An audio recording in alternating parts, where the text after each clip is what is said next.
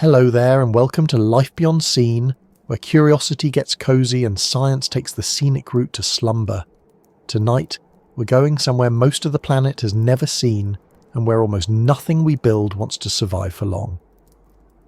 We're heading toward the Galathea Deep, a place so far down that even the ocean seems to forget it exists. It's one of those names that sounds elegant, almost gentle, like it belongs on an old map drawn with careful ink. But the reality is anything but gentle. This is a part of the sea that refuses to be easy. It refuses to be convenient, and in many ways it refuses to be explored. And maybe you've felt something like that before. Not the crushing pressure, not the freezing darkness, but the feeling of something out there that doesn't want to be reached. A place, a question, a memory, a problem that stays just beyond your fingertips no matter how many times you try. The Galathea Deep is like that, except it's real, and it's waiting at the bottom of the world. So let me ask you something softly before we sink into it. Where are you listening from tonight? Are you in a warm room with the lights low, or tucked under a blanket while the world outside carries on without you? And what time is it where you are right now? Because somewhere on this planet, while you're listening, the ocean is doing what it always does. Moving, pressing, keeping its secrets. If you find this soothing, intriguing, or simply a quiet way to unwind, I'd be grateful if you gave the video a like and maybe subscribed. It helps this little corner of calm find more people who could use it. Now settle in, let your shoulders drop, let your thoughts slow down, and let's begin. Because down in the Galathea Deep, the ocean doesn't just get deeper, it gets stranger. The Galathea Deep sits inside the Philippine Trench, a long scar in the seafloor carved by the slow, relentless movement of tectonic plates. If you picture the ocean floor as a smooth, rolling plain, that's already a lie we tell ourselves to keep things simple. The truth is that the bottom of the sea is as dramatic as any landscape on land. There are mountains taller than skyscrapers, ridges that stretch for thousands of kilometers, valleys, cliffs and trenches that drop away like trapdoors. And the Galathea Deep is one of the deepest known points on Earth.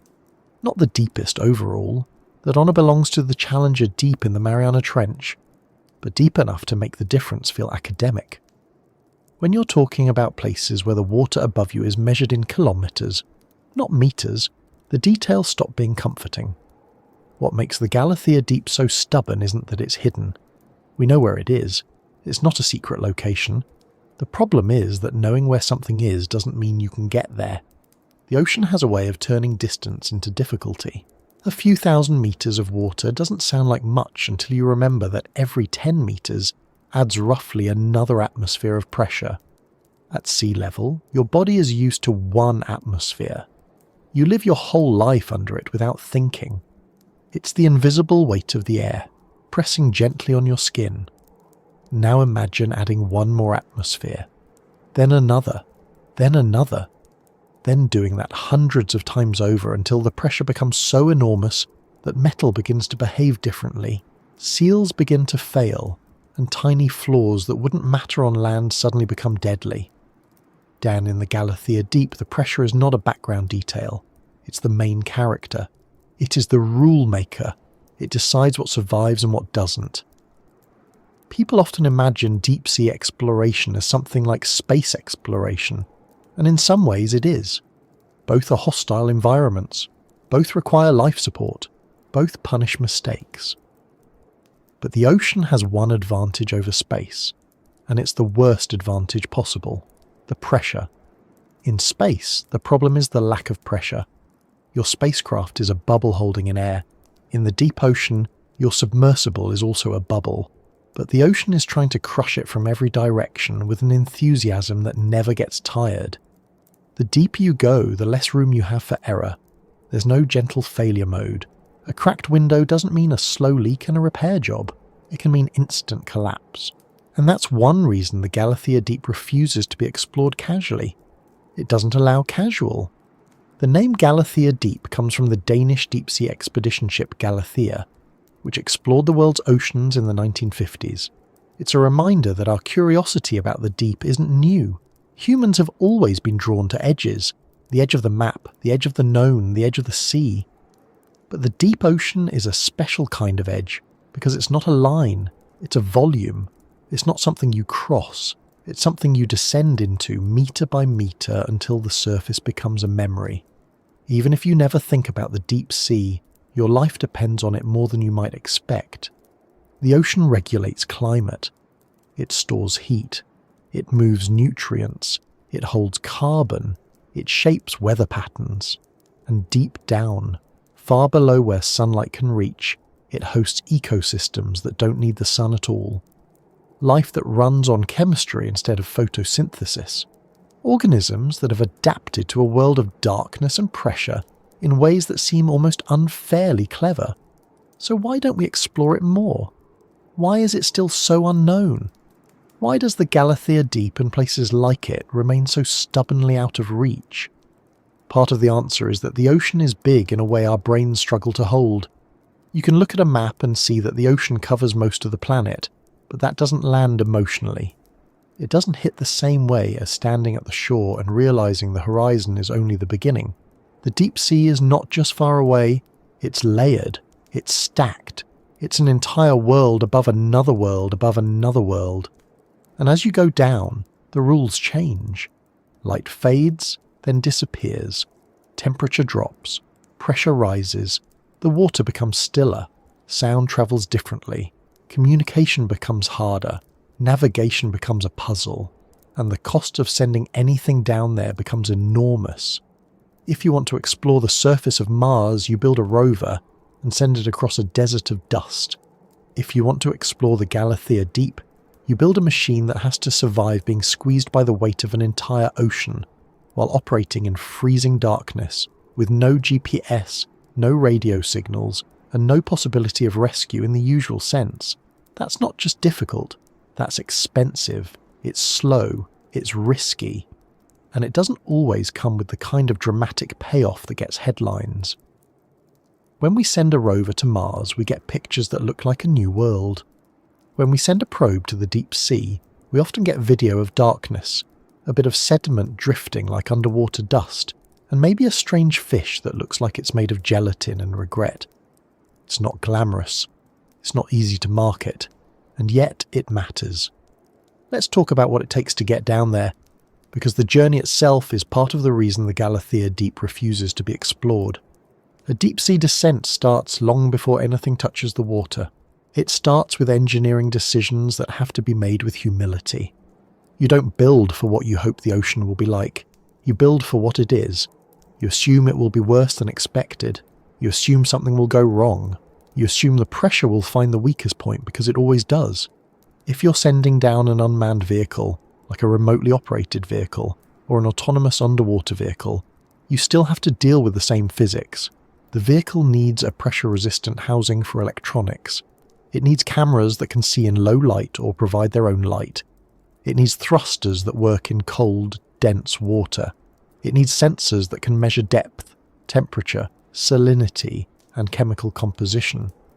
It needs a way to navigate without GPS, because GPS signals don't penetrate water. If you're sending down a crude submersible, the challenge becomes even sharper. Humans are fragile. We're not built for the deep. We need oxygen. We need warmth. We need a stable environment. We need time. We need safety margins. That means a pressure sphere. Not a pressure box, not a pressure cylinder, but often a sphere, because a sphere distributes pressure more evenly. It's the shape that resists crushing better than most others. The walls of that sphere might be made of titanium, or in some cases specialized materials designed to handle extreme forces. The windows, if there are any, are thick and carefully engineered, often made from acrylic in a dome shape. Because flat windows are a bad idea when the ocean is trying to turn your vehicle into a compact metal pancake. Even the simplest parts become complicated. A seal that works on land might fail in the deep because the pressure forces water into microscopic gaps. A cable connection might short out. A battery might behave differently in the cold.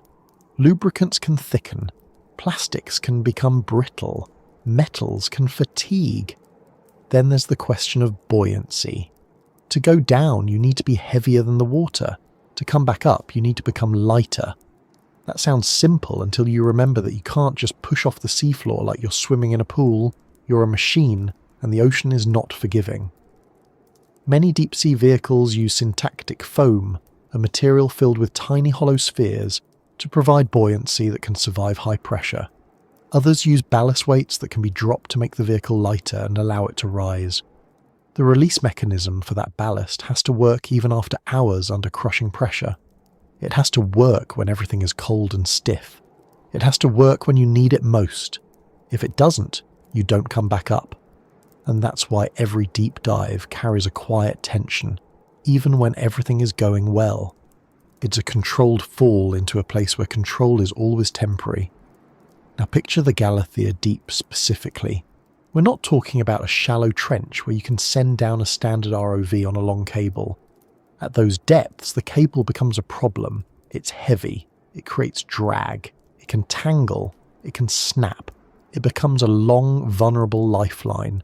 So you might use a free-falling lander, a platform that drops down with instruments, sits on the bottom, collects data, and then releases ballast to float back up. That sounds clever, and it is, but it also means you're trusting your entire mission to a timed release, a trigger, a mechanical action that has to work perfectly in a place where pressure is trying to crush everything into silence. Even when it works, it takes time, hours to descend, hours to ascend. And in between, you might only get a short window of useful data. The deep ocean doesn't care about your schedule. It doesn't care about your ship time. It doesn't care that your funding ends next year. It has been there for millions of years, and it will still be there long after our calendars stop making sense. This is where the refusal begins to feel personal, not because the ocean has intent, but because it has consistency. It always applies the same rules. Pressure increases with depth. Light disappears, cold dominates, communication becomes difficult. And the deeper you go, the more the environment starts to feel like it's built to keep you out. If you've ever tried to speak to someone through a thick wall, you know the frustration. The deep ocean is like that, but worse. Radio waves don't travel well through seawater. That's why submarines use very low-frequency communication, and even then it's limited. For deep-sea vehicles, communication often relies on acoustic signals. Sound travels through water well, but it's slow compared to radio, and it has limited bandwidth. You can't stream high-definition video easily from the bottom of a trench in real time. You can send simple commands, status updates, maybe compressed data, but you're always working within constraints. That means exploration becomes delayed. You don't always know what you're seeing until later. You might record footage and review it after the vehicle returns. You might collect samples and only understand what you have when they're back on deck. You might map an area and realise later that you missed something important. It's like trying to understand a room by sliding a camera under the door, except the room is an entire ecosystem and the door is kilometres of water. Navigation is another quiet problem. On land, we take location for granted. Your phone tells you where you are, satellites track you, maps update instantly. In the deep sea, none of that works. You have to use inertial navigation systems, acoustic positioning, Doppler velocity logs, and careful planning. Even then, errors accumulate. The deeper you go, the harder it becomes to know exactly where you are. And when you're trying to explore a trench, that matters. Trenches aren't smooth bowls, they're jagged. They have steep walls, they have ledges and ridges and unexpected drops. A vehicle can drift into a slope. It can collide with a rock outcrop. It can get stuck in soft sediment. It can lose orientation. The Galathea Deep is not a friendly place to manoeuvre. It's not a wide open plain. It's a narrow, deep feature with terrain that can be unforgiving. Now add the fact that the deep ocean is not empty. It might look empty on a screen because there's so little light and so much darkness, but it's full of motion. There are currents, subtle but real. There are layers of water with different temperatures and salinities. There are particles drifting down from above, a constant snowfall of organic material sometimes called marine snow. It's tiny bits of life and waste and decay, falling slowly through the water column, feeding creatures below. This marine snow is one of the reasons the deep sea can support life at all, even without sunlight. It's not a feast, it's more like a steady trickle of crumbs from the surface. In most of the deep ocean, life is sparse, slow, and efficient. Creatures conserve energy, they move less, they grow slowly, they make the most of whatever arrives. But in trenches, something interesting happens. Trenches act like funnels. They collect debris, they gather organic matter, they become traps for nutrients. That means some trench environments may have more food available than the surrounding abyssal plains. More food means more life. More life means more complexity. And more complexity means more surprises for explorers. That sounds exciting, and it is, but it also means the deep sea isn't just a barren wasteland. It's a living system, and living systems are unpredictable. You might find amphipods, small crustaceans that look like shrimp-like scavengers, thriving at depths where you'd expect nothing to survive. You might find snailfish adapted to extreme pressure, with bodies that seem almost too delicate for the environment, but they work because biology can be clever in ways engineering struggles to match. You might find microbes that process chemicals in ways that hint at how life could exist on other worlds, like Europa or Enceladus, where oceans hide beneath ice. Every time we manage to reach places like the Galathea Deep, we learn something that makes the ocean feel less like a void and more like a complicated, active world. And yet, despite that, we don't go often. One reason is that deep exploration is not just about building a vehicle. It's about building an entire mission around it. You need a ship capable of operating far offshore. You need a crew. You need scientists. You need engineers. You need spare parts. You need weather windows. You need permits. You need planning. And you need money. A single deep-sea expedition can cost millions, sometimes tens of millions. That's not because people are wasting money. It's because the logistics are enormous. Fuel, crew time, specialized equipment, insurance, safety protocols, data handling, sample storage, laboratory analysis. The list is long. And unlike some other fields, deep-sea exploration doesn't always produce immediate commercial value. It produces knowledge. It produces understanding. It produces data. That's valuable, but it's not always profitable in a simple way. Governments fund some missions. Research institutions fund others. Private groups sometimes step in. But the deep sea is still underexplored because exploration is not cheap, and it competes with many other priorities. That's the human side of the refusal. The deep sea doesn't have to actively keep us out. We keep ourselves out by deciding it's too hard, too expensive, too risky, or not urgent enough. But the Galathea Deep adds another layer because it's not just deep, it's very deep. That changes the pool of vehicles that can reach it. Not every deep-sea submersible can go that far down. Not every lander can survive. Not every sensor can handle the pressure. The deeper you go, the fewer tools you have. That means exploration becomes rare not just because it's hard, but because the number of machines capable of doing it is small. When you only have a handful of capable vehicles in the world, each one becomes precious. Each mission becomes a major event.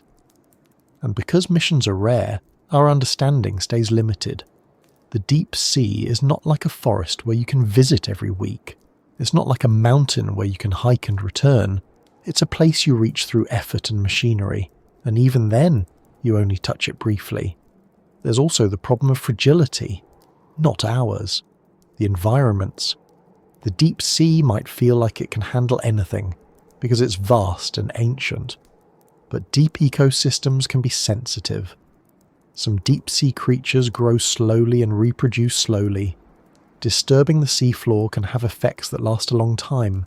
A trawl net can destroy habitats. Mining could stir up sediment plumes. Even a lander can leave marks, so exploration has to be careful. Sampling has to be limited. We can't just bulldoze the deep sea for curiosity. That creates a strange tension. We want to understand it, but we also don't want to damage it. And the less we understand it, the harder it is to predict the consequences of our actions. That's another way the Galathea Deep resists exploration. It demands respect, and respect slows you down. Now let's zoom in on the experience of going down there, because this is where the refusal becomes physical. As a vehicle descends, the light fades quickly. Within the first couple hundred meters, the world becomes dim. Sunlight is filtered by water, absorbed by particles, scattered. Blue light penetrates deepest, which is why the ocean looks blue from above, but even that doesn't last forever. By around 1,000 meters, the sunlight is mostly gone. Below that, you're in the midnight zone where darkness is the default state. In the deep trench environment, if you want to see, you bring your own light. That means powerful lamps. But light attracts animals. It can change behavior. It can create an artificial spotlight in a world that evolved without one. Some creatures might flee, others might approach. Some might be curious, some might be startled. Even observation changes the environment. The water is cold, typically just above freezing, but not quite, because the pressure keeps it liquid. The temperature is stable. The seasons don't reach down there. The day-night cycle doesn't matter. The deep ocean is steady in a way the surface isn't. And then there's the pressure again, always pressure. At these depths, it's not just a number. It's a constant force that makes everything harder. It squeezes housings. It compresses foam. It tests joints. It pushes water into places you didn't expect it to go. When we say the Galathea Deep refuses to be explored, this is what we mean. It refuses to allow simple tools. It refuses to allow human presence without extreme preparation. It refuses to allow long stays without risk. It refuses to allow mistakes. Even if you do everything right, you might still fail. A component might break. A release might not trigger. A battery might die. A sensor might glitch. And because you're so far down, you can't just send a diver to fix it. You can't just pull it up quickly. You have to wait. You have to accept uncertainty. That's emotionally hard for humans. We like control. We like feedback. We like progress. The deep sea offers none of that in a comforting way. It offers slow movement and delayed results. It offers darkness and silence. It offers a feeling of distance that's hard to shake. This is where people often say, we know more about space than the deep ocean. And while that line gets repeated a lot, it captures something real. Space is difficult, but it's also open. The deep sea is difficult and enclosed. It's heavy. It presses in. If you want to understand why the Galathea Deep resists exploration, imagine trying to do science at the bottom of a swimming pool while someone stacks cars on top of the water. Then imagine the pool is freezing cold, pitch black, and the walls are miles away. That's the physical side. The other side is the simple fact that the deep sea is hard to observe even when you reach it. The seafloor in a trench can be covered in fine sediment. If your vehicle lands or thrusters fire, sediment can billow up, creating a cloud that obscures vision. Cameras become useless for a while. Instruments can be coated, samples can be contaminated, so you have to approach gently. You have to plan movements carefully. You have to think in slow motion. That makes everything take longer, and time matters, because missions have limits. Batteries run out, weather changes, ships have schedules, funding has deadlines, people get tired. The deep sea doesn't care, but we do. This is where the Galathea Deep starts to feel like a place that refuses not through drama, but through persistence. It just keeps being what it is, and what it is happens to be one of the most challenging environments we've ever tried to reach. There's also a psychological factor, and it's easy to underestimate.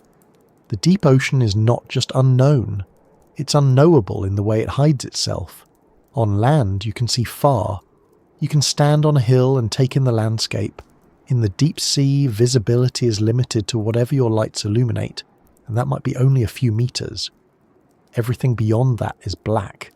That means exploration is narrow. You see only what's directly in front of you. You can't get a wide view. You can't orient yourself visually. You rely on instruments and maps and sonar. It's like exploring a cave with a flashlight, except the cave is enormous, and the walls can shift in ways you can't see. Sonar helps.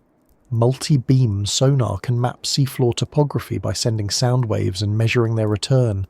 It can create detailed maps of trenches. But even sonar has limits. Resolution decreases with distance. Deep features can be hard to capture, and mapping doesn't tell you what's living there. It tells you shape, not story. To understand biology, you need cameras, samples, DNA analysis, and time. And time is what the deep sea rarely gives you easily. So the Galathea Deep remains a place that is technically reachable, but practically resistant. It's like a locked room where you can see the door, you know the handle exists, but the key is expensive, fragile, and easy to lose. Now here's where things get even more interesting, because despite all of these obstacles, we have explored the Galathea Deep, at least in small ways.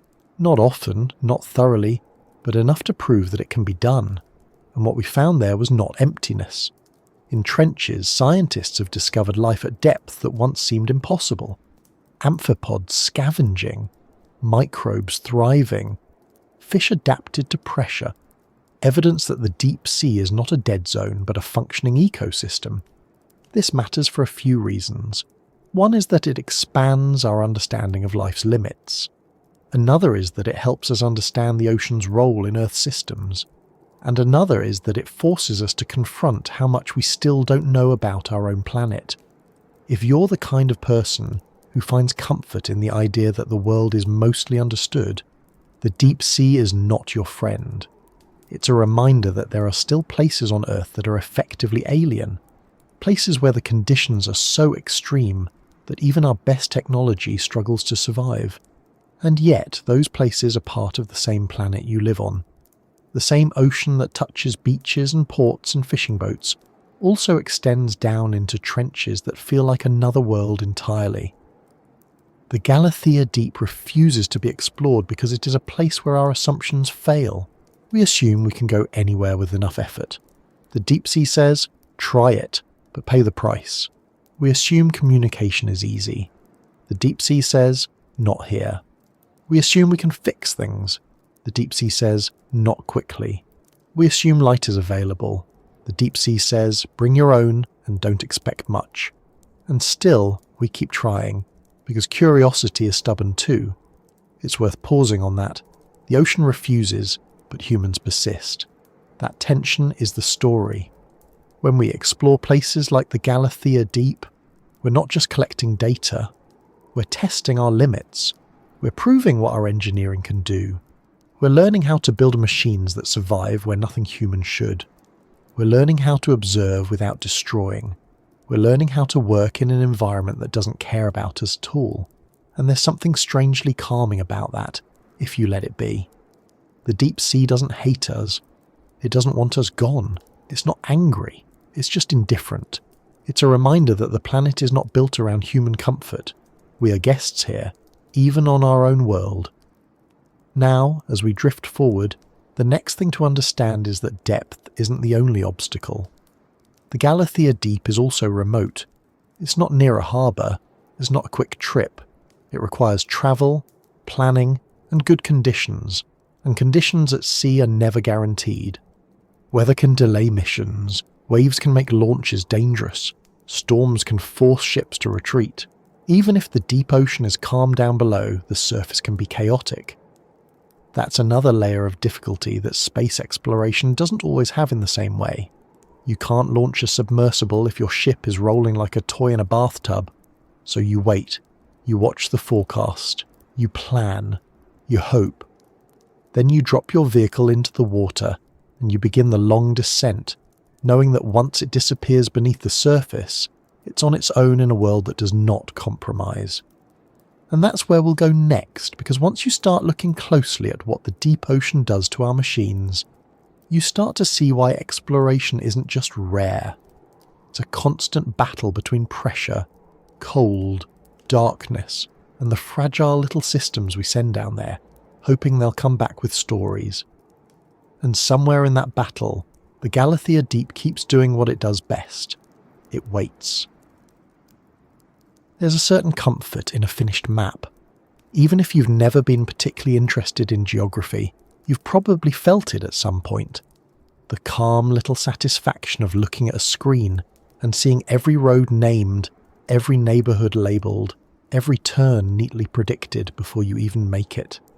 The world, at least on the surface, feels like it has been sorted, measured, organised, filed away into something understandable. And then there's the ocean. Not the part where you can see the waves from a beach or watch boats drift across the horizon, but the part that begins when the coastline disappears behind you. The part that stretches out for days of travel, where the water looks the same in every direction, and the only landmarks are the sky and whatever your instruments tell you. Even out there, we still rely on maps. We still draw lines and label features. We still try to give shape to the unknown. But the deeper you go, the more you realise something unsettling. The map starts to run out. Not in the sense that there's nothing there. Quite the opposite. There's plenty there. Mountains, ridges, canyons, trenches, entire landscapes folded into the seafloor. But our knowledge of them becomes thin, patchy, incomplete. A rough sketch instead of a detailed blueprint. That's what makes the Galathea Deep so fascinating. It exists in a part of the world where our maps don't feel finished, even now. Even with satellites orbiting overhead and supercomputers crunching data. Even with decades of research ships crossing the seas. Even with sonar technology that can paint the ocean floor in sound. There are still places where the map is more suggestion than certainty. And maybe that sounds dramatic, but it's not. It's practical. It's a matter of resolution, coverage, time, and effort. It's a matter of what we can measure and what we can afford to measure. It's a matter of how much of the ocean we've actually looked at closely, rather than assuming we know it because we've seen the surface. Because the ocean is a strange thing to map. It hides its shape under kilometres of water. It doesn't offer you an easy view from above. You can't take a photograph from space and see the details of a trench the way you can see a mountain range on land. Water blocks light, water blurs, water conceals. So we do what humans always do when we can't see something directly. We listen. We use sound. Sound is the flashlight of the deep sea. It's the tool we use to reach into the darkness and feel the outline of what's down there. Ships send pulses of sound into the water, and those pulses bounce off the seafloor and return. The time it takes for the sound to come back tells us how deep it is. The pattern of returns tells us the shape of the bottom. And if you do that over and over while moving across the ocean, you can build a map.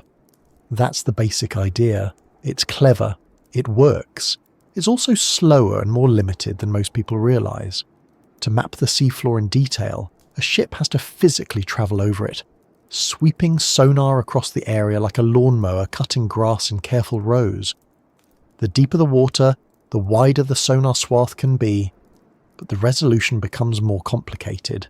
You can cover large areas, but fine detail still takes time, and time at sea is expensive. Ships cost money to run. Fuel, crew, maintenance, weather delays, equipment failures, all of it adds up. So even though we have the technology to map, we don't have unlimited opportunities to use it. That's why, for a long time, much of the seafloor was mapped in a rough way, using older methods. Single beam sonar, for example, gives you a depth reading directly beneath the ship, like poking the ocean with a stick every few seconds. If you travel across a region with that method, you end up with a line of depth points. Then you fill in the gaps between lines with interpolation, basically educated guessing. It's better than nothing, but it's not the same as knowing. Imagine trying to map an entire city by driving down only a few streets, and then guessing what the rest looks like. You might get the general shape right. You might correctly place the river and the hills, but you'd miss the details, the alleyways, the sharp drop-offs, the weird little streets that make no sense, the places where something unexpected is hiding. That's what happens in the deep sea. And trenches like the one that holds the Galathea Deep are especially difficult because they are narrow and steep. They're not broad, gentle features, they're sharp scars in the Earth's crust. If your mapping passes don't cross the deepest point, you might not even capture it. You might sail right past without realising what you missed, so the map becomes incomplete in a very literal way, not because the trench is unknown, but because the details of its shape are not fully resolved. You know there's a trench there, you know roughly how deep it is, but the precise contours, the little ridges, the ledges, the slope angles, the hidden pockets, those can remain uncertain.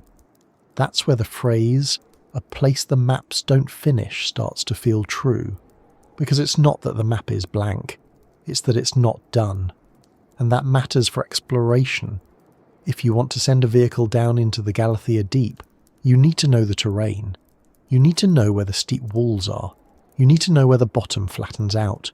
You need to know if there are rock outcrops that could snag equipment, or soft sediment that could swallow it, or unexpected ridges that could turn a gentle descent into a collision. On land, if you're planning a hike, you can look at a topographic map and see where the cliffs are. You can see the trail. You can see the elevation changes. In the deep sea, even with good mapping, you're working with less certainty.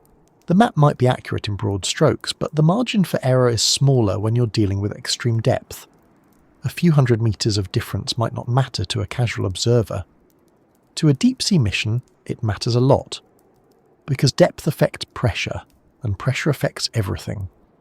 A vehicle designed to survive a certain depth might not survive an unexpected extra few hundred meters. A cable length might not reach. A planned landing site might be steeper than expected. A safe zone might be smaller than it appears. So incomplete mapping isn't just an academic issue, it's a practical obstacle. It's one of the reasons the Galathea Deep resists being visited. If you don't know exactly what the terrain looks like, you're making expensive decisions with incomplete information, and the ocean has a way of punishing guesses. Now, there's another reason deep-sea maps feel unfinished, and it has to do with scale. When we talk about mapping, we often imagine a map like the ones we use on land, where you can zoom in and see more detail. Streets, buildings, individual trees sometimes. That level of detail is possible because we can collect huge amounts of data from the air, from satellites, from drones, from ground surveys.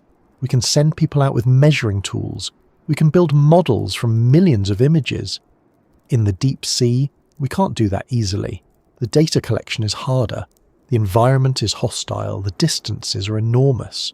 The time required is huge. So even our best global maps of the seafloor often have a resolution that would feel blurry if you were used to land maps. You might be able to see the outline of a mountain range on the ocean floor, but you might not see the smaller features that matter for biology and geology. You might see the trench as a long groove, but not the small terraces and folds that shape how sediment moves and where organisms settle. And that means the deep sea is full of hidden structure. It's like looking at a face from far away and thinking you understand it because you can see the shape, but missing the details that make it individual. The freckles, the wrinkles, the tiny expressions. The Galathea Deep sits in a place where those details matter. Trenches are dynamic in slow motion. They collect sediment. They shift with earthquakes. They can have landslides. They can change in ways that are hard to track because we're not watching them constantly. The seafloor is not frozen in place. It moves, even if it moves slowly. Tectonic plates grind and slip. Subduction zones pull crust down into the mantle. Earthquakes shake the region. Sediment slides. Debris falls. When an earthquake happens near a trench, it can trigger underwater landslides. Those landslides can reshape parts of the trench floor. They can bury organisms. They can expose fresh surfaces. They can change the slope angles and create new hazards for future exploration. So even if you had a perfect map at one point in time, the seafloor could change later. Not dramatically every day, but enough that over years or decades details might shift. That adds another layer to the refusal. It's not just that mapping is incomplete, it's that mapping is always chasing a moving target. Now, if you're listening to this and thinking, Surely we must have mapped the ocean by now. You're not alone. It's a common assumption. We live in an age where it feels like everything has been measured.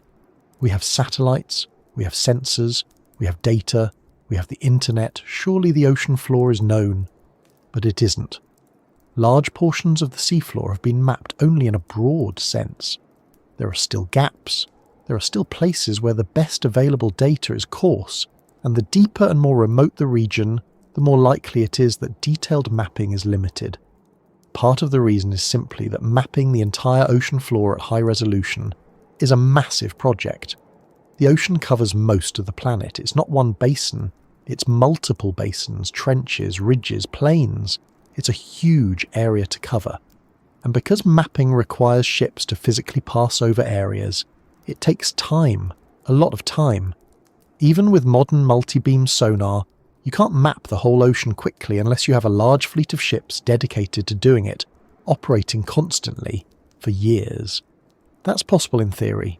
In practice, ships are used for many purposes: research, fishing, transport, military operations.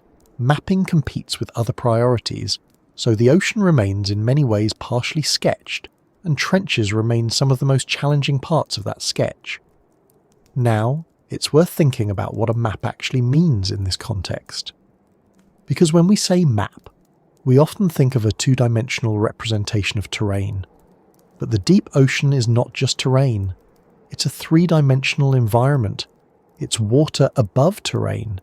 It's layers, currents, temperature gradients, chemical gradients, biological zones.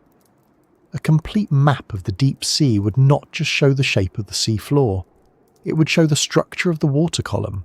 It would show where oxygen levels drop, where nutrients concentrate, where currents flow, where particulate matter settles, where sound travels differently.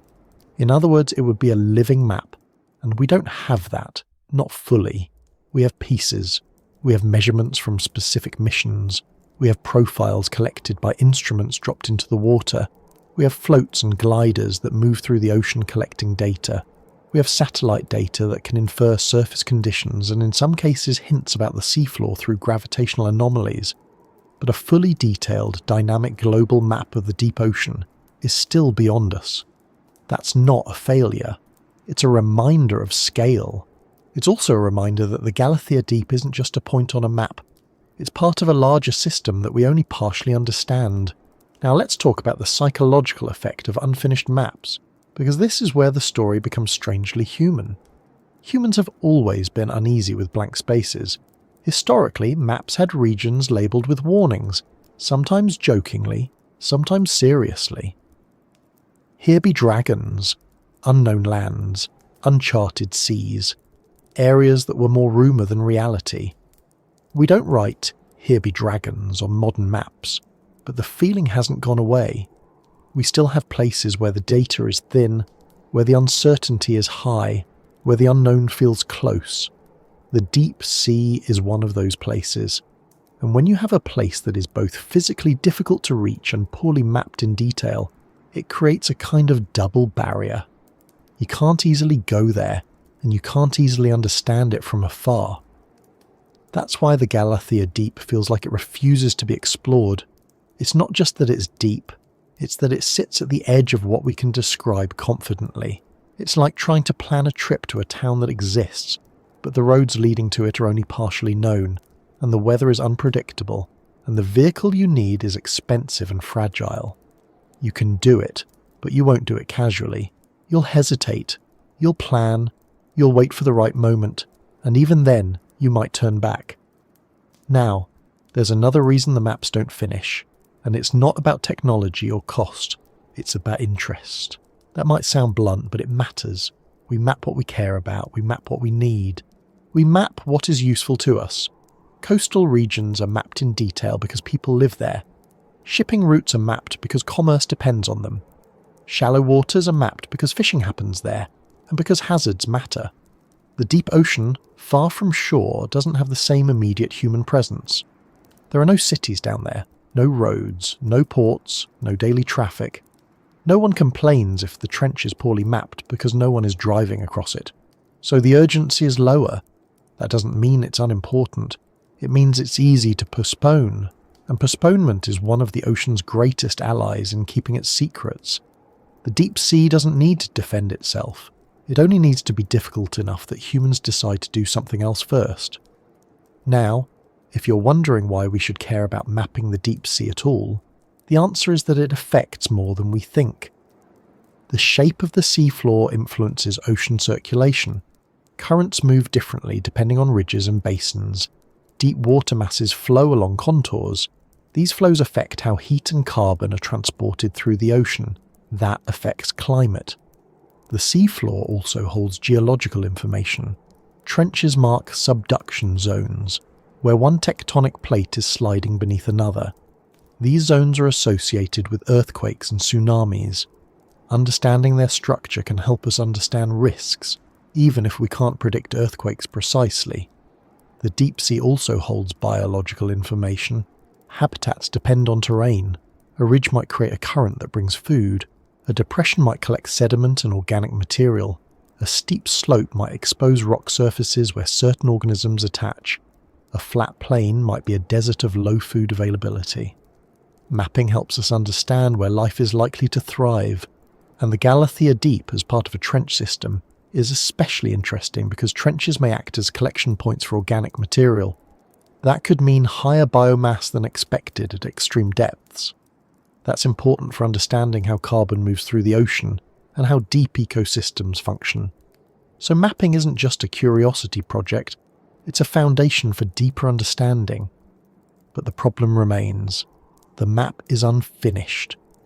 Now let's bring this back to what it feels like, because this isn't just a technical story, it's an emotional one too.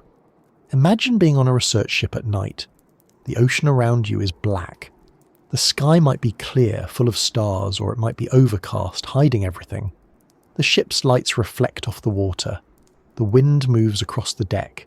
Somewhere below, the seafloor is thousands of meters down. You have a map on a screen. It shows the trench. It shows depth contours. It shows a target area.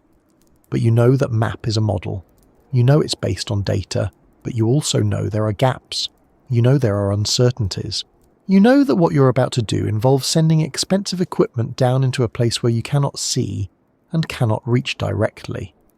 That's a strange feeling. It's not fear exactly. It's a kind of respect mixed with tension. The awareness that you're working at the edge of what's possible. The ocean below doesn't look threatening. It looks calm. It looks like nothing. But you know that calm is only surface calm. Beneath it is depth, pressure, darkness, terrain you can't fully picture. And you know that once your vehicle begins its descent, it will be leaving the world of easy communication and entering a world where the map becomes more like a guess. This is why deep exploration feels different from many other kinds of exploration. When you explore a jungle, you can at least see the trees. When you climb a mountain, you can see the slope. When you cross a desert, you can see the horizon. In the deep sea, you explore blind. You explore by instruments, by delayed signals, by faith in engineering, by the belief that your map is good enough. Sometimes it is, sometimes it isn't. And when it isn't, the ocean teaches you quickly. A vehicle might land in a place that looks flat on the map but turns out to be sloped. It might tip. It might slide. It might kick up sediment. It might lose its ability to orient its cameras. It might become stuck. An ROV might try to approach the bottom and misjudge distance because the water is dark and the scale is hard to read. It might bump into the seafloor harder than intended. It might stir up a cloud that blinds it. A lander might drop and land on a ridge instead of a flat patch, damaging instruments. These are not dramatic Hollywood disasters. They are small failures that end missions, and because missions are expensive, small failures matter. So the unfinished map becomes a practical barrier again. Now there's a quiet irony here. The ocean is mapped in a way that is both advanced and primitive at the same time. Advanced because we use sophisticated sonar systems, satellite data, computer models, and precise instruments. Primitive because we still rely on ships physically passing over the area, sending sound down and listening for echoes, much like a person in a dark room clapping their hands to hear the shape of the space. It's a reminder that even with all our technology, some problems still require slow work, and the Galathea Deep is one of those problems. It's also worth remembering that mapping isn't just about depth, it's about context. If you want to understand why a trench exists, you need to know the tectonic setting. The Philippine Trench is part of a complex region where plates interact. Subduction zones are not simple. They involve bending, friction, fluids, and long-term geological processes. Mapping helps, but it doesn't tell you everything. You can see the shape of the trench, but you can't see the forces moving beneath it. You can measure depth, but you can't directly measure the stresses building in the crust. You can map slopes, but you can't easily predict where a landslide might occur. So even a finished map would still be incomplete in a deeper sense. It would be a snapshot of shape, not a full understanding of behaviour, and the ocean's behaviour is part of what makes it difficult to explore. Now, let's take a step into the deep itself, because the idea of an unfinished map becomes even more striking when you consider what happens as you descend. At the surface, the world is familiar. You have light, you have air, you have satellites overhead, you have constant communication, you have a sense of direction. As you go down, those comforts peel away. First, the light dims, then it disappears. Then the sense of scale changes. You might be descending through water that looks empty, but you know it's full of microscopic life, drifting particles, faint currents. Then the pressure increases. The vehicle's hull creaks, not dramatically but subtly. Materials compress, systems adjust. Then you reach the deep, where the only view is what your lights show. At that point, the map on your screen becomes a kind of promise, a reassurance that you're heading towards something, that the bottom will appear where you expect it. But when the bottom finally comes into view, it can still surprise you. It might be flatter than you imagined, or more rugged, or covered in sediment that moves like dust, or marked by small features you didn't see on the map. Tiny ridges, small depressions, a slope that doesn't look like much until you realise that at this scale, a small slope can mean a long slide, and in trenches, the walls can rise steeply, like underwater cliffs. The deeper you go, the more you understand why maps feel unfinished. Because even with a map, the deep sea is still experienced in fragments. You don't get a wide panorama. You get a narrow beam of light. You get a limited field of view. You get a slow reveal. It's like reading a story through a keyhole, and that changes how exploration works. You can't easily choose where to go based on what you see, because you can't see far enough. You have to plan in advance. You have to trust the map. You have to accept that you might miss things. That's another reason deep exploration is slow. You can't improvise easily. You can't chase something interesting quickly. You can't say, let's go over there, because over there might be a kilometre away, and moving a kilometre at depth can take time and energy. So the map is both your guide and your limitation. Now, the Galathea Deep specifically is one of those places where the map isn't just incomplete in detail, it's also incomplete in terms of visits. We haven't been there many times. We don't have constant monitoring. We don't have a steady stream of data. We have snapshots. A mission goes down, collects data, comes back up. Then years might pass before another mission returns. In the meantime, the trench continues to exist, unchanged in its basic form, but not observed. That's a strange contrast to the world we live in on land, where everything is constantly monitored. Cameras on streets, satellites overhead, weather radar, social media, live updates, constant observation. The deep sea is the opposite. It is one of the few places on Earth that still exists mostly without being watched. That doesn't mean it's peaceful, it just means it's private. And privacy, in the modern world, feels almost mythical. So the Galathea Deep becomes not just a physical location, but a symbol of what remains outside our constant awareness. A place where the planet still has the ability to keep something to itself. Now, it's tempting to romanticize that, but we don't need to. The reality is enough. The reality is that mapping the deep sea is hard, expensive, slow, and incomplete. The reality is that trenches are extreme environments that challenge our tools. The reality is that our maps are improving, but they are not perfect. And because they are not perfect, exploration remains risky. Now, as we move forward, there's another piece of the puzzle that ties directly into why maps don't finish. And it's one of those things that sounds simple until you think about it. The ocean is not transparent. You can't see through it. You can't look down from above and spot the trench. You can't fly over it and take a photograph. You can't build a tower and look out across it. That means every bit of detail we have about the deep sea has been earned through effort, through ships, through instruments, through missions. The map is not a given. It is a product of work, and the deeper the place, the more work it takes. That's why the Galathea Deep remains at the edge of our knowledge. Not because it's impossible to reach, but because reaching it repeatedly, mapping it thoroughly, understanding it deeply, takes more than curiosity. It takes commitment. It takes resources. It takes time. And that brings us naturally into the next part of the story.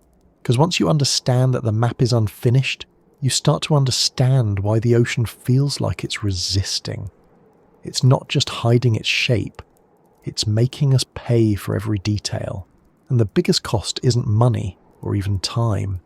It's the fact that the deeper you go, the more the ocean's pressure becomes the final authority, turning even the smallest uncertainties into serious problems and forcing us to build machines that can survive where our own bodies never could. If you've ever carried a heavy bag of groceries up a flight of stairs, you already know something important about weight. It changes how you move. It changes how you breathe. It changes how careful you become with each step. A small distance suddenly feels longer, not because the stairs have changed, but because what you're carrying changes what the stairs mean. Water does the same thing, except it does it on a scale that's hard to picture until you force yourself to slow down and do the simple math. A bathtub doesn't feel heavy when you're standing next to it, because the tub is holding the water and you're not feeling the weight directly, but the weight is there. It is pressing down. It is pushing outward. It is making itself known in quiet ways, like the way your ears pop when you dive a couple of meters, or the way your chest feels different when you try to take a deep breath underwater. Now imagine not a bathtub, not a swimming pool, not a lake, but kilometers of seawater stacked above you. Layer after layer, all pressing downward, not gently, not politely, but with steady force that never stops and never relaxes. That is the weight of water in the deep ocean. And once you grasp what that weight does, you start to see why places like the Galathea Deep don't just feel far away. They feel like they belong to different rules. It's easy to underestimate water, because we live beside it and we use it every day. We drink it. We wash with it. We watch it fall from the sky and run through drains. We splash in it. We swim in it. Most of the time, water feels normal, familiar, manageable. But the ocean is not just water. It is water under pressure, over vast distances, acting like an environment that can be calm on the surface and brutal below. The calmness of the surface is almost misleading. A quiet sea at sunset can look like a peaceful sheet of glass, and under that calm the same water can be applying forces that can deform metal, compress foam, and turn a small design flaw into a failure. So let's take the weight of water seriously for a moment, because this is one of the key reasons the Galathea Deep refuses to be explored in any ordinary sense. The weight of water sets the terms. It decides what materials behave like.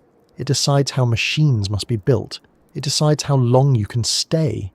It even decides what kinds of life can exist and what kinds of life cannot. At sea level, you live under a blanket of air that weighs something. It's not a metaphor. The atmosphere has mass. Gravity pulls it down, and because it's a fluid, it spreads out and presses on everything. You don't notice it much because your body evolved inside it, and your internal pressure balances it. But it's there, roughly 1 atmosphere of pressure, about 101 kilopascals, or about 14.7 pounds per square inch. Those numbers can feel meaningless until you connect them to something physical. So here's a simple anchor. If you had a square inch of surface and you placed a weight of about 15 pounds on it, that's roughly what the atmosphere is doing, except it's doing it on every square inch of you, from all directions, all the time. Now go into the ocean. Water is denser than air, much denser, so the pressure increases quickly with depth. Roughly speaking, every 10 metres of seawater adds about 1 more atmosphere of pressure. That means at 10 metres you have about 2 atmospheres total, at 20 metres about 3, at 30 metres about 4. This is why scuba divers pay attention to depth. Pressure affects how gases behave in your body, how much nitrogen dissolves in your blood, and how safely you can come back up. Even recreational diving requires respect for pressure, because pressure does not negotiate. Now keep going down, 100 metres, 200, 1,000. At 1,000 metres, you're at around 100 atmospheres of pressure, plus the atmosphere at the surface, so about 101 atmospheres total. That's roughly 1,500 pounds per square inch. That means each square inch of a surface down there is being pressed with a force equivalent to a small car sitting on it. And it's not sitting on it from one direction, it's pressing in from every direction at once, like the entire ocean is trying to squeeze the air out of your machinery, your instruments, your seals. Now go deeper into the territory of trenches, 6,000 metres, 8,000, 10,000. The numbers become uncomfortable. At around 10,000 metres, you're looking at roughly 1,000 atmospheres. The pressure becomes something like 15,000 pounds per square inch, depending on seawater density and local conditions. That's not a rounding error anymore. That's not a lot. That's a force that turns common materials into weak links if they are not designed specifically for it. This is where the Galathea Deep begins to feel like a place that breaks rules. Not the laws of physics, but the rules that we, as surface creatures, rely on without realising it. One of the rules water breaks is the rule of empty space is fine. On land, we build things with empty spaces all the time. We put air inside tyres. We leave air gaps in walls. We put electronics in cases that have air inside. We don't think twice about a pocket of air inside a device, because on land air is normal. Air supports itself. Air is not trying to collapse the device. In the deep ocean, air is the enemy, not because air is bad, but because a pocket of gas is compressible. Water pressure will crush it. If you have a hollow space inside an object and it's not reinforced, the external pressure will try to collapse that space. That can mean a crushed housing. It can mean broken components. It can mean implosion. This is why deep-sea vehicles either equalize pressure or resist it. Those are the two strategies. If you equalize pressure, you let water into certain compartments so there's no pressure difference across a wall. Many components can be designed to operate in oil-filled housings, for example, where the oil transmits pressure and protects delicate parts from direct seawater contact. Some electronics, however, can't just be flooded. They need dry environments, stable temperatures, insulation. So for the parts that must stay dry, you resist pressure. You build a pressure vessel, you create a strong shell that holds back the ocean. This is where the rule breaking begins, because at these pressures you start to see odd behaviour. Materials compress, not dramatically, but measurably. The hull of a deep submersible might shrink slightly under pressure, tiny fractions of a percent, but enough that design tolerances matter. Bolts and seals behave differently. If you have two pieces that fit perfectly at sea level, they might not fit the same way at depth because the material properties shift under load. Even water itself changes slightly under pressure. It becomes denser. Its compressibility is low compared to gas, but over kilometres of depth, the cumulative effect matters. This affects buoyancy calculations. It affects sound speed. It affects how currents behave in subtle ways. Another rule the deep ocean breaks is the rule of heat behaves normally. On land, heat moves through air and materials in ways we're used to. We cool devices with airflow, we use fans, we rely on convection. In the deep ocean, the ambient water is cold, often near freezing, and it conducts heat away efficiently compared to air. That sounds helpful if you want to cool electronics, but it can also cause problems. Batteries behave differently in cold conditions. Lubricants can thicken. Seals can stiffen. Some materials become brittle. If you have a device designed for surface conditions, the deep ocean can turn works fine into fails quietly. At the same time, because pressure vessels keep water out, they also keep heat in. If you have electronics producing heat inside a sealed sphere, you can end up with hotspots and thermal stresses. So you need to manage heat in a place where you can't just open a vent, where you can't just blow air through a case. You might rely on conduction through the hull, but the hull must stay strong. You might use internal heat sinks. You might use specialized designs that spread heat evenly. It's a balancing act. Another rule the deep ocean breaks is the rule of communication is easy. Up here you can send a signal through air, through cables, through satellites. You can talk instantly across the planet.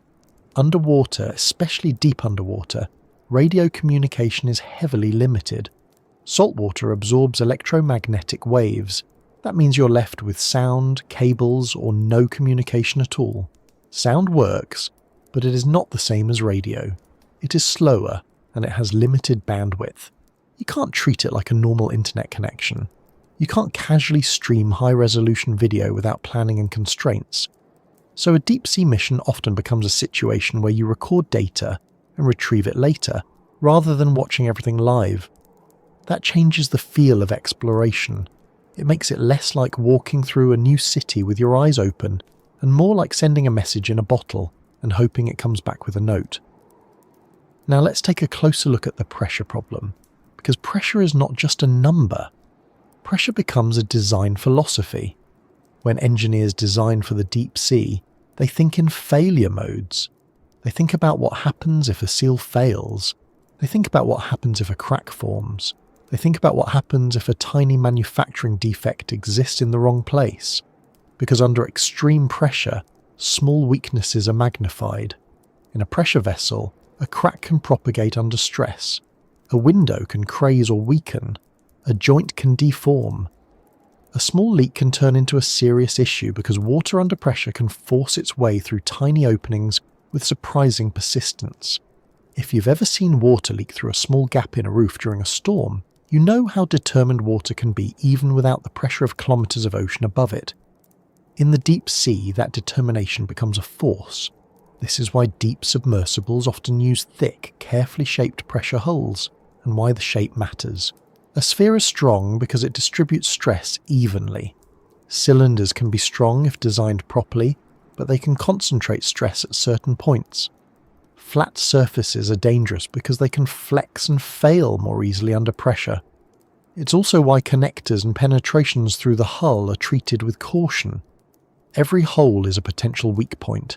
Every cable passing through the hull needs a pressure-rated feed-through. Every seal needs redundancy.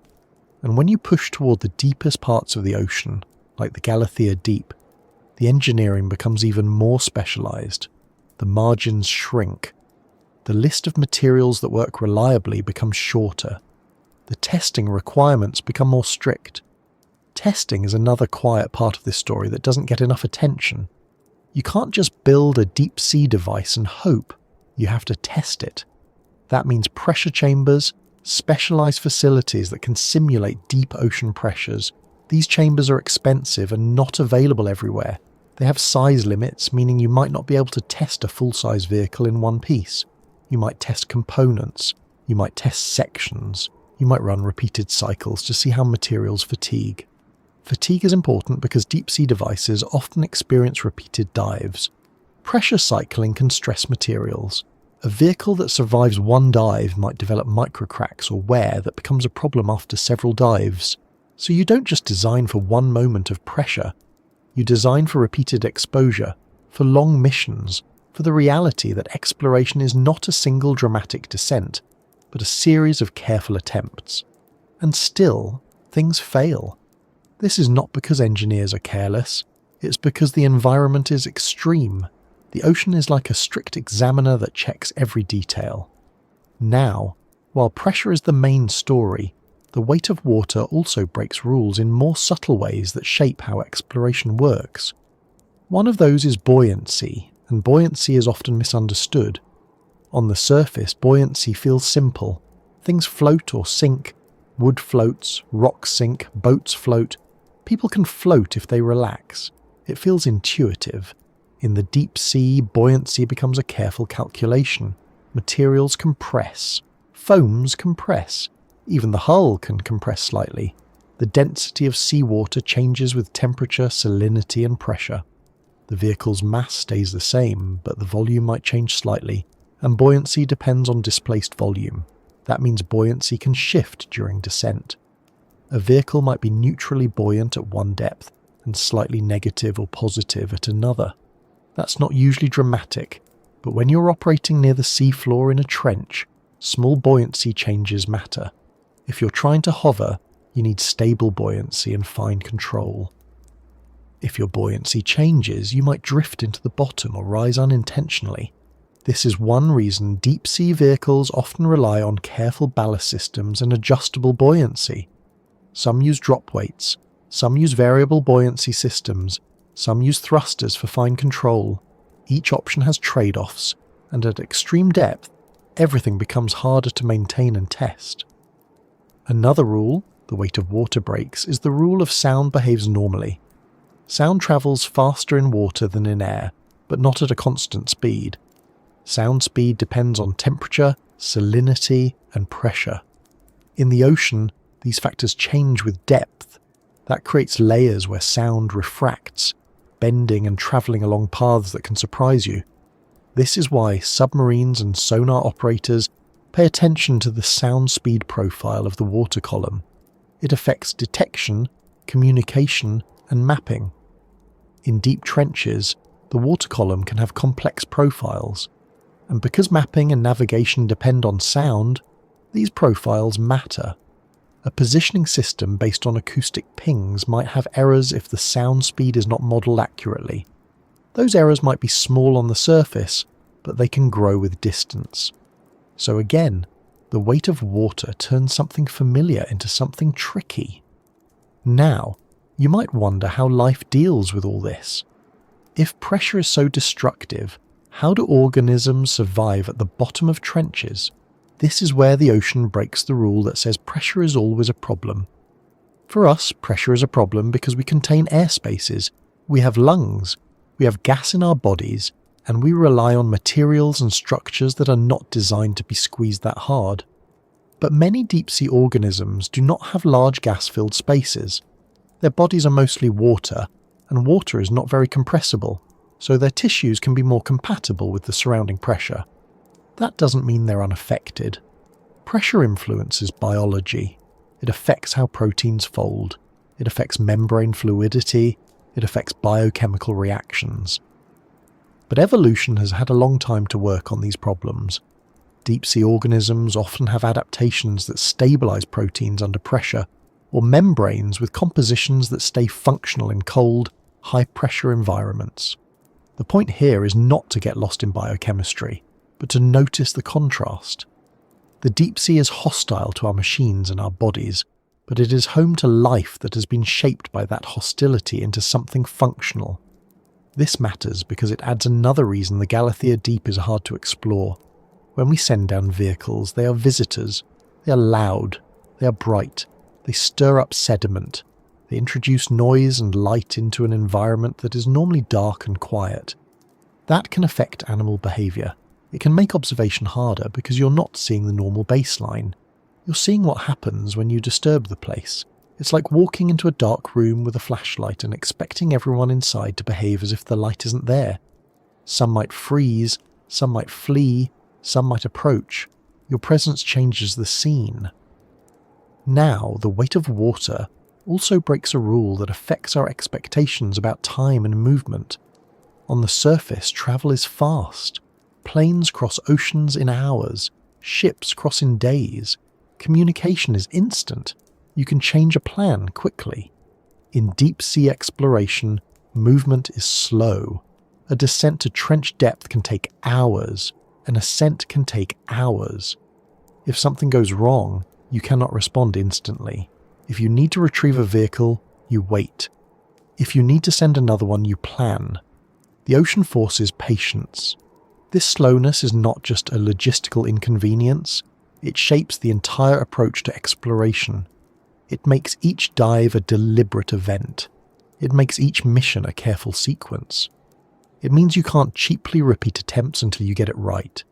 Each attempt costs time, money, and risk. So the weight of water breaks the rule that says, we can try again easily. Sometimes you can't. Now, when you apply all of this to the Galathea Deep, you start to see why it feels like a refusal. The weight of water creates a boundary that is physical, technical, and operational. It forces exploration to be rare. It forces exploration to be cautious. It forces exploration to be expensive. And even when you have the resources, it forces you to accept that the ocean still has the final say. There's another quiet way the weight of water breaks rules, and it has to do with what we think of as normal failure. On land, if a piece of equipment fails, you often get warnings. You hear a strange sound. You see smoke. You notice a slow leak. You have time to respond. You can stop and fix it. You can call for help. In the deep sea, especially at trench depths, failure can be sudden and final, depending on the type. If a pressure hull fails, it is not a slow problem. It is catastrophic. The pressure difference is so extreme that collapse can happen faster than any meaningful response. This changes how risk is managed. It makes crewed dives rare and heavily regulated. It makes unmanned systems more common, but even those are costly to lose. So exploration is constrained not just by what you can build, but by how comfortable you are with losing it. A deep trench mission often includes acceptance that the vehicle might not come back. That's not a casual mindset. It affects funding, planning, and willingness. When a place can destroy your best tools without effort, you visit less often. You don't waste attempts. You don't treat it like a field trip. This is why, even in an age of advanced technology, the deepest ocean remains relatively untouched compared to land. Now, take a breath here. Because all of this can feel heavy in the mind, not just heavy in the water. It's a lot of constraints layered together, like the water itself. But there is something useful in understanding them, because it makes the mystery feel more grounded. The Galathea Deep is not mysterious because it's magical. It's mysterious because the environment makes information hard to collect. When information's hard to collect, the unknown persists. When the unknown persists, the imagination fills gaps. But the real story is about the weight of water, and how that weight changes everything we try to do. Now, as we ease forward from this, there's a natural next step. Once you understand the weight of water, and the way it breaks surface rules, you can see why the deep sea is such a demanding place for machinery. And that leads us directly into the quiet force that makes engineers lose sleep. Not because it is dramatic, but because it is relentless. Pressure does not come in waves, it does not pause, it does not get tired, it simply presses. And when you try to build anything to survive in a place like the Galathea Deep, you're not really fighting the ocean as a whole. You're dealing with that steady squeeze, the kind that turns small problems into serious ones, and makes the deep feel like a place that decides over and over again how far we're allowed to go.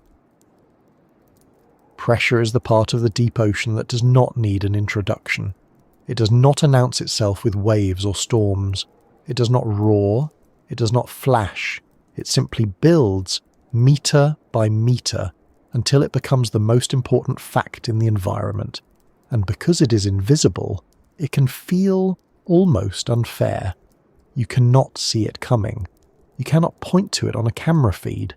You only see what it does to things that were not made to endure it. A lot of people first meet pressure in small, harmless ways. Your ears pop on an airplane. You feel a squeeze in your sinuses when you dive a couple of meters in a pool. If you have ever driven up a mountain road quickly, you might notice a change in how your body feels, even if you cannot name it. Those are gentle reminders that you live inside a world of pressure changes. They can be uncomfortable, but they are manageable, and they pass. The deep ocean is not like that. The deep ocean takes the same basic idea and stretches it into something that dominates every decision you make. It is not the kind of force you fight in a dramatic way. It is the kind of force you plan around. It is the kind of force you assume will win if you give it even a small opening. This is one of the core reasons the Galathea Deep refuses to be explored in a routine, repeatable way. It is not because humans lack curiosity. It is because pressure demands a specific kind of curiosity, the kind that is willing to move slowly, test everything, accept long delays, and spend enormous effort to protect a small pocket of air and electronics from a world that wants to compress it into silence. To understand pressure in the deep sea, it helps to stop thinking of it as a number on a chart and start thinking of it as a physical condition that changes what objects are allowed to be. On land, many things can be light, hollow, and thin. A soda can holds its shape with a thin aluminum wall because the pressure difference between the inside and outside is small. A plastic bottle can be light because air is not trying to crush it. A window can be flat and still function because it only needs to handle wind and weather, not thousands of meters of water pressing in from every direction. At trench depth, hollow is a liability. Thin is a liability. Flat surfaces become suspicious. Anything that contains gas becomes a target. When you send a device down into the deep, you're sending it into an environment where the outside pressure is trying to move inward. It is trying to find any seam, any gap, any imperfection. It is not malicious, it is just physics. But it behaves with the persistence of something that never gets tired, because it never does. There is a particular kind of engineering humility that comes from pressure. Engineers who work on deep-sea systems often think like pessimists, not because they are gloomy people, but because the environment punishes optimism. If you assume a seal will probably hold, pressure will test that assumption. If you assume a material is strong enough, pressure will test that too. If you assume a connector is fine because it worked in a shallow test, pressure will remind you that shallow is not deep. And this testing is not gentle. It is not gradual in the way you might expect if you're used to mechanical failure on land. In the deep sea, one of the most feared failure modes is implosion. People sometimes imagine implosion as something dramatic you can watch. In reality, at extreme depths, it can be instantaneous. The pressure difference is so large that when a pressure vessel fails, the surrounding water rushes in at tremendous speed and the structure collapses. The event is over before there is time for a human response. It is not a situation where you tighten a bolt or patch a crack. It is a situation where the mission is finished. That knowledge shapes everything. It shapes how crude submersibles are designed and why there are so few of them capable of extreme depths. It shapes how unmanned systems are built and why even unmanned vehicles become expensive and rare when they are designed to survive the deepest trenches. It shapes how missions are planned, how long they are allowed to last, and how much redundancy is built in. It also shapes the psychology of exploration. Curiosity is often described as a human trait that pushes forward regardless of obstacles. But in practice, curiosity depends on tools, and tools depend on safety and reliability. Pressure attacks reliability. It makes every mission feel like a high-stakes negotiation between what you want to learn and what you can afford to risk. That is where the quiet crushing happens. Not only the crushing of metal, but the crushing of casual ambition. Pressure turns exploration into a careful, expensive event, and that changes how often it happens. Now, to make this concrete, think about what a deep-sea vehicle needs to do. It needs to carry cameras and lights. It needs to carry sensors. It needs to record data. It might need to manipulate objects or collect samples. It needs power. It needs control systems. It needs navigation systems. And it needs to keep many of those components dry and protected. At depth, every one of those needs intersects with pressure. Take cameras. A camera is not just a lens. It is a sealed system with electronics. If you want it to work at trench depth, you need to place it behind a viewport that can survive the pressure difference. That viewport might be thick acrylic or another material chosen for strength and optical clarity. The shape matters. Domed shapes distribute stress better than flat ones. The mounting matters. The seals matter. The interface between the viewport and the housing is a potential weak point. At depth, the ocean will push on that viewport with immense force. If you have a large viewport, the force is even larger because force equals pressure times area. This means that a small increase in the size of a window can lead to a big increase in the load it must handle. So designers make trade-offs. Smaller windows mean less risk, but also less light, and a narrower view. Larger windows can provide better viewing, but they demand stronger materials and more careful engineering. In some designs, cameras are kept outside pressure housings in oil-filled, pressure-balanced containers, so the pressure inside equals the pressure outside and there is no large pressure difference. That can reduce the risk of implosion, but it introduces other problems. Oil-filled systems require careful sealing against seawater.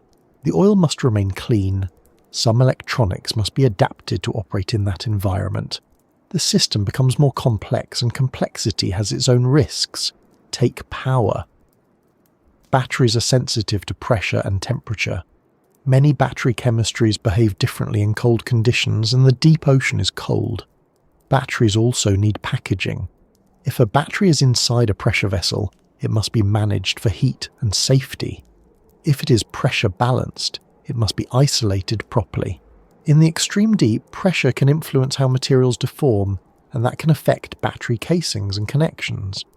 The risk is not only that the battery fails, the risk is that it fails in a way that compromises the mission, the vehicle, or in a crude system, human lives. Take wiring and connectors. On land, you can run cables through a hole with a grommet and call it a day. In the deep ocean, every penetration through a pressure hull is a serious design decision. You need pressure-rated feed-throughs that maintain a seal under extreme load. You need materials that do not corrode in seawater. You need insulation that remains stable in cold conditions. You need to account for differential expansion and compression, because the hull might compress slightly under pressure, while the feed-through assembly behaves differently. If the seal is compromised, seawater under pressure can intrude, and because seawater is conductive, it can short out electronics quickly. Even screws and bolts matter. Metal choice matters.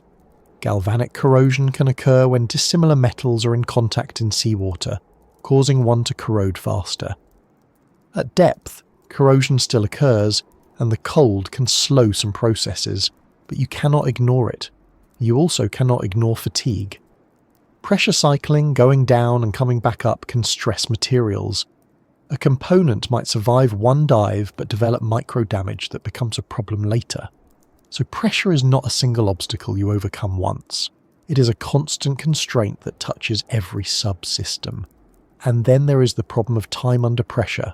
Not time in the philosophical sense, but in the practical sense of how long you can stay down there. If you are running a lander that drops to the bottom and sits there, you have limited battery life. If you are running a crude submersible, you have limited life support. Even if you have enough oxygen, you have carbon dioxide build-up to manage. You have heat loss. You have the human need for safety margins. Pressure does not directly shorten your battery life, but it shapes the design choices that do. Stronger housings can be heavier. Heavier systems require more buoyancy or more power to move. More power requires larger batteries. Larger batteries require more volume. More volume requires stronger hulls. Stronger hulls require more mass. The loop tightens. Each solution adds another demand. This is why deep-sea engineering often feels like making compromises under strict limits. You cannot simply add more of everything. You're always balancing weight, volume, strength, power, and reliability, all under the pressure constraint. And when you go to a place like the Galathea Deep, the constraint becomes sharper because you are operating near the upper edge of what current deep-sea technology can reliably handle. A system designed for 6,000 meters is not automatically safe at 10,000. The relationship is not linear. The loads increase. and the safety margins shrink.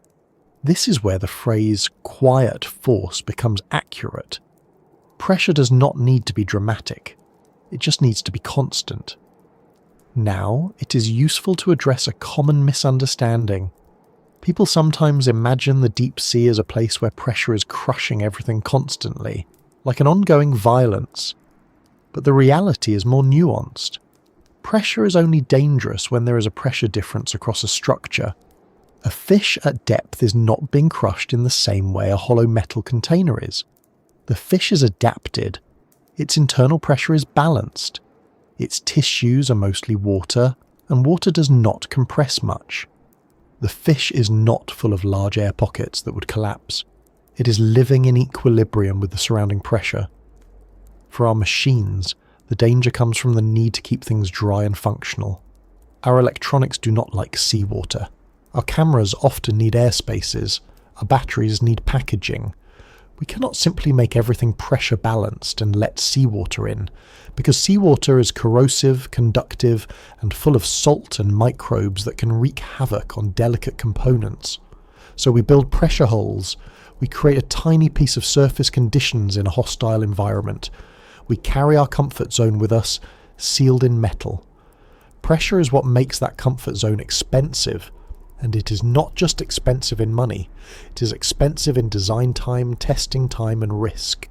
Testing is worth lingering on because it is another way pressure quietly crushes curiosity. A lot of exploration ideas fail, not because they are uninteresting, but because the equipment needed to carry them out cannot be trusted at depth without extensive validation. To validate, you need pressure chambers that can simulate deep conditions. Those chambers are specialized. They have limits. They cost money to operate, they require trained staff, they require careful procedures because they can be dangerous themselves. You're essentially building a controlled environment that reproduces the crushing conditions of the deep. And even then, tests are not perfect replicas of reality. The ocean environment includes pressure, cold, vibration, motion, and long-duration exposure. A pressure test might last hours. A mission might involve pressure exposure for much longer, with temperature gradients and mechanical stress from movement. Components behave differently under combined stresses than under a single stress. This means that even after testing, uncertainty remains, and uncertainty at depth is not comfortable. So many teams become conservative. They choose proven designs. They avoid unnecessary complexity. They keep mission scopes limited. They focus on collecting certain kinds of data rather than attempting risky new experiments. This is reasonable, but it also slows progress. It means fewer bold attempts, fewer chances to learn unexpected things. Curiosity gets squeezed into practical shapes. The Galathea Deep, in this sense, does not just resist exploration through physics, it resists exploration through the way it shapes human decision-making. It encourages caution. It encourages incremental steps. It encourages waiting for better technology, bigger budgets, and more experience. Now add another factor that pressure interacts with, the unpredictability of the deep seafloor itself. When you are planning a mission, you might have a map, but as we discussed earlier, maps are not always complete in fine detail. If the seafloor is rugged, your vehicle might need to maneuver near slopes or land carefully. Thrusters might kick up sediment, reducing visibility. If the vehicle needs to land, it must land on a surface that may not be perfectly flat.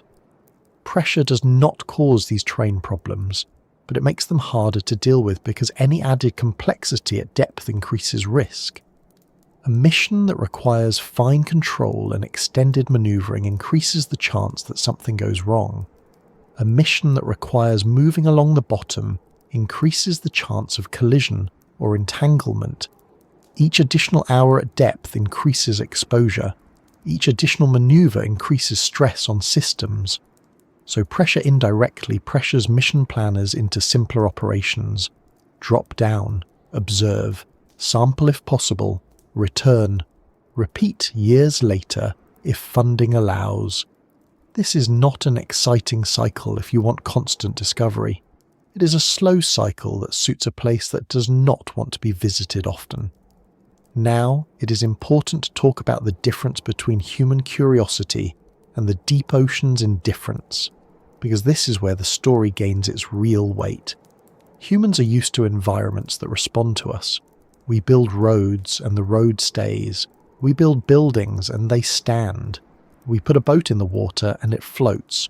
We learn how things behave and we rely on that behaviour. The deep ocean is not responsive in that way. It does not adapt to us. It does not become easier because we want it to. The physics is fixed. The pressure is fixed for a given depth. The cold is stable. The darkness is constant. The ocean does not care how much we want to see what is down there. That indifference can feel like a refusal because we are not used to a barrier that is so consistent. When explorers crossed deserts or climbed mountains, they dealt with hardship, but they could still rely on human-scale feedback. They could see obstacles, they could adjust, they could find a route, they could retreat. In the deep sea, you are working through layers of mediation. You see through cameras, you navigate through sonar and sensors, you communicate through acoustics, you interpret through instruments. The environment is not directly present to your senses, it is present through systems that pressure is trying to break. So your curiosity is always filtered through engineering. If the engineering fails, the curiosity goes quiet. This is why pressure can be described as crushing curiosity. It does not crush the desire to know. It crushes the ability to act on that desire easily. And yet, humans do act on it.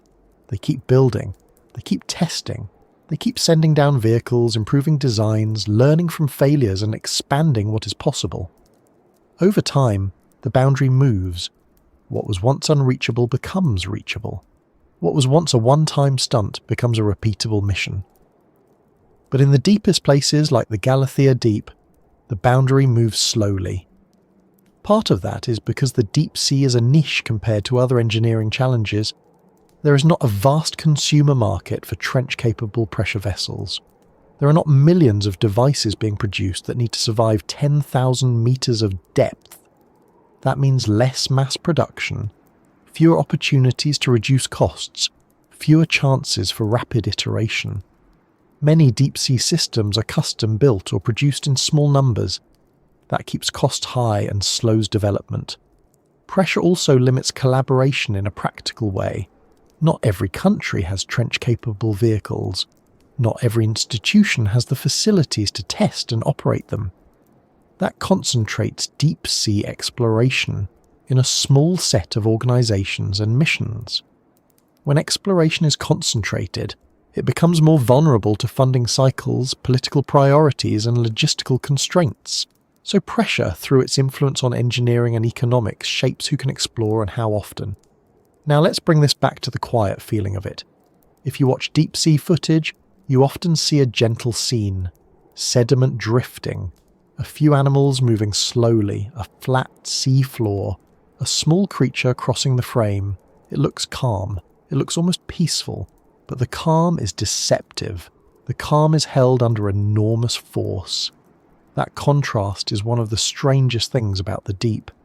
The environment looks quiet because there is no wind, no waves, no sunlight, and often not much movement. But the physics is intense. The pressure is immense. The stakes are high. A place can look tranquil while being lethal to the wrong kind of structure. That is the deep ocean's personality, if you want to call it that. It looks gentle. It behaves harshly. It also teaches a certain kind of patience. Because you cannot rush a descent. You cannot rush a return. You cannot rush a test program. You cannot rush a redesign after failure. Everything takes time, and the depth imposes it. This patience is part of why exploring the Galathea Deep is so rare. It requires a long commitment and a willingness to accept that your progress will not be measured in daily achievements. It will be measured in careful steps separated by long intervals. And because those intervals are long, the unknown remains. Now, as we continue forward, there is a natural next pressure-related barrier that deserves its own attention, because even if you solve the structural problem, even if you build a pressure vessel that can survive, the the deep sea still offers another form of resistance. It is not a force that crushes metal. It is a condition that erases your senses. The deeper you go, the colder it gets and the darker it becomes, until the world is reduced to what your lights can touch and what your instruments can infer. Pressure might be the quiet force that threatens your vehicle, but darkness is the quiet condition that threatens your ability to understand what you have reached. And the two together make the Galathea Deep feel less like a destination and more like a boundary that keeps asking in its own steady way how much effort you are willing to spend for a few minutes of sight. There is a moment, if you watch a deep-sea descent on a screen, when the ocean stops looking like the ocean most people imagine. At the surface, the water is bright. Even on a cloudy day, it holds colour. Sunlight glitters and breaks into moving patterns. Waves catch the light. You can see down a little way, sometimes more if the water is clear, and there is always a sense that the world continues below, but in a familiar way. It still feels connected to air and sky. Then the descent begins, and the brightness starts to drain out of the scene. It is not dramatic at first. The blues deepen, the greens fade, shadows thicken. The surface becomes a memory above, and the world around the camera becomes less like a space you can read with your eyes and more like a space you have to interpret. Then, without any announcement, light stops being a background condition and becomes a resource you are spending. That is one of the most important changes that happens in the deep ocean. The deeper you go, the more you realise that sunlight is not everywhere. It is not even close to everywhere. It is a thin layer at the top of the sea, and beneath that the ocean becomes something else, cold, dark and steady. The Galathea Deep sits far below the reach of sunlight. It is in a region where the ocean has been without day or night for as long as life has been there. There are no sunrises, no sunsets, no seasons, no soft changes in brightness. The light does not dim down there. It is absent, and this absence is not just a mood. It is a physical barrier. It changes what you can observe. It changes what your tools can do. It changes how life behaves. It changes how exploration feels, because exploration depends on perception, and perception depends on light, unless you replace it with something else. The deep ocean forces you to replace it.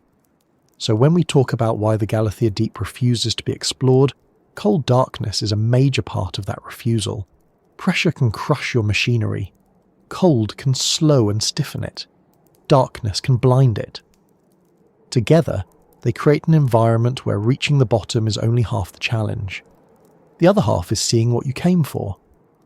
It is easy to think of darkness as simply no light, but in the deep sea it is more specific than that.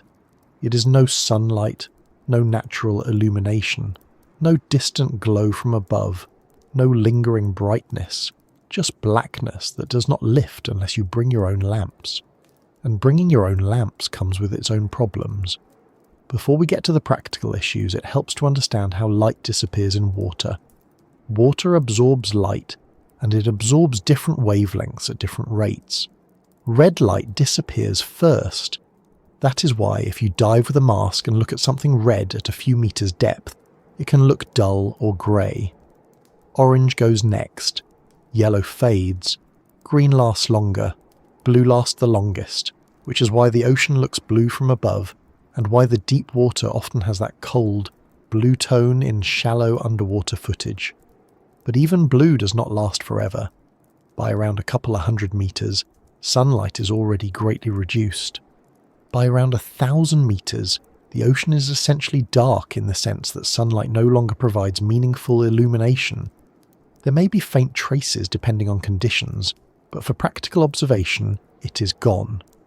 That is why the deep sea is often divided into zones, with names like the twilight zone and the midnight zone, because the experience changes as the light fades.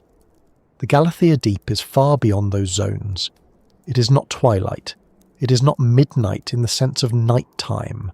It is more like permanent absence of day. And if you have never been in a place with no light at all, it is hard to imagine how different that feels. Most darkness on land is not total. Even in a room with the lights off, you might have a glow from a window, a street lamp outside, a phone screen, a tiny LED on a charger. Your eyes adjust. You find outlines. You orient yourself. In the deep sea, there is no outline, there is no distant glow, there is no ambient light to adjust to. The only light is what you create, and that means your field of vision is limited to the reach of your lamps. That reach is not infinite. Water is not empty air. It is full of particles, even in clear conditions. It scatters light.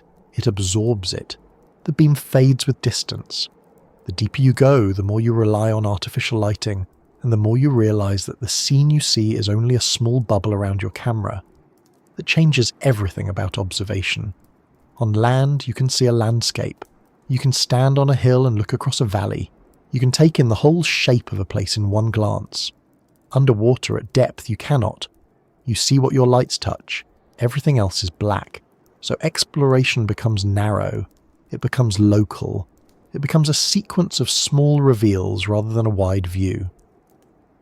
If you're trying to understand a place like the Galathea Deep, this matters, because trenches are not smooth bowls. They have walls, they have slopes, they have ridges, they have terraces, they have areas where sediment collects and areas where rock is exposed. The environment can change over short distances, but your vision is limited to a small radius, so you cannot easily get a sense of the whole. You can map with sonar, yes, but mapping is not seeing. Mapping tells you shape. It does not tell you texture. It does not tell you what is living there. It does not tell you what the sediment looks like, or how thick it is, or whether it is being disturbed by currents. It does not tell you whether a slope is covered in loose debris or stable rock. To see those things, you need light, and light in the deep sea is not free. It requires power. It requires equipment. It requires careful design. Now let's talk about cold, because cold is the other half of this environment, and cold is often treated as a secondary problem compared to pressure. But cold matters in ways that become obvious once you try to operate machinery for hours in near-freezing water.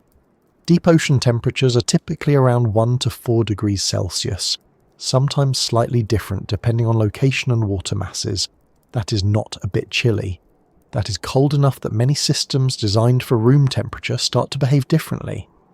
If you have ever used a phone in winter and noticed the battery drains faster, you have seen a small version of this. Batteries are chemical systems, and chemical reactions slow down in the cold. The internal resistance can increase, the voltage behavior changes, the usable capacity drops. That is manageable on land because you can warm the device or swap batteries. In the deep sea, you cannot. So deep-sea vehicles need batteries that can operate reliably in cold conditions, or they need insulation and internal heating, which consumes more power. Again, the loop tightens. You need power for lights, you need power for propulsion, you need power for sensors. If you also need power to keep systems within operating temperature ranges, your endurance shrinks. Cold also affects lubricants. Many mechanical systems rely on lubrication to reduce friction and wear. In cold conditions, lubricants can thicken, becoming less effective. That can make moving parts sluggish. It can increase power consumption. It can cause motors to strain. It can lead to failures that would not happen at warmer temperatures. Cold affects seals. Some seal materials become stiffer and less compliant when cold. That can increase the risk of leaks. In a high-pressure environment, a small leak is not just a drip. It is an intrusion under force. Cold affects materials in subtle ways. Some plastics become brittle. Some adhesives behave differently. Thermal contraction can change tolerances. Components that fit perfectly at room temperature might have slightly different clearances at near-freezing temperatures. And all of this is happening while pressure is squeezing everything, adding stress, and changing how parts interact. So cold darkness is not just a poetic phrase. It is a combination of conditions that turn deep-sea exploration into a constant exercise in engineering discipline. Now, the darkness itself introduces another set of practical problems beyond the obvious. When you bring lights into the deep sea, you create glare and backscatter. Backscatter happens when light hits particles in the water and reflects back toward the camera, creating a snowstorm effect on the image. If you have ever driven in fog with high beams and noticed the light reflecting off droplets, you understand the idea.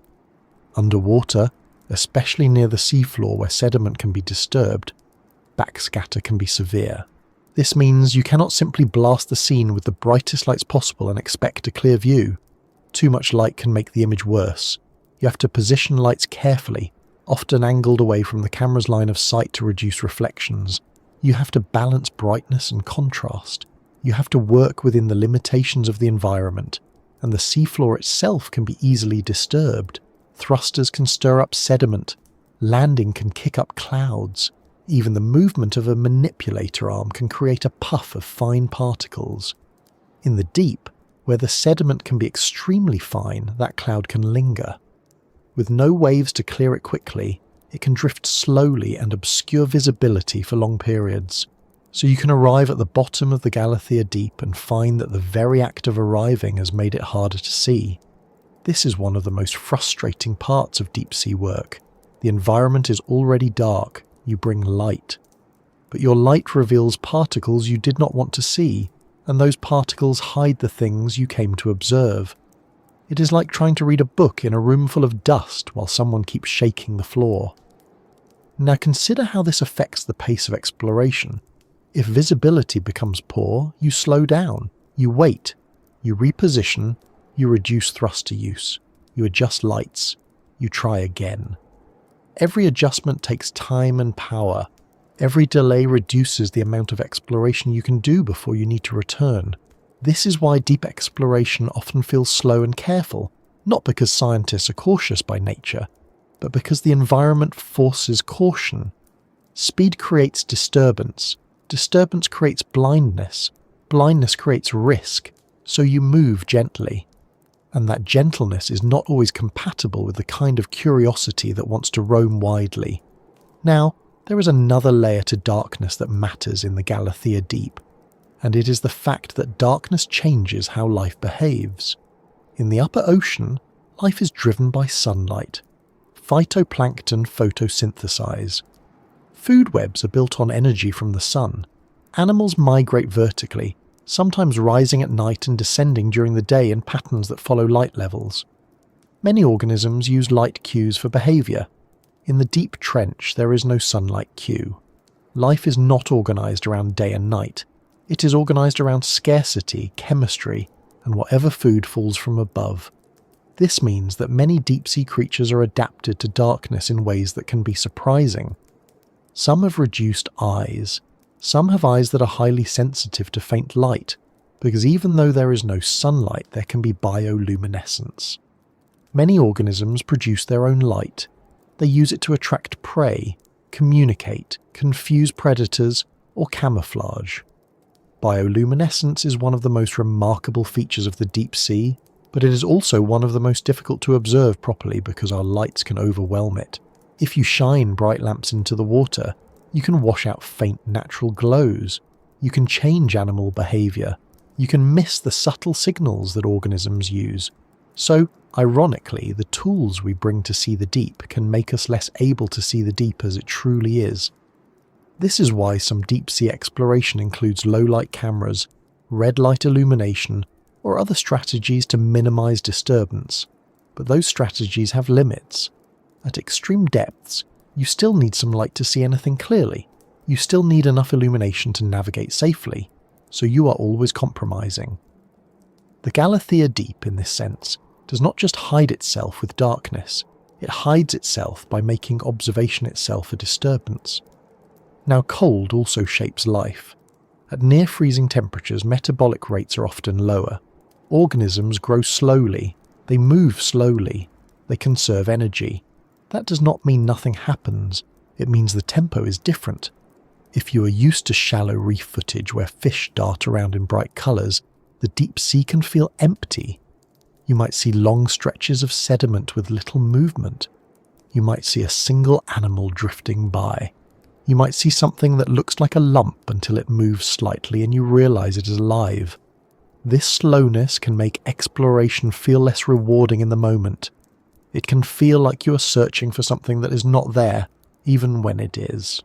That affects how people perceive deep exploration, which affects funding and interest. It is easier to excite the public with bright coral reefs than with a dim scene of sediment and a pale amphipod. But the deep sea is not empty. It is just subtle, and subtlety is hard to sell. Now, there is a practical aspect of cold darkness that affects the most basic task of exploration: orientation. On land, you orient yourself visually. You see the horizon, you see landmarks, you see the slope of the ground. Underwater at depth, you do not have a horizon, you have a black void. Your only reference points are your instruments and whatever your lights reveal. That can make it easy to misjudge distance, scale, and motion. A camera feed can be deceptive. Without familiar objects, it is hard to tell how big something is. A rock could be a boulder or a small stone. A slope could be gentle or steep. A creature could be large or small. Without scale references, the brain struggles. This is why deep-sea videos often include laser scale markers, 2 parallel laser dots projected onto the scene, a known distance apart. If you see the dots on an object, you can estimate its size. It is a simple trick, but it is necessary because the environment does not give you natural cues.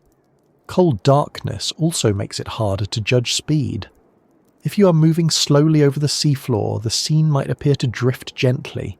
If you are moving slightly faster, it might still look gentle because there is no strong visual flow like there is on land. That can lead to collisions if the vehicle is not carefully controlled. So deep exploration relies heavily on sensors, altimeters to measure distance to the bottom, sonar to detect obstacles, inertial systems to track motion. You're not just exploring with eyes, you're exploring with instruments. And instruments, again, must survive pressure and cold. Now, think about what happens when something goes wrong in cold darkness. On land, if your equipment fails, you can often troubleshoot. You can see the problem. You can access the device. You can replace a part. In the deep sea, if a light fails, you lose visibility. If a camera fails, you lose observation. If a navigation sensor fails, you might not know where you are.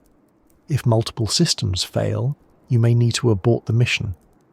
The environment does not give you time to experiment. It gives you risk, so the design philosophy becomes conservative again. Redundancy is built in. Multiple lights, multiple cameras, backup sensors, backup power. All of that adds weight and complexity, which adds cost and design challenges. This is another way cold darkness refuses exploration. It demands more equipment, and more equipment means more difficulty. Now, there is a deeper irony in all of this.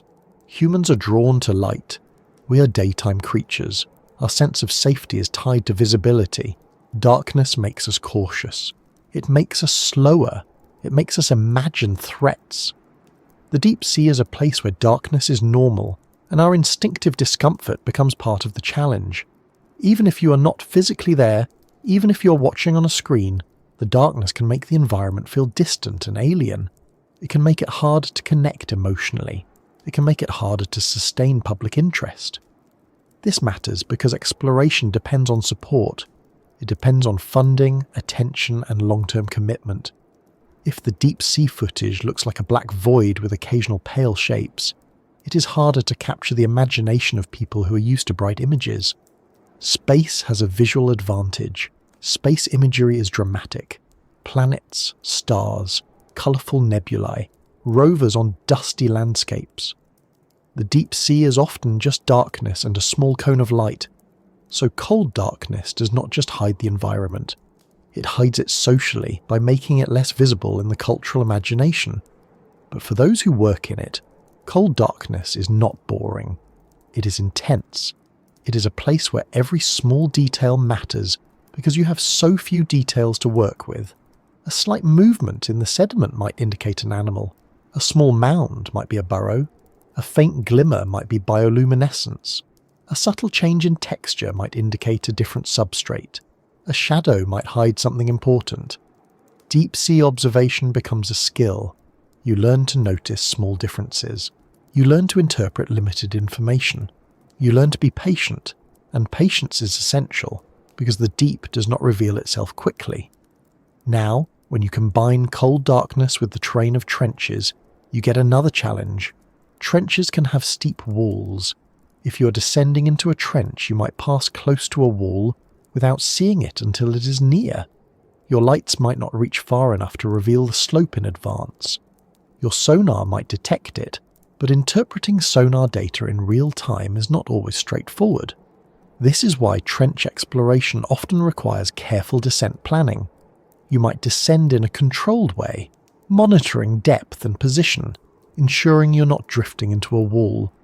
Currents can push a vehicle. Even small currents can matter over long descents. If you drift laterally while descending, you might end up in a different part of the trench than planned, and because it is dark, you cannot visually correct until you are close, so you rely on instruments again. This reliance creates a certain kind of tension. You are moving into a place where you cannot see, and you are trusting numbers on screens.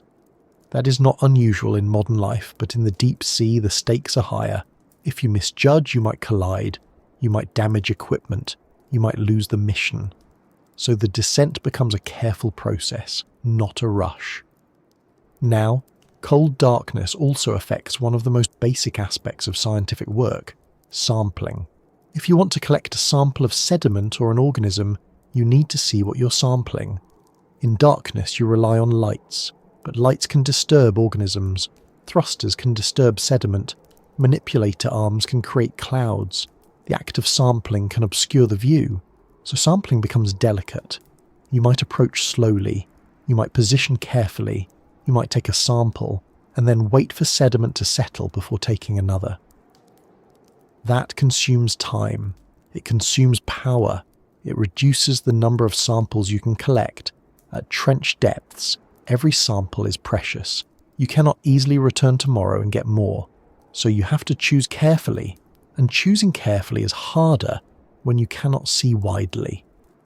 Now, one of the most striking things about cold darkness is that it creates a kind of sensory isolation. Even if you have lights and cameras, you're still limited. You cannot smell the ocean. You cannot feel currents. You cannot hear the environment in the way you hear a forest. The deep sea is not silent, but its sounds are not accessible to us without specialized instruments. So the deep becomes an environment you know through proxies, through measurements, through images, through data. It is real, but it is mediated. That mediation is part of why the deep remains mysterious. It is not part of daily life. It is not something you can casually experience. It is not something you can easily imagine in full detail because your senses have never lived there. So the Galathea Deep remains distant not only in depth, but in familiarity. Now it is worth acknowledging that cold darkness is not unique to the Galathea Deep. It is common to much of the deep ocean, but in trenches, the depth is greater and the environment is more extreme. The pressure is higher, the terrain can be more complex, the isolation is greater, so cold darkness becomes more absolute. It becomes a kind of final filter. If you can build a machine that survives pressure, you still need to build a machine that can see, navigate and operate in a world with no light and near freezing water. That is why exploration is not just about reaching the bottom, it is about functioning there, and functioning there is harder than it sounds. Now as we move forward from this, the next barrier becomes obvious once you accept the darkness. If light does not reach the deep, then signals do not either, at least not in the way we are used to. The deep sea is not only dark, it is disconnected. It is a place where communication becomes slow, limited, and fragile. And that changes exploration again, because exploration is not just seeing, it is also controlling, guiding, responding, and adjusting. When you cannot communicate easily, you cannot adjust easily. So the deep becomes not just a place you cannot see, but a place you cannot easily talk to. And that quiet disconnect is one of the most practical reasons the Galathea Deep continues to feel like it is keeping itself just out of reach. There is a strange kind of confidence that comes from being connected. You might not notice it most days because it has become normal, almost invisible. Your phone has signal, your messages go through, your maps update, your videos load. If something happens, you can call someone. If you get lost, you can check where you are. If you want to know anything, you can ask a search bar and get an answer in seconds. Even when you're not actively using it, the connection sits in the background like a safety net. It is part of modern life in the same way electricity is. You only think about it when it is gone. The deep ocean is a place where it is gone by default, and when you are trying to explore somewhere like the Galathea Deep, that absence becomes one of the most stubborn obstacles, because exploration is not just about reaching a place. It is about staying in contact with what you sent there. It is about knowing what is happening while it happens. It is about being able to adjust and respond. Down there, the ocean makes all of that difficult. It does not do it with drama. It does it with physics. It does it with salt water, which is an excellent conductor and an excellent absorber of the kinds of signals we depend on in air. It does it by turning the space between you and your equipment into a thick barrier that behaves nothing like the open air above the surface. So when we say, no signal down here, we are not being poetic. We are describing a practical reality that shapes every deep-sea mission. In the Galathea Deep, you can't rely on the communication tools that feel effortless everywhere else. You can't use GPS. You can't use normal radio. You can't stream data freely. You can't call your vehicle and expect it to answer instantly with a clear voice. You have to work with what the ocean allows, and what it allows is limited. Let's start with the most familiar system people assume works everywhere: GPS. GPS works because satellites send radio signals down to Earth, and a receiver calculates its position based on timing differences. It is brilliant. It is also useless underwater, at least beyond the very surface. Radio waves at the frequencies used by GPS do not penetrate seawater well. Even a small depth is enough to block them. A few centimetres of water can weaken signals. A few meters makes it impossible. That means that as soon as a vehicle submerges, it loses direct GPS positioning. This is the first disconnection, and it is immediate. On land, you can always locate yourself, and if you cannot, you can usually regain that ability quickly. Underwater, you lose it the moment you leave the surface. So how do deep-sea vehicles know where they are? The short answer is that they do not know in the same easy way. They estimate, they infer, they measure relative motion, they use sound, they use careful planning. It is like walking through a dark building without a map, counting your steps and hoping you do not drift off course. Except the building is moving slightly, the floor slopes, and you cannot see the walls. One method is inertial navigation. An inertial navigation system uses accelerometers and gyroscopes to track motion. It measures how the vehicle moves and integrates that over time to estimate position. This can work well, but errors accumulate. Small measurement errors add up over hours. If you're descending for several hours into a trench, those errors can become significant. Another method is Doppler velocity logs, often called DVLs. These instruments use sound to measure velocity relative to the seafloor or water column. They can give a vehicle a sense of how fast it's moving and in what direction. Combined with inertial systems, they can improve navigation accuracy, but again, nothing is perfect, and the deeper you go, the more the uncertainty matters. In the Galathea Deep, the distance from the surface is enormous. If you have even a small drift during descent, you can end up far from your intended target. And because you cannot see widely, correcting that drift is not always straightforward. So navigation becomes a careful process. Now, communication itself is the next major barrier. On land, we use radio, we use cell towers, we use Wi-Fi, we use satellites. Underwater, those options collapse. Salt water absorbs electromagnetic waves. It does not matter how much you want it not to. It is a physical property of the medium. The ions in seawater conduct electricity and dissipate electromagnetic energy. High-frequency radio waves, like those used for Wi-Fi or cellular networks, are absorbed quickly. They cannot travel far underwater. There are ways to communicate with submarines using very low frequency or extremely low frequency radio waves, which can penetrate seawater better. But these systems require huge antennas, massive power, and they carry very little data. They are not practical for most scientific exploration vehicles, especially at extreme depths. They're also not something you can casually deploy from a research ship for a single mission. So for deep sea exploration, the main option becomes sound. Acoustic communication. Sound travels through water much better than radio. In fact, water is an excellent medium for sound. Whales use sound to communicate across long distances. Submarines use sonar. Ships can be heard from far away underwater.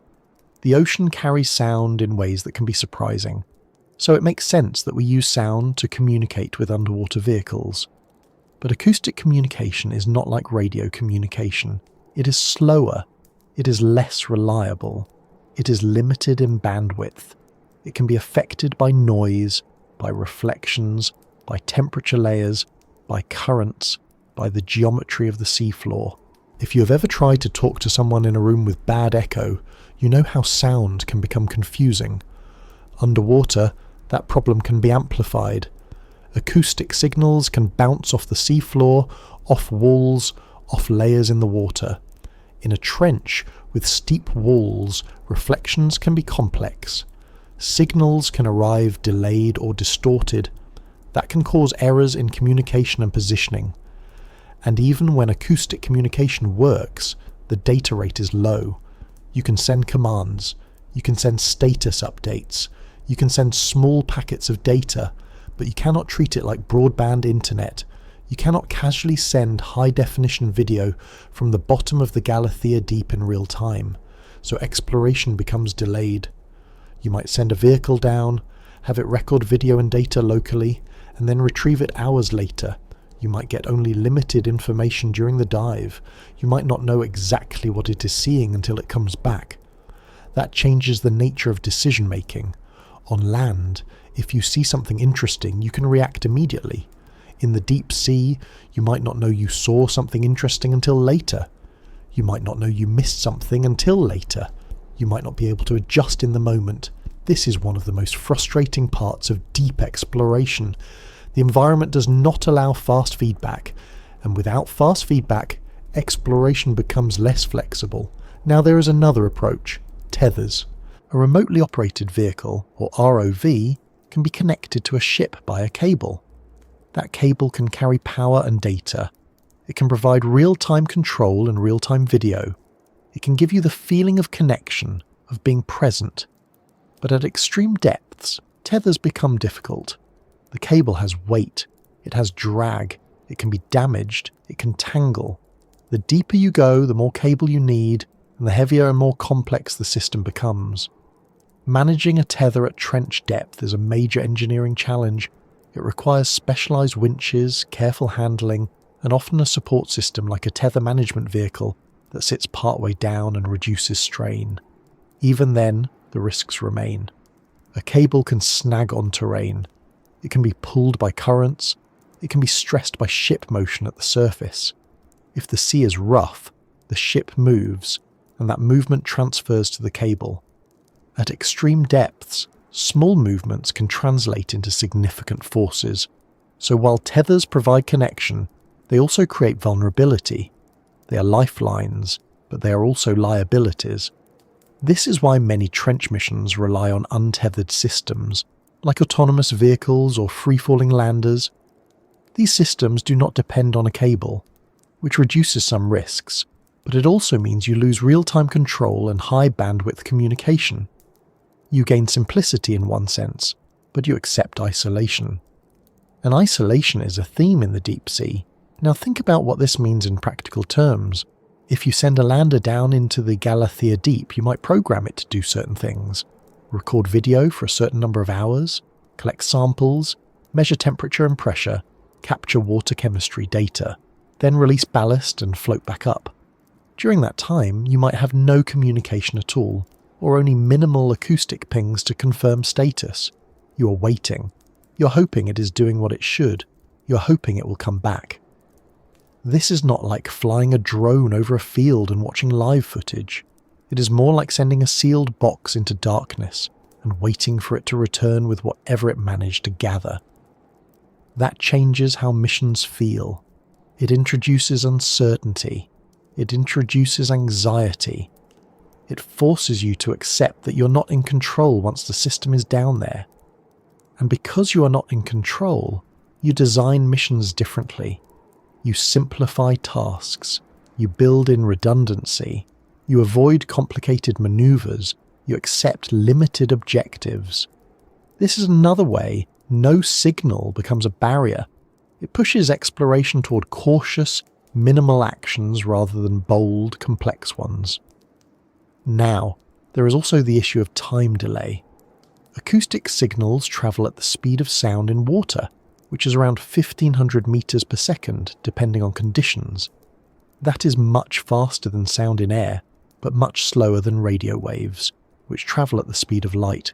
At trench depth, the distance between the surface ship and the vehicle might be 10 or 11 kilometers.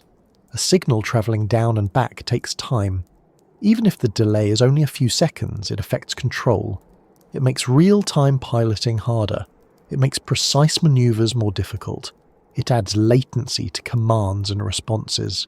So even if you have acoustic communication, it does not feel immediate. It feels slow. And slow control is risky when you're operating near rugged terrain. Now, there is another layer of no signal that is easy to overlook.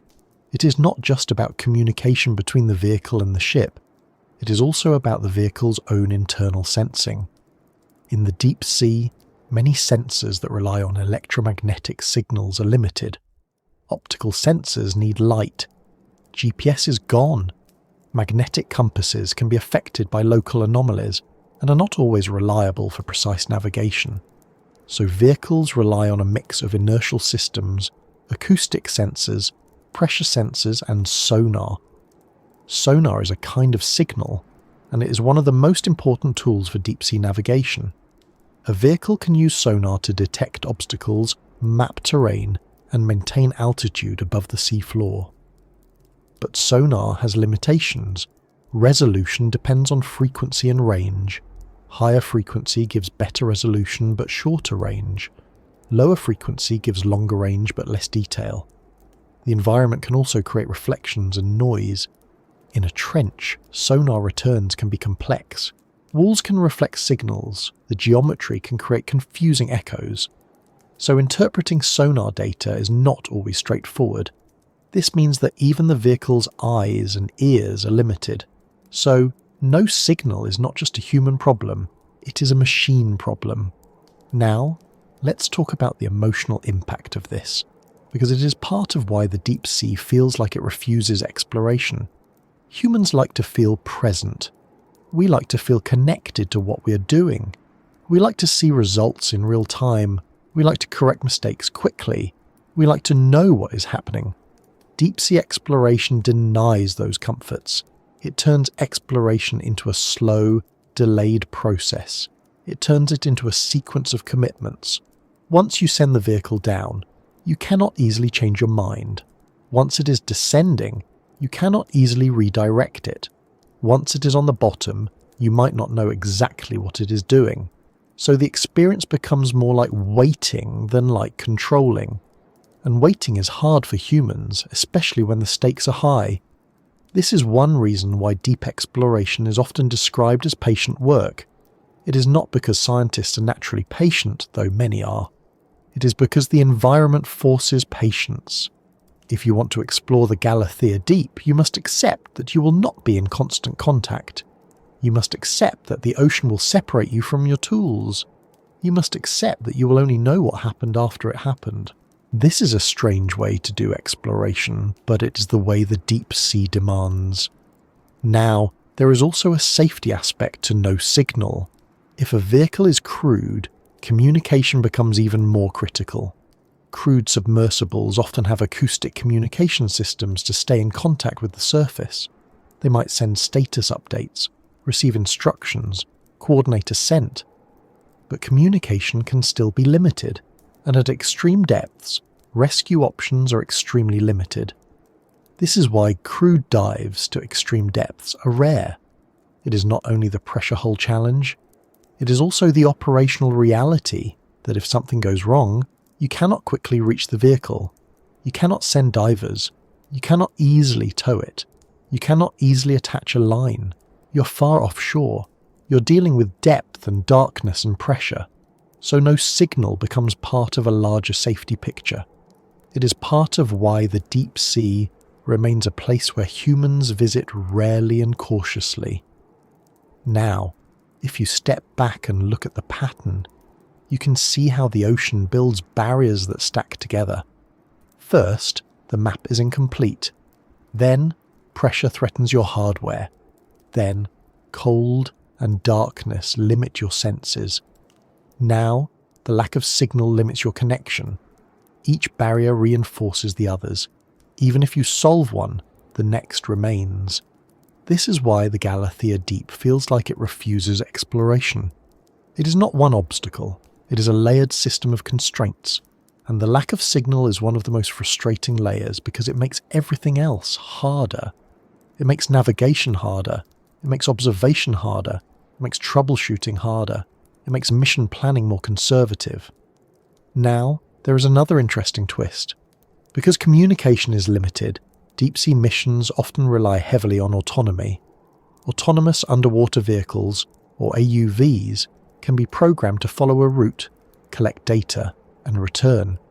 They can operate without constant human control. Autonomy is powerful, but it also introduces risk. An autonomous vehicle must make decisions based on sensors and programming. If it encounters unexpected terrain or currents, it must respond appropriately. If it misinterprets data, it might make a wrong decision. And because communication is limited, you might not be able to correct it in time. So autonomy is not a simple solution. It is another trade-off. You gain the ability to operate without a tether, but you accept the possibility of mistakes that you cannot intervene in quickly. This is why trench exploration often combines autonomy with conservative mission profiles. You avoid complex terrain. You avoid risky maneuvers. You keep the vehicle's tasks simple. Again, curiosity is shaped by practicality. Now, the phrase, "no signal down here," also applies in another sense. It applies to how the deep sea is disconnected from the surface world in general, not just in communication, but in rhythm. The surface ocean is dynamic. Storms mix water, waves move, sunlight drives daily cycles, temperature changes, seasons change, the surface is noisy and active, the deep trench is steady, it is cold, it is dark, it is quiet, it changes slowly. It is not part of the daily drama of the surface. So in a way, it is a place without signals in the broader sense. No sunrise signal, no weather signal, no seasonal signal. The deep sea is a world where the usual cues that guide life and human activity are absent. That is part of why it feels alien, and that alienness is part of why it is difficult to explore. We are used to environments that communicate with us through our senses. The deep sea does not. It requires instruments, and those instruments must survive pressure, cold, and darkness. Now, as we continue, the next step in this story is almost unavoidable. Once you accept that communication is limited, you begin to see why deep-sea machines have to be built like small, self-contained worlds. They need to carry their own power, their own light, their own navigation, their own decision-making. They need to be strong enough to resist pressure and smart enough to function without constant guidance. And that brings us to the machines themselves, because the Galathea Deep is not explored by people swimming down there. It is explored by machines that try to survive a place that does not care about them. And some of those machines succeed, and some do not. And the difference often comes down to details that are invisible until they fail. If the Galathea Deep had a gate, it would not be guarded by a monster. It would be guarded by engineering. Not because engineers are trying to keep anyone out, but because the deep sea is one of the few places on Earth where your tools have to be almost perfect just to exist there. You don't get to improvise much. You don't get to rely on luck. You don't get to bring a good enough design and hope it works out. Down there, good enough is often the same as not enough. And this is where the story becomes quietly dramatic, because the Galathea Deep is not explored by brave divers or heroic swimmers. It is explored by machines that descend for hours through darkness, cold and pressure, carrying our curiosity inside them like a fragile cargo. Some of those machines come back with data and images that expand what we know. Some do not come back at all. And the difference between success and failure can be something small. A seal that was slightly imperfect, a connector that wasn't rated quite high enough, a release mechanism that stuck, a battery that drained faster than expected, a crack that was invisible until it became a disaster. This is why the deepest parts of the ocean feel like they refuse exploration. Not because humans stop trying, but because the machines that try are operating at the edge of what they can survive. So let's talk about these machines, what they are, how they work, and why so many of them fail, not in dramatic explosions, but in quiet, expensive endings. The simplest way to think about deep-sea exploration machines is to sort them by how much freedom they have, and how much connection they maintain with the surface. At one end, you have tethered machines. These are remotely operated vehicles, or ROVs. They're connected to a ship by a cable. The cable can provide power and communication. That means the vehicle can stay down for long periods, sometimes days, and it can send video back in real time. Operators on the ship can control it like a very expensive underwater robot. ROVs are powerful tools. They allow precise movement, careful sampling, and real-time decision-making. They can hover, manipulate objects, and explore complex terrain. But for the deepest trenches, tethers become a major challenge. The cable has to be extremely long, extremely strong, and managed carefully. The weight of the cable itself becomes a problem. The deeper you go, the more the cable weighs, and the more drag it creates. Currents can pull it sideways. Ship motion at the surface can translate into forces along the cable. If the cable tangles or snags, you can lose the vehicle. So while ROVs are excellent for many deep-sea tasks, trench depths push them into a category of rare, specialised operations. They are not impossible, but they are demanding, and that demand translates into cost and risk. At the other end, you have untethered machines that operate without a direct connection. These include autonomous underwater vehicles, or AUVs, and free-falling landers. AUVs are like underwater drones. They carry their own power and follow a programmed route. They can map the seafloor, measure water properties, and sometimes take images. They are useful because they do not need a tether, and they can cover large areas. But AUVs are not always ideal for trench exploration. Trenches have steep walls and complex terrain. Navigation is difficult. Communication is limited. An AUV must rely on sensors and programming to avoid collisions and maintain a safe altitude. At extreme depths, the risk of losing an AUV is high, and losing an AUV is not a minor setback. It can be a multi-million-dollar loss. That's why AUV trench missions are carefully planned and often conservative. Then there are landers, and landers are one of the most common ways to reach extreme depths. A deep-sea lander is essentially a platform that is dropped into the ocean. It sinks under its own weight, often using ballast. It carries instruments, cameras, lights, sometimes bait to attract scavengers, and sometimes sample collection devices. It falls through the water column, lands on the seafloor, does its job, and then releases ballast so it can float back up to the surface, where it is recovered. Landers are elegant in their simplicity. They do not require constant control. They do not require a tether. They can be designed to withstand extreme pressure by placing sensitive components inside pressure housings. But landers also have a critical weakness. They are dependent on a few key events that must happen correctly. They must descend without tumbling uncontrollably. They must land in a stable way. They must operate on the bottom without being buried or tipped.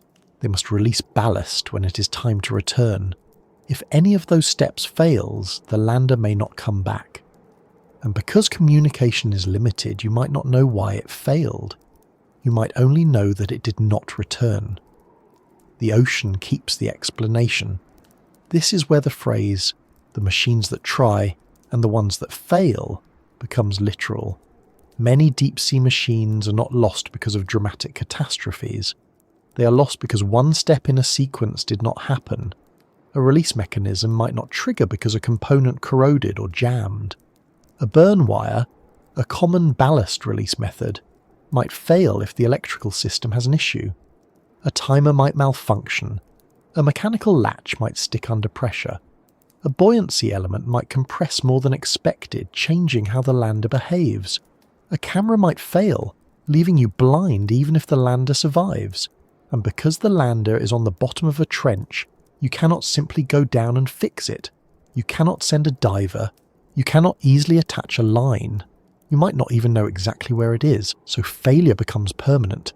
Now there are also crewed submersibles, and these are the most emotionally intense machines, because they carry people.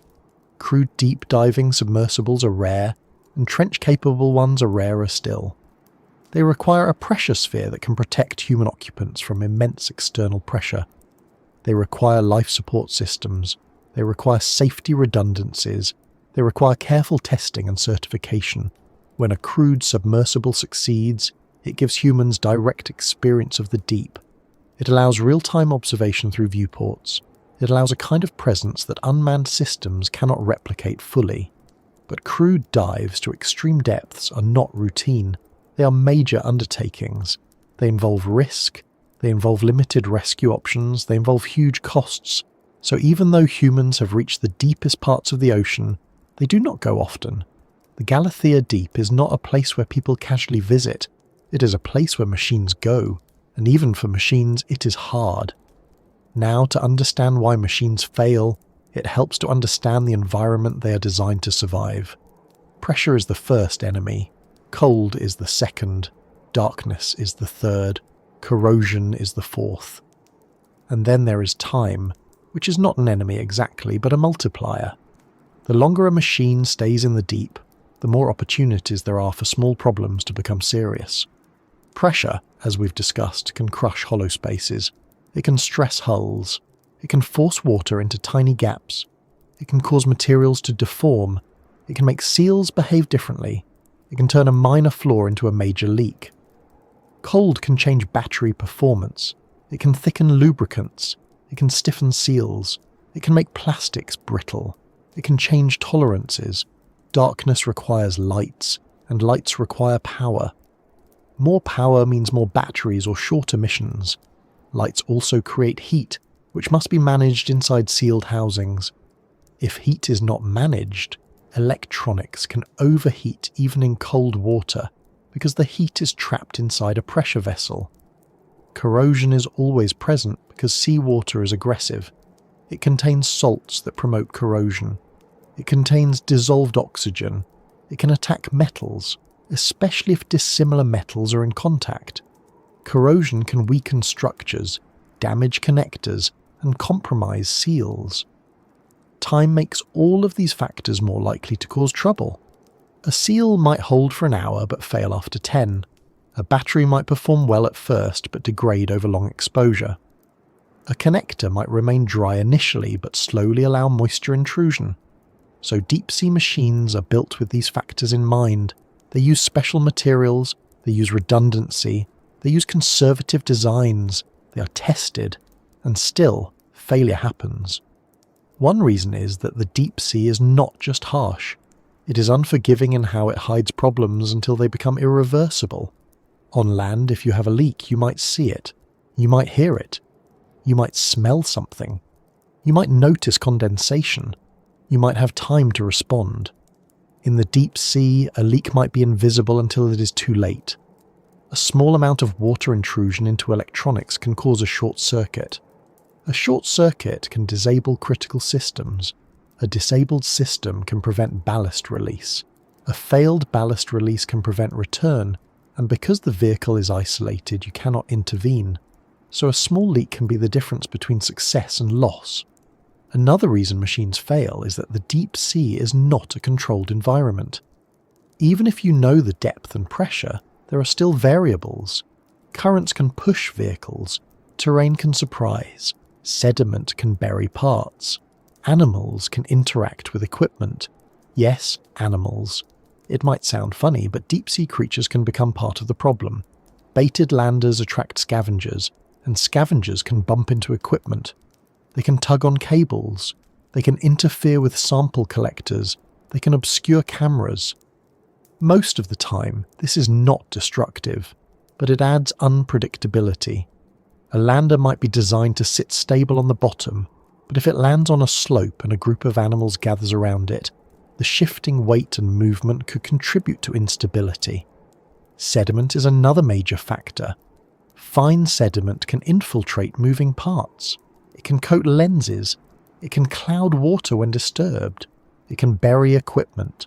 A lander might sink slightly into soft sediment, changing its angle. A manipulator arm might stir up a cloud that reduces visibility for long periods. So even if the machine survives pressure and cold, the environment can still interfere with its function. Now, let's talk about a particularly important failure point: buoyancy. Deep-sea vehicles rely on buoyancy to return. They might use syntactic foam, which is a material filled with tiny hollow spheres that provide buoyancy while resisting compression. Syntactic foam is one of the key technologies that makes deep exploration possible, because ordinary foam would compress and lose buoyancy under pressure. But even syntactic foam has limits. At extreme depths, it can compress slightly. It can crack. It can degrade over time. If buoyancy is reduced, a vehicle might not have enough lift to return. This is why buoyancy design is critical. It is also why deep-sea vehicles often carry more buoyancy than they strictly need, creating a margin. But margins add size and cost. Ballast release is another critical point. Many landers use a system where they drop heavy weights to become lighter and float upward. Those weights might be metal, often designed to be left behind on the seafloor. The release mechanism might be a burn wire that corrodes through when electrically heated, releasing a latch. It might be an acoustic release that triggers when it receives a signal. It might be a timed mechanism. Whatever it is, it must work after hours under extreme pressure and cold. If it does not, the vehicle stays, so one small mechanical part can decide the fate of an entire mission. Now, consider what happens if a vehicle is lost in the Galathea Deep. It is not like losing a drone in a field. You cannot walk out and find it. You cannot easily search. The area is vast. The depth is extreme. Even if you know the last known position, currents during descent could have shifted it.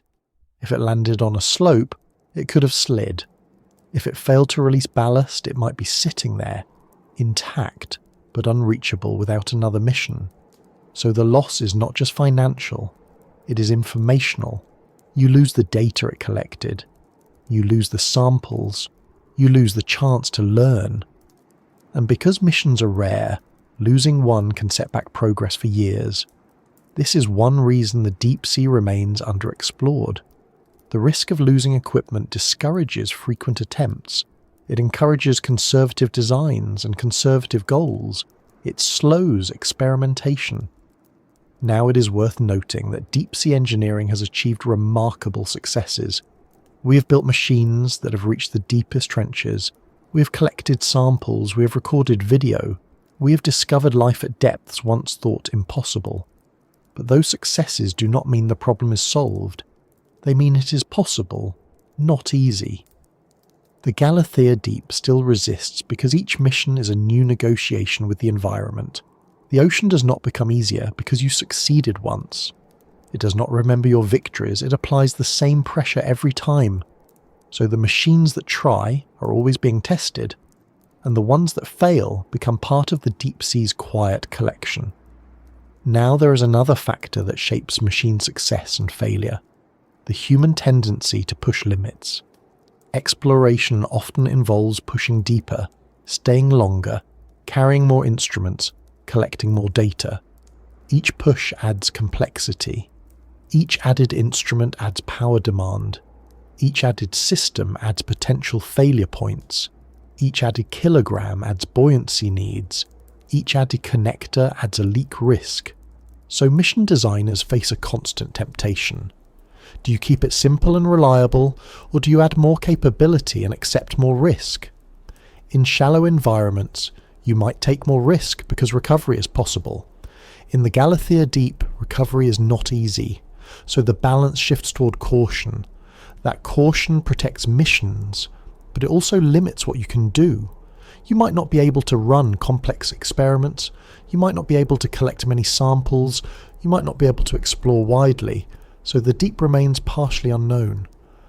Now think about the deep sea as a place where failure is often silent. A lander might descend, land, record data, and then fail to release ballast. From the surface you might wait. You might listen for acoustic pings. You might see nothing. Hours pass. Then you realise it is not coming back. There is no crash sound, no visible wreck, just absence. That silence is part of what makes the deep sea feel like it refuses exploration. It takes things without drama, and because it takes things quietly, it makes humans cautious. Now, there is another category of machine that is worth mentioning because it sits between landers and ROVs, hybrid systems and deep-sea gliders. These are designed for long-duration missions, moving slowly through the water column, collecting data over weeks or months. They are excellent for oceanography, for studying currents, temperature, salinity, and other properties. But for trench exploration, they face limits. They are not designed to withstand the deepest pressures. They are not designed to land on the bottom. They are not designed for close-up observation. So, again, the deepest parts require specialized machines. Specialization limits numbers. Limited numbers limit exploration. Now, as we continue, the next piece of this story is about what happens when machines do succeed, because success at depth is not just about surviving. It is about operating in a landscape that is more complicated than most people imagine. The seafloor in a trench is not a smooth, flat plane.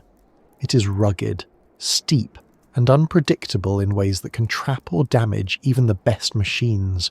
So once you understand the machines, you naturally start to ask what they are actually facing down there in terms of terrain, and why the shape of the deep itself becomes another reason the Galathea Deep feels like it does not want visitors. When most people picture the bottom of the ocean, they imagine something like a flat, silent plain. A dark floor, maybe sandy, maybe muddy, stretching out into nothing, like a desert underwater. It's an understandable image because it's simple, and because we don't see the seafloor in daily life. The surface of the ocean hides it so completely that the mind fills in the blank with something easy to hold. But the deep ocean floor is not a flat plain, not in the way we imagine it. It is a landscape. It has structure. It has slopes. It has cliffs. It has ridges. It has features that rise and fall over distances that would feel dramatic on land. But down there, in darkness, they are hidden until you are close enough to collide with them. And in trenches like the one that holds the Galathea Deep, the terrain becomes even more intense. It is not just deep, it is shaped like a wound. Steep walls, narrow bottom, sudden changes in depth. Places where the seafloor drops away unexpectedly, like an underwater trapdoor. This is one of the less talked about reasons the Galathea Deep refuses to be explored. It is not only the pressure, not only the cold, not only the darkness, not only the lack of signal. It is also the fact that once you get down there, the ground itself is complicated, and complicated ground is dangerous when you're operating expensive machinery in a place where you cannot easily see, cannot easily communicate, and cannot easily recover anything that gets stuck. So let's take a slow walk through this terrain, not with our feet, because no human feet belong there, but with the imagination and the instruments we use to understand it. First, it helps to understand what a trench really is. A trench is not simply a deep hole in the ocean floor. It is a long, narrow depression, often thousands of kilometers in length, formed at a subduction zone where one tectonic plate is being forced beneath another. This is a process that happens slowly, but with enormous power. The Earth's crust is not a stable shell. It is broken into plates that move, collide and slide. Where they collide and one plate sinks, a trench forms. So a trench is a boundary, a place where the planet is actively recycling its surface. That is why trenches are associated with earthquakes and volcanic activity. The motion is not smooth, it sticks, it slips, it builds tension, then it releases. Over long time scales, this process creates deep, steep features that can look like scars in the seafloor. The Philippine Trench, where the Galathea Deep is located, is one of these scars. It is deep, narrow, and shaped by the forces of plate motion. And because it is narrow, its walls can be steep. This is not like a broad basin where the slope is gentle. It is more like a canyon, but underwater, and far deeper than any canyon on land. Now, if you imagine standing at the edge of a canyon, you can see the drop. You can see the walls, you can see where it goes. You can choose where to descend. In the deep sea, you cannot see the edge until you're right on top of it. And even then, your vision is limited by your lights. So terrain becomes a hidden threat. This is where the phrase hidden drops becomes real. The seafloor can fall away sharply, and if your vehicle is moving, it can drift into a deeper section without warning. It can lose altitude relative to the bottom. It can end up in a position where it is harder to recover, or where it is operating beyond its planned depth. This matters because many deep-sea vehicles are designed with specific depth limits. A vehicle rated for 6,000 metres might be safe in much of the deep ocean, but it would be destroyed in a trench that drops to 10,000 metres. Even a vehicle rated for 10,000 metres might have a narrow safety margin. So if you're operating near the bottom of a trench, you must be certain about your depth and your position. The terrain makes that harder. Now let's talk about cliffs. In a trench, the walls can rise steeply, sometimes at angles that would be considered dramatic on land. These walls are not smooth. They can be cut by smaller gullies and ridges. They can have ledges. They can have overhangs. They can be covered in sediment in some areas and exposed rock in others. These features matter because they create obstacles. If you are using an ROV or a submersible, you might want to approach a wall to observe it, because walls can host different life than the flat bottom. They can expose rock surfaces where organisms attach. They can reveal geological layers. They can show signs of landslides or tectonic deformation. But approaching a wall is risky. Your vehicle might be pushed by a current. Your thrusters might stir up sediment. Your visibility might be limited. The wall might have protrusions that can snag equipment. If you get too close, you could collide. In a shallow environment, a collision might be repairable. In the Galathea Deep, a collision could damage a critical system and end the mission. So the walls are both interesting and dangerous. This is a pattern in deep exploration. The most interesting features are often the riskiest to approach. Now, consider the bottom of a trench. People sometimes imagine the bottom as a flat line, like the bottom of a bathtub. In reality, trench floors can be uneven. They can have ridges. They can have depressions. They can have areas of soft sediment and areas of harder substrate. They can have debris fields from landslides. They can have small mounds and channels shaped by sediment movement. Sediment movement is slow, but it is not absent. Fine particles settle from above like marine snow. Earthquakes can trigger sediment flows. Landslides can send material down the walls and onto the floor. Over time, the trench collects material. It acts like a funnel and a trap. This means that the trench floor can be covered in thick sediment. Soft sediment is not just a visual detail, it is a mechanical hazard. If a vehicle lands on soft sediment, it can sink slightly. That can change its angle. If it sinks unevenly, it can tip. If it tips, cameras might point the wrong way. Instruments might be buried. A lander might not be able to release ballast properly if a release mechanism is blocked, or if the lander is wedged. For a vehicle that needs to move along the bottom, soft sediment can also be a problem because thrusters can kick it up, creating clouds that reduce visibility. If visibility drops, navigation becomes harder and the risk of collision increases. So the trench floor is not a safe parking lot. It is a surface with its own hazards. Now, there is another terrain feature that matters in trenches: terraces. Trench walls can have stepped features, like underwater shelves. These can form from landslides, sediment deposition, or tectonic processes. Terraces can create zones where material accumulates, where currents behave differently, where organisms might gather. Terraces are interesting because they can be stable platforms in an otherwise steep environment. They can be places where a lander might sit more safely than on a steep slope.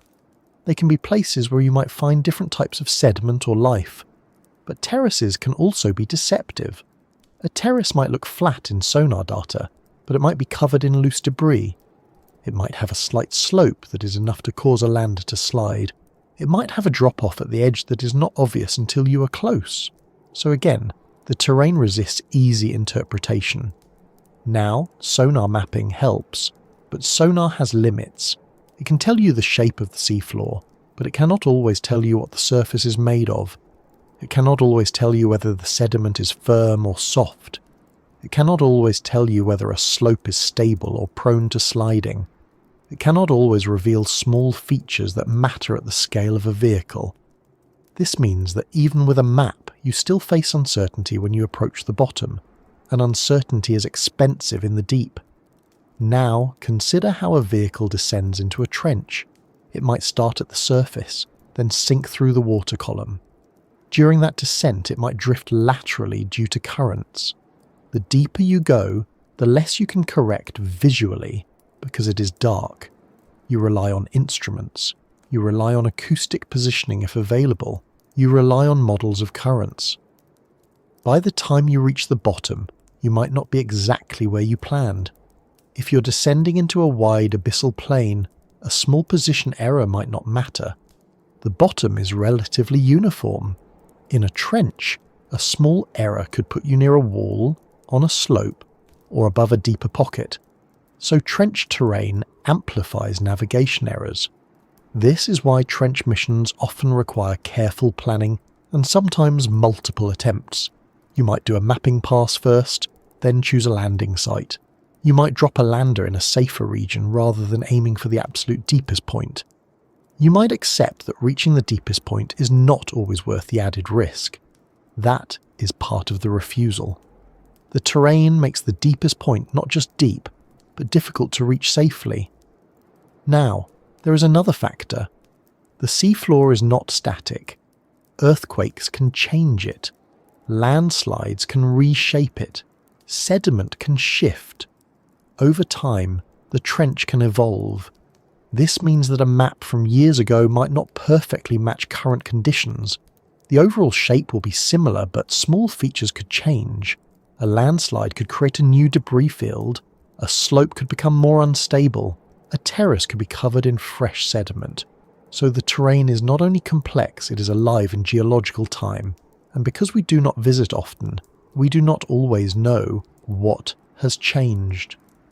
Now, think about what this does to a machine. A lander is designed to fall, land, and return. It does not have wheels. It does not have legs that can adjust to uneven ground. It has a frame, buoyancy, ballast, and instruments. If it lands on a slope, it might tip. If it lands on uneven ground, it might be unstable. If it lands in soft sediment, it might sink. So landers are best suited to flat terrain. But trenches are not full of flat terrain, so you must choose carefully. An ROV can manoeuvre, but it is limited by tether constraints and visibility. A crewed submersible can manoeuvre, but it is rare and expensive. An AUV can move autonomously, but it risks collision in complex terrain. So every machine has limitations, and trench terrain exploits those limitations. That is why the Galathea Deep feels like it refuses exploration. It is not just deep, it is shaped in a way that makes deep operations harder. Now let's talk about hidden drops again, because they are one of the most dangerous features for vehicles that try to hover near the sea floor. A vehicle might use an altimeter to maintain a certain distance above the bottom. That works if the bottom is relatively flat. If the bottom drops away suddenly, the vehicle might not respond quickly enough. It might descend unintentionally. it might lose altitude and get closer to the seafloor than intended. In a trench, a sudden drop could put the vehicle into deeper water than planned, increasing pressure and risk. It could also put the vehicle into a position where it cannot easily climb back up because climbing requires power and control, so vehicles must be designed to handle changes in terrain and operators must be cautious. But caution slows exploration. Now, there is also the issue of debris. Trenches can collect debris from above, not just natural debris but human debris too. Plastics have been found in deep trenches. This is one of the more unsettling discoveries of deep-sea exploration.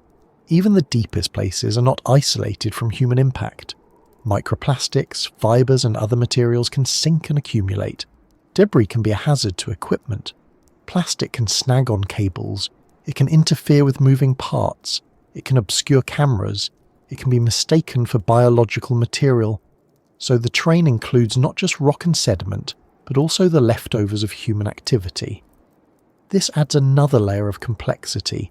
Now, when you combine cliffs, trenches, terraces, soft sediment, hidden drops, and debris, you get an environment that is not just hard to reach, but hard to operate in. The Galathea Deep is not a place where you can simply arrive and then explore freely. Arrival is only the beginning. Once you arrive, you must navigate carefully. You must avoid stirring up sediment. You must avoid collisions. You must avoid getting stuck. You must manage limited power and limited time. So exploration becomes a careful dance, and the deep does not reward rush steps. Now, it is worth acknowledging that the terrain also creates opportunities. Cliffs can expose rock layers that tell geological stories. Sediment can hold chemical clues. Terraces can host different ecosystems. Hidden drops can create microhabitats where food accumulates. The trench floor can act as a trap for organic material, supporting scavengers and microbes. So the terrain is not just a barrier, it is part of what makes the trench interesting. But interest and difficulty often travel together in the deep sea. Now, as we continue, the next piece of the story is about what the terrain does over time. Because the trench is not just shaped by tectonics, it is shaped by the slow fall of particles from above.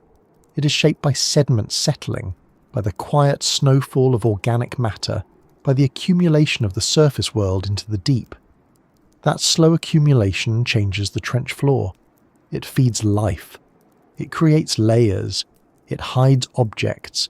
It can bury machines. So after cliffs and hidden drops, the next thing to understand is the slow drift of sediment and time, and how the deep sea is constantly being written over, layer by layer, in a way that makes exploration feel like trying to read a book while someone is gently covering the pages.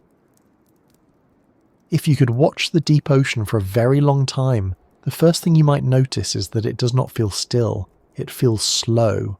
Not empty, not frozen, not lifeless, but slow in a way that is hard to notice if you're expecting the kind of movement you see on the surface. On the surface, motion is obvious. Waves rise and fall. Wind pushes water into patterns. Foam appears and vanishes. Boats leave wakes. Clouds shift overhead. Everything is restless. Down in the deep, motion is quieter. It is not absent. It is simply happening at a pace that does not demand attention. It does not announce itself. And one of the most important forms of that motion is sediment. Sediment is the deep ocean's way of keeping time. It is the slow, steady record of what happens above, falling through the water column like an endless, gentle snowfall. It is made of tiny particles, bits of dead plankton, fecal pellets from animals higher up, fragments of shells, dust blown from land and carried out to sea, minerals, microscopic debris. Sometimes, sadly, synthetic fibres and microplastics. All of it drifting downward, day after day, year after year, building thin layers on the seafloor. In the trenches, including the Galathea Deep, sediment does something even more interesting. It collects. Trenches are shaped like funnels. They are deep, narrow depressions, and gravity is patient. Over time, anything that sinks tends to find its way downward. Not instantly, Not in a dramatic rush, but in slow increments. Particles settle, currents nudge them, small slopes guide them, earthquakes shake them loose, landslides carry them down. The trench becomes a place where material gathers, a place where the surface world slowly accumulates in the deepest darkness. This slow drift is one of the reasons the Galathea Deep refuses to be explored easily. It doesn't just hide behind depth and pressure, it also hides behind time. It changes quietly, it buries things, it obscures details, it makes the bottom less stable than it appears, and it turns every landing, every movement, every attempt to observe into an interaction with a surface that can shift and cloud the water. Sediment is not just dirt. It is a dynamic layer that affects everything. To understand why it matters, it helps to picture what the deep seafloor is like. In many deep regions, the bottom is covered in fine mud. Not the thick, sticky mud of a riverbank, but a soft, powdery layer made of microscopic grains. It can be incredibly fine. It can behave almost like dust. It settles slowly, and because there is no wave action at depth, it can remain undisturbed for long periods. But undisturbed is not the same as permanent. Even in the deep, there are currents. They're usually slower than surface currents, but they exist. There are also events that can disturb the seafloor suddenly. Earthquakes can shake sediment loose. Submarine landslides can move massive amounts of material. Turbidity currents, which are dense flows of sediment-laden water, can rush down slopes like underwater avalanches. These events can reshape the trench floor, and because trenches are steep and deep, they are prone to collecting the results of these disturbances. Material from higher up can slide down and settle in the deepest parts.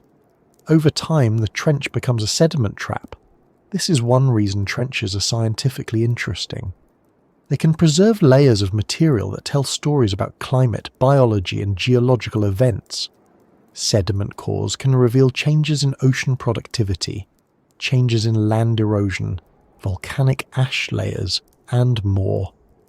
But for exploration, sediment is also a problem.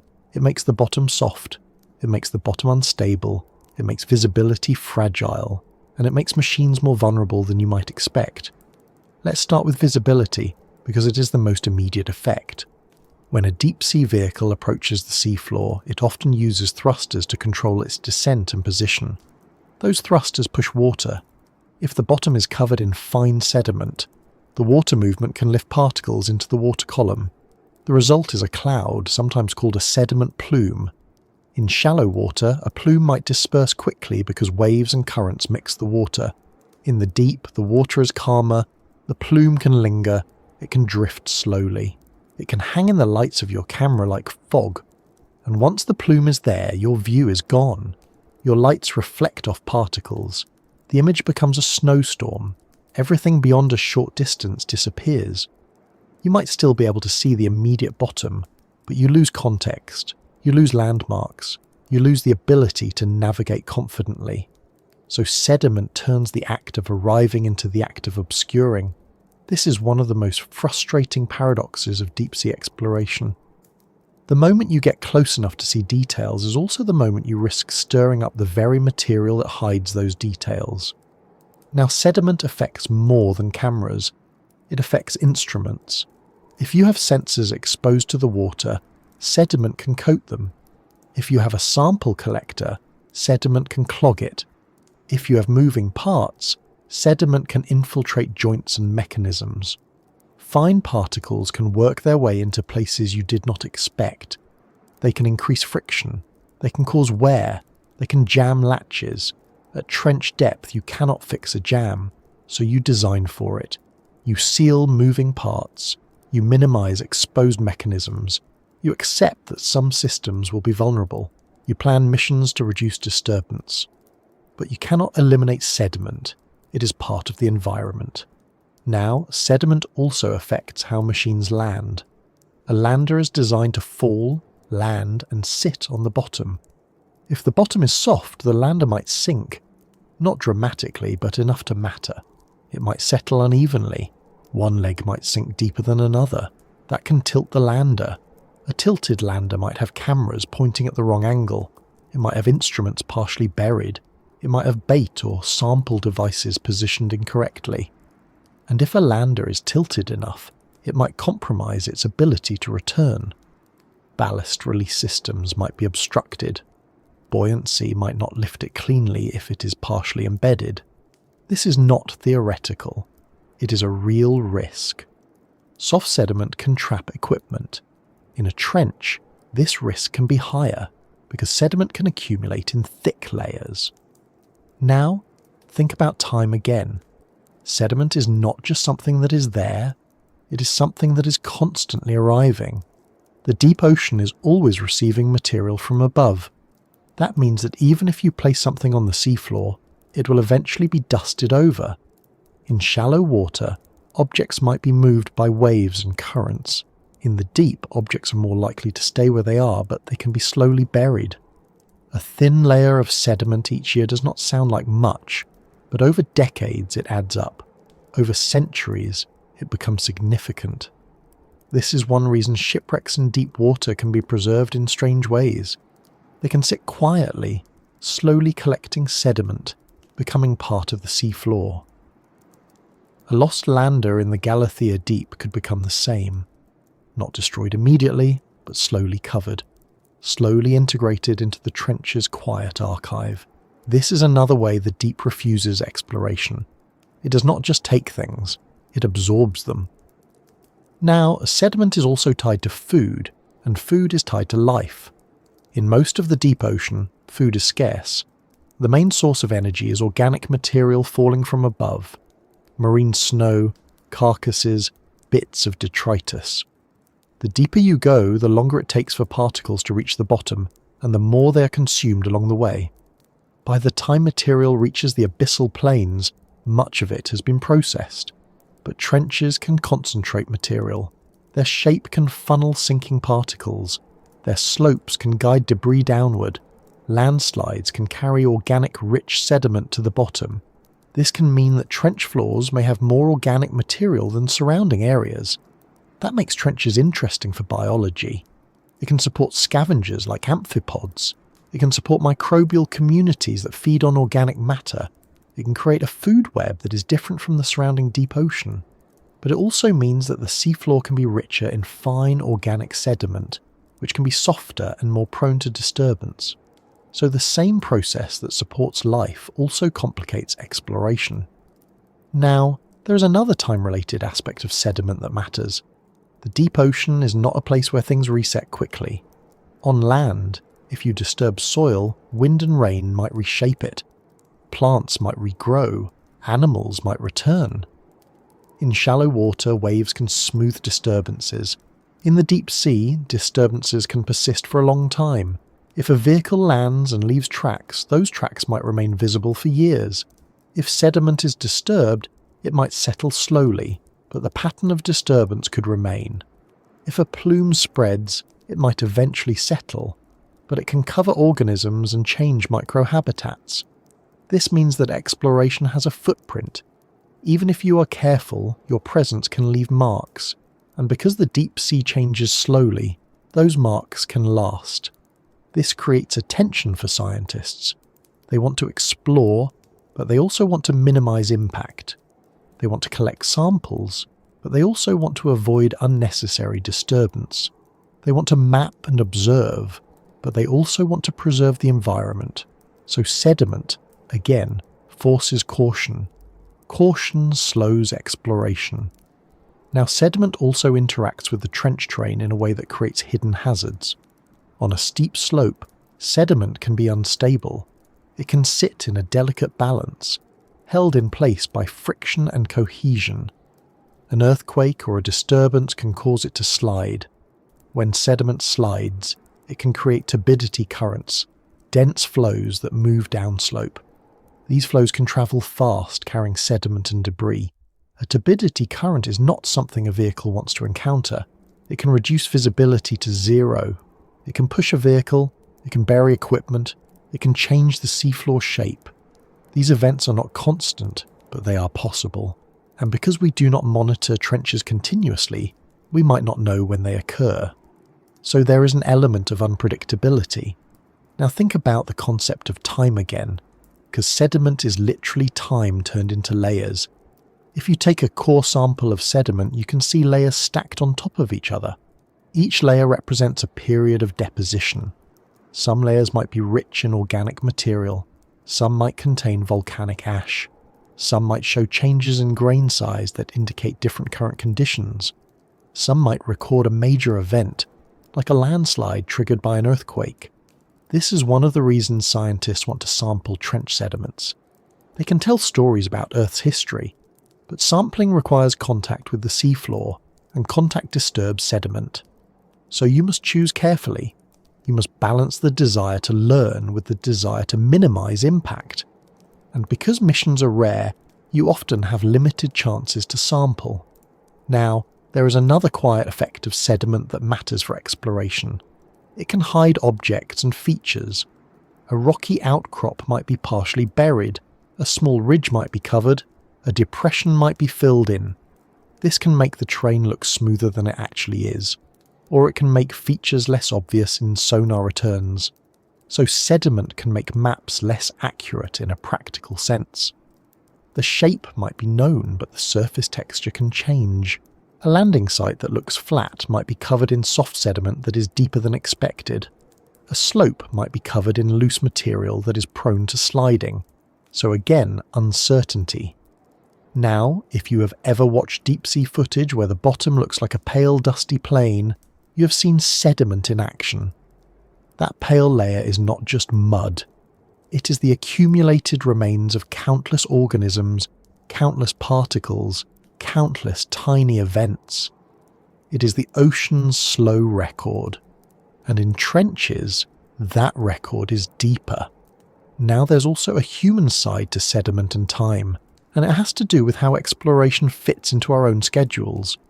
Humans plan missions in days and weeks, funding cycles in years, careers in decades. The ocean's sediment cycles operate over centuries and millennia. The trench has been collecting material for millions of years. It does not change its pace because we are impatient. So when we attempt to explore, we are stepping into a process that is far older and slower than our planning. This mismatch in timescales is part of what makes deep exploration feel difficult. We want results quickly. The environment offers them slowly. You can send a vehicle down and collect a sample, but understanding what that sample means can take months or years of analysis. DNA sequencing, chemical analysis, microscopy, comparisons with other sites. The deep sea does not give up its secrets instantly, so sediment and time are linked not just physically, but in how knowledge is gained. Now, the Galathea Deep's refusal becomes clearer here. It is not a dramatic refusal, it is a slow one. It is the kind of refusal that happens because everything takes longer than you want it to. The descent takes hours, the observation window is limited, the return takes hours, the analysis takes months.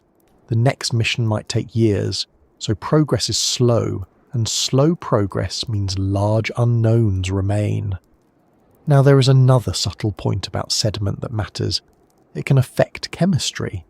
Sediment is not inert. It contains organic material that can be broken down by microbes. That microbial activity can consume oxygen and produce other chemicals. In some environments, sediments can become anoxic, meaning they lack oxygen. They can produce hydrogen sulfide or methane.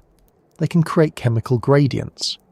In trenches, where organic material can accumulate, sediment chemistry can be complex. This matters for life because microbes can use these chemical gradients as energy sources. It matters for exploration because chemical conditions can affect sensors and sample preservation. If you collect a sample and bring it to the surface, pressure changes and temperature changes can alter it. Gases can come out of solution. Microbial communities can shift. So even sampling is tricky. This is another way the deep resists. It does not let you take a piece of it easily without changing it. Now let's connect this to the feeling of the deep again. Imagine a lander sitting on the trench floor, lights on, camera recording. Around it, fine particles drift slowly. Maybe amphipods gather around bait. Maybe a fish passes through the light cone briefly. Most of the scene is still, but the sediment is always there, settling, drifting, recording time. The lander might leave footprints. The sediment might slowly cover them. If the lander stays long enough, sediment might begin to accumulate on its frame. Not quickly, but steadily. It is a reminder that the deep sea is not waiting for us. It is continuing its processes regardless of our presence. Now, as we move forward, the next part of this story becomes unavoidable. Sediment and time shape the trench environment, but they also feed it. They provide the base of the food web. They create conditions for life to exist in a place without sunlight. And that leads us into the most surprising part of the deep for many people. The fact that life is there at all, in the cold darkness, under crushing pressure, in a place where you might expect emptiness. Because once you understand how sediment falls and collects, you start to understand how life can survive, and why the Galathea Deep is not just a hostile void, but a living environment that forces us to rethink what habitable means. There is a certain assumption that lives quietly in most people's minds, even if they have never said it out loud. The assumption is that life needs comfort. Not comfort in the human sense of soft pillows and warm rooms, but comfort in the sense of reasonable conditions. Light, moderate temperatures, plenty of oxygen, enough food, a stable environment where the rules are familiar. It is an understandable assumption because most life we know, most life we see, exists within a narrow band of conditions. Forests, grasslands, rivers, coral reefs, even deserts. Harsh places exist, but they still sit inside the broader range of what the surface world offers. The Galathea Deep does not. The Galathea Deep is cold, dark under crushing pressure, and isolated from the sun. Food is scarce. The environment is extreme. It feels like the kind of place where life would have no reason to exist. And yet, it does. Not just as a rumour or a theory, but as living, moving, feeding organisms, microbes, scavengers, creatures adapted to a world that looks impossible from the surface. This is one of the most fascinating parts of the story, and also one of the most unsettling, because it forces us to accept that our intuition about life is limited. The deep sea does not care what we think is reasonable, it simply exists. When scientists first began exploring the deep ocean, there was a time when many people believed the deep sea was lifeless. It made sense, at least with the knowledge available then. No sunlight meant no photosynthesis. No photosynthesis meant no plants. No plants meant no food chain. The logic was simple and neat. The problem was that the ocean did not follow the neat logic. As exploration improved, life was found at depth, then more life, then ecosystems, then entire communities living around hydrothermal vents, fueled not by sunlight, but by chemistry. And when trenches were explored, life was found there too. Life at trench depth is not abundant in the way life is abundant in a coral reef, but it is present, it is persistent, it is adapted, it is the kind of life that makes you rethink the phrase habitable zone. Now, to understand how life exists in the Galathea Deep, we need to talk about energy, because energy is the foundation of biology. On the surface, most energy comes from the sun. Plants and algae capture sunlight and turn it into chemical energy. That energy moves through food webs. Herbivores eat plants, predators eat herbivores, decomposers break down remains. In the deep sea, there is no sunlight, so the question becomes, where does the energy come from? In many deep-sea environments, the main energy source is organic material falling from above, marine snow, dead organisms, fecal pellets, bits of detritus. It's not a steady buffet, it is more like a slow rain of scraps, but over a vast ocean, it adds up. The deep sea is huge, and even small amounts of falling material can support life. In trenches, that falling material can be concentrated. The trench shape funnels debris downward. Sediment collects. Organic material accumulates. This can create a slightly richer environment than the surrounding abyssal plains. So one reason life exists in the Galathea Deep is that food, though scarce, is not absent. But scarcity shapes life. It shapes how organisms behave, how they grow, how they reproduce, how they move. In the deep trench, wasting energy is dangerous. Moving fast costs energy. Growing quickly costs energy. Producing many offspring costs energy. So many deep-sea organisms are adapted to conserve energy. They may move slowly. They may have low metabolic rates. They may live long lives. They may reproduce infrequently.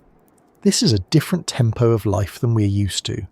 And because it is different, it can look like emptiness at first glance. But it is not empty. It is simply quiet. Now, the second major challenge for life at trench depth is pressure. Pressure affects chemistry and biology. It can influence how proteins fold. It can affect cell membranes. It can change the behavior of enzymes. It can alter the properties of fluids. Life at trench depth must be adapted to high pressure at a molecular level. These organisms are called piezophiles, meaning pressure-loving, or piezo-tolerant, meaning pressure-tolerant. They have cellular machinery that functions under conditions that would break surface organisms. Their membranes may contain different lipids to remain flexible under pressure. Their enzymes may be structured differently to function properly. Their internal processes are tuned to the environment. If you bring some of these organisms to the surface too quickly, they can be harmed or killed by the pressure change, not because pressure itself is good or bad, but because they are adapted to a specific pressure range. So the deep sea does not just host life, it hosts life that is specialized for that depth. Now, the third challenge is cold. Cold slows chemical reactions. It slows metabolism. It can make membranes rigid. It can affect reproduction and growth. Deep-sea organisms must function in near-freezing temperatures. Some organisms use proteins that remain functional at low temperatures. Some have adaptations to maintain membrane fluidity. Some rely on slow, efficient processes. Cold and pressure together create a world where life operates differently. Now, the fourth challenge is darkness. In the Galathea Deep there is no sunlight, but there can be bioluminescence. Many deep-sea organisms produce light. This can be used for communication, hunting, defense, or camouflage. In the deepest trenches, bioluminescence may be less common than in mid-water zones, but it is still part of the deep-sea toolkit. Light becomes a biological tool rather than an environmental condition. But even without bioluminescence, life can survive in darkness, because it does not require light directly if it can obtain energy from other sources. So darkness is not a death sentence. It is simply a different context. Now, what kinds of life are we talking about? At trench depths, some of the most commonly observed animals are scavengers. Amphipods, which are small crustaceans, often dominate baited camera footage. They are like the deep sea's cleanup crew. They can detect food from a distance, and when bait is present, they gather quickly. If you have ever seen footage of a baited lander at extreme depth, you might see the bait disappear under a swarm of pale, shrimp-like creatures. That is not an exaggeration. It can happen fast. In a world where food is scarce, a sudden meal is an event. Amphipods are well suited to the deep. They are tough. They can handle pressure. They can move efficiently. They can exploit food falls. There are also fish adapted to deep environments. Some trench fish have been observed at great depths, though fish become rarer as depth increases. There are depth limits for many vertebrates due to pressure-related constraints on physiology, but some fish still inhabit deep trench regions. There are also sea cucumbers, worms, and other invertebrates. There are microbial communities in sediment. There are tiny organisms that are easy to miss unless you sample and analyse, and microbes are especially important. Microbes are the foundation of deep-sea ecosystems. They break down organic matter. They recycle nutrients. They drive chemical processes in sediment. They can survive in conditions that would kill most larger organisms. In the trench sediment, microbes can form communities that are adapted to pressure and cold. They can use organic matter as energy. They can participate in chemical cycles that influence the environment, so even if the visible animals seem sparse, the microbial world can be active. Now, there is another important concept. Trenches can act as carbon sinks. Because they collect organic material, trenches may store carbon in sediment. This has implications for global carbon cycles. It means trenches are not just remote curiosities. They may play a role in Earth's climate system over long timescales. So the Galathea Deep is not isolated from the planet's larger processes. It is part of them. Now, the phrase life that shouldn't exist is really a statement about our expectations, not about reality. Life exists because it can. It exists because evolution finds ways to exploit available energy sources.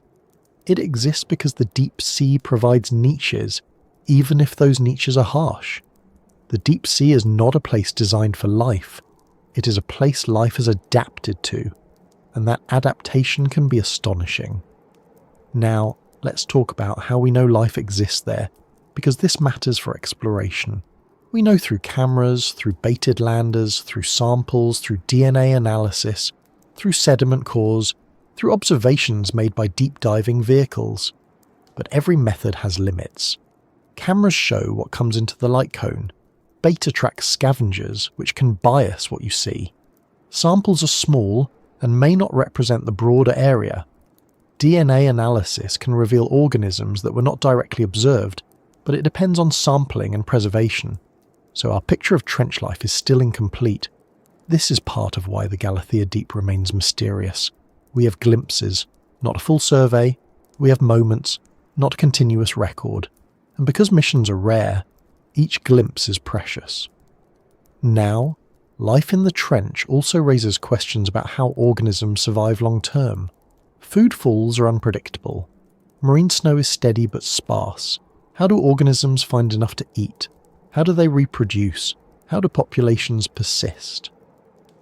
One answer is that deep sea life is efficient. It wastes little. It can survive long periods without food. It can exploit rare opportunities. Another answer is that trenches may be more productive than we assume because they concentrate material. The trench floor may receive more organic matter than surrounding areas. It may act like a collector. Another answer is that life may be more widespread than our limited observations suggest. We simply haven't looked enough. Now, there is also the question of how life gets there in the first place. Trenches are deep and isolated.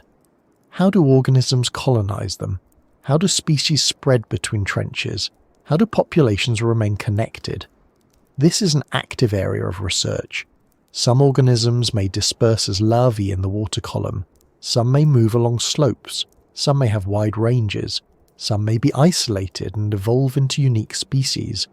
Trenches can act like islands, but underwater. They can be separated by ridges and shallower areas. They can host distinct communities. So the Galathea Deep might contain life forms that are unique or specialized. And that possibility makes exploration even more tempting. Now here is where the deep sea's refusal becomes more complicated. Because life is there and because it is unusual, exploration becomes more valuable. But the presence of life also makes exploration more delicate. If you want to study these organisms, you need to collect them. But collecting them can harm them. Bringing them to the surface can kill them due to pressure changes. Even if you preserve them, you might lose information about how they function in their natural environment. So scientists are developing ways to study organisms under pressure, using pressure-retaining samplers and specialized laboratories. But these tools are complex and expensive. So again, the deep demands more effort. Now, there is also the issue of contamination. When you sample deep environments, you must be careful not to introduce surface microbes or chemicals. You must be careful not to misinterpret results due to contamination. Deep-sea microbial communities can be subtle, and distinguishing them from contaminants requires careful protocols. So deep exploration is not just physically difficult, it is scientifically demanding. Now think about what this means emotionally. The idea that life exists in the deepest trenches can feel comforting or unsettling, depending on how you look at it. Comforting, because it suggests life is resilient.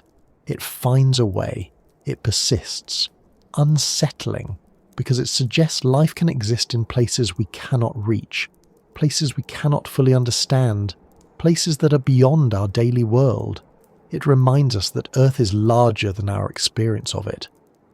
Now, as we continue, the next part of this story becomes even stranger, because life in the deep is not just present. It can be unusual in ways that challenge our understanding of biology. Some deep-sea organisms have unexpected features. Some survive in chemical conditions that seem hostile. Some rely on processes that are rare on the surface. And beyond the visible animals, the chemistry of the deep trench environment itself can be strange. The water and sediment can contain chemical gradients, unusual concentrations, and reactions that shape life in ways that are not obvious from a camera feed. So after meeting the life that exists there, the next thing to understand is the environment it lives in at the chemical level. Because the Galathea Deep is not just a physical extreme. It is also a chemical world with its own rules, and those rules can be as difficult to explore as the depth itself. When you think about the deep ocean, it is easy to focus on the obvious challenges. The crushing pressure, the cold, the darkness, the distance, the machines struggling to survive, the slow drift of sediment, the surprising life. But there is another layer of the deep that is just as important, and in some ways even harder to grasp, because you cannot see it at all. Chemistry. Chemistry is the deep ocean's invisible architecture. It shapes what life can do. It shapes what materials can survive. It shapes how nutrients move. It shapes how carbon is stored. It shapes how metals dissolve and deposit. It shapes the way the trench behaves as part of the planet. And in a place like the Galathea Deep, chemistry can become strange. Not in a mystical way, but in a practical way that makes exploration harder and more interesting at the same time. Because the deepest black is not just dark, it is chemically distinct. Not always dramatically different in every moment, but different enough that small changes matter, and different enough that collecting and interpreting chemical data becomes a challenge of its own. One of the first things to understand is that the deep ocean is not chemically uniform. It can look uniform on a map. It can look like a single body of water, but the ocean is layered. It has different water masses, different temperatures, different salinities, different oxygen levels, different nutrient concentrations. These layers can move slowly, mixing over long time scales. So when you descend into the deep, you're not just moving through space, you're moving through chemical environments. In the upper ocean, sunlight drives photosynthesis, which affects oxygen and carbon dioxide. Near the surface, oxygen can be high because of exchange with the atmosphere and photosynthesis. Nutrients can be lower because they are consumed by plankton. As you go deeper, oxygen can decrease in certain zones, especially where organic matter is being broken down. Nutrients can increase because decomposition releases them. Carbon dioxide can increase. The chemistry shifts. By the time you reach the abyss, the water is cold, often rich in nutrients, and oxygen levels can vary depending on circulation patterns. Deep water is formed in certain regions of the world and then spreads slowly, carrying its chemical signature with it. So even before you reach the trench, you're already moving through a chemically structured ocean. Now, trenches add another layer. Trenches are not just deep. They're shaped like traps. They collect sediment. They collect organic material. They can create environments where water circulation is limited compared to open deep plains. They can have micro-environments near the seafloor where chemistry differs from the water above. This is where things get interesting. The Galathea Deep is not simply deep water. It is deep water interacting with sediment, biology, and geology in a confined space. That interaction creates chemical gradients, and gradients are where chemistry becomes active. A gradient is a difference across space, a difference in oxygen concentration, for example, or a difference in pH, or a difference in nutrient levels. When gradients exist, processes happen, diffusion happens, microbes exploit differences, chemical reactions occur. So the trench floor is not just a flat chemical background, It is a place where chemistry can change over centimetres, not just kilometres. Now, one of the most important chemical environments in the deep trench is the sediment itself. Sediment is not dead mud. It is a chemical reactor. It contains organic material that microbes can break down. That breakdown consumes oxygen. If oxygen is consumed faster than it is replenished, the sediment becomes low in oxygen, or even anoxic. When oxygen is scarce, microbes switch to other chemical pathways to obtain energy. They can use nitrate, sulfate, iron, manganese, and other compounds as electron acceptors. This creates a sequence of chemical zones in sediment. Near the surface of sediment, where oxygen from the water can diffuse in, you might have aerobic respiration using oxygen. Deeper down, where oxygen is gone, microbes might use nitrate. Deeper still, sulfate reduction can occur, producing hydrogen sulfide. In some environments, methanogenesis can occur, producing methane. These processes create chemical signatures, they create gradients, they create zones. In a trench where organic material accumulates, these processes can be significant, so the chemistry of trench sediment can be different from the chemistry of the water above. Now, this matters for life, because microbes form the base of the ecosystem. They recycle nutrients. They produce compounds that other organisms can use. They influence the availability of energy sources. It also matters for exploration, because chemical conditions can affect equipment and samples. For example, hydrogen sulfide is corrosive. It can react with metals. It can affect sensors. If a sample contains sulfide-rich sediment, it can change once it is brought to the surface, because pressure and temperature changes alter chemical equilibria. Methane can also behave differently when pressure changes. Gases dissolved under high pressure can come out of solution as pressure decreases, forming bubbles. This can disturb samples and change measurements, so the deep trench environment is chemically stable in some ways, but fragile in others, because the act of sampling changes it. This is one of the most difficult parts of deep sea chemistry. You want to know what conditions are like down there, but the moment you bring a sample up, you have changed its pressure and temperature environment. The chemistry can shift, the microbes can respond, gases can escape. So to truly study trench chemistry, you often need instruments that measure in situ, meaning in place, at depth. And in situ, instruments must survive pressure, cold, and darkness. So chemistry becomes another engineering problem. Now, let's talk about oxygen, because oxygen is one of the key chemicals that shapes deep sea life. Oxygen in the deep ocean comes from the surface. It is carried down by circulation.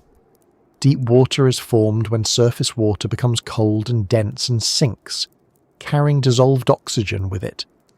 Over time, as deep water moves through the ocean, oxygen is consumed by respiration and decomposition. So oxygen levels can decrease along the path of deep water masses. In trenches, oxygen can be influenced by local circulation and by the consumption of oxygen in sediments. If a trench floor has high organic deposition, sediment microbes can consume oxygen, reducing oxygen levels near the bottom. This can create a boundary layer with lower oxygen than the water above. This boundary layer can influence what organisms can live there. Some organisms tolerate low oxygen, some avoid it, some rely on microbial processes that do not require oxygen. So oxygen distribution matters. Now pH matters too. The deep ocean is generally slightly alkaline, but pH can vary. Increased carbon dioxide from respiration can lower pH. In sediment, pH can change due to microbial processes. In some cases, acidic conditions can develop in microenvironments. pH affects the solubility of minerals. It affects how metals behave. It affects biological processes. So pH gradients can create chemical niches. Now let's talk about nutrients. In the deep ocean, nutrients like nitrate, phosphate, and silicate tend to be higher than at the surface, because they are released during decomposition of sinking organic matter. These nutrients are part of the ocean's nutrient cycle. They eventually return to the surface through upwelling, supporting new productivity. In trenches, nutrient dynamics can be influenced by sediment accumulation and microbial recycling. Nutrients can be released from sediment into the water. They can be trapped in sediment. They can be transformed by microbes. So trenches can act as hotspots of nutrient processing, even if the overall environment looks quiet. Now, there is also the chemistry of metals. The ocean contains dissolved metals like iron, manganese, copper, zinc, and others. Some metals are essential nutrients in small amounts. Some can be toxic in high concentrations. Metals can also be involved in microbial metabolism. In sediment, metals can be reduced and oxidized depending on oxygen availability. Iron and manganese, for example, can change form depending on redox conditions. Redox means reduction-oxidation, the transfer of electrons in chemical reactions. Redox chemistry is central to deep sediment processes. It determines what compounds are available for microbes to use. It determines what minerals form. It determines what elements are mobile. In an oxygen-poor sediment layer, iron can be reduced and become more soluble. Manganese can be reduced. Sulfate reduction can produce sulfide, which can react with metals to form metal sulfides. These processes can create distinct chemical layers in sediment. So the trench floor is not chemically uniform.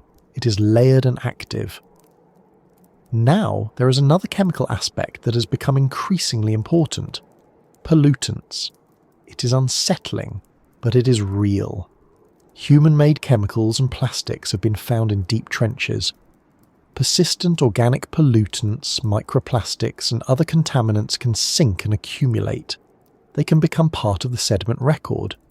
This means that even the deepest black is not isolated from human activity. From a chemistry perspective, this matters because these pollutants can interact with organisms. They can be absorbed, they can be ingested, they can affect microbial communities, they can become part of the food web.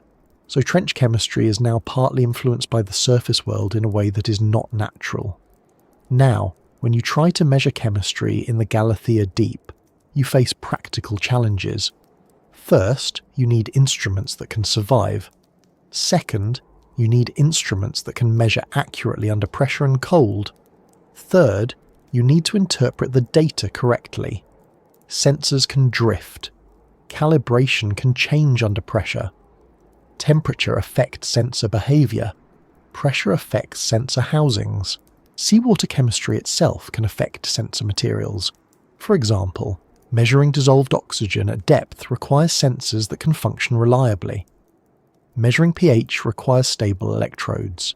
Measuring nutrients often requires complex analytical systems. Measuring trace metals requires careful sampling to avoid contamination.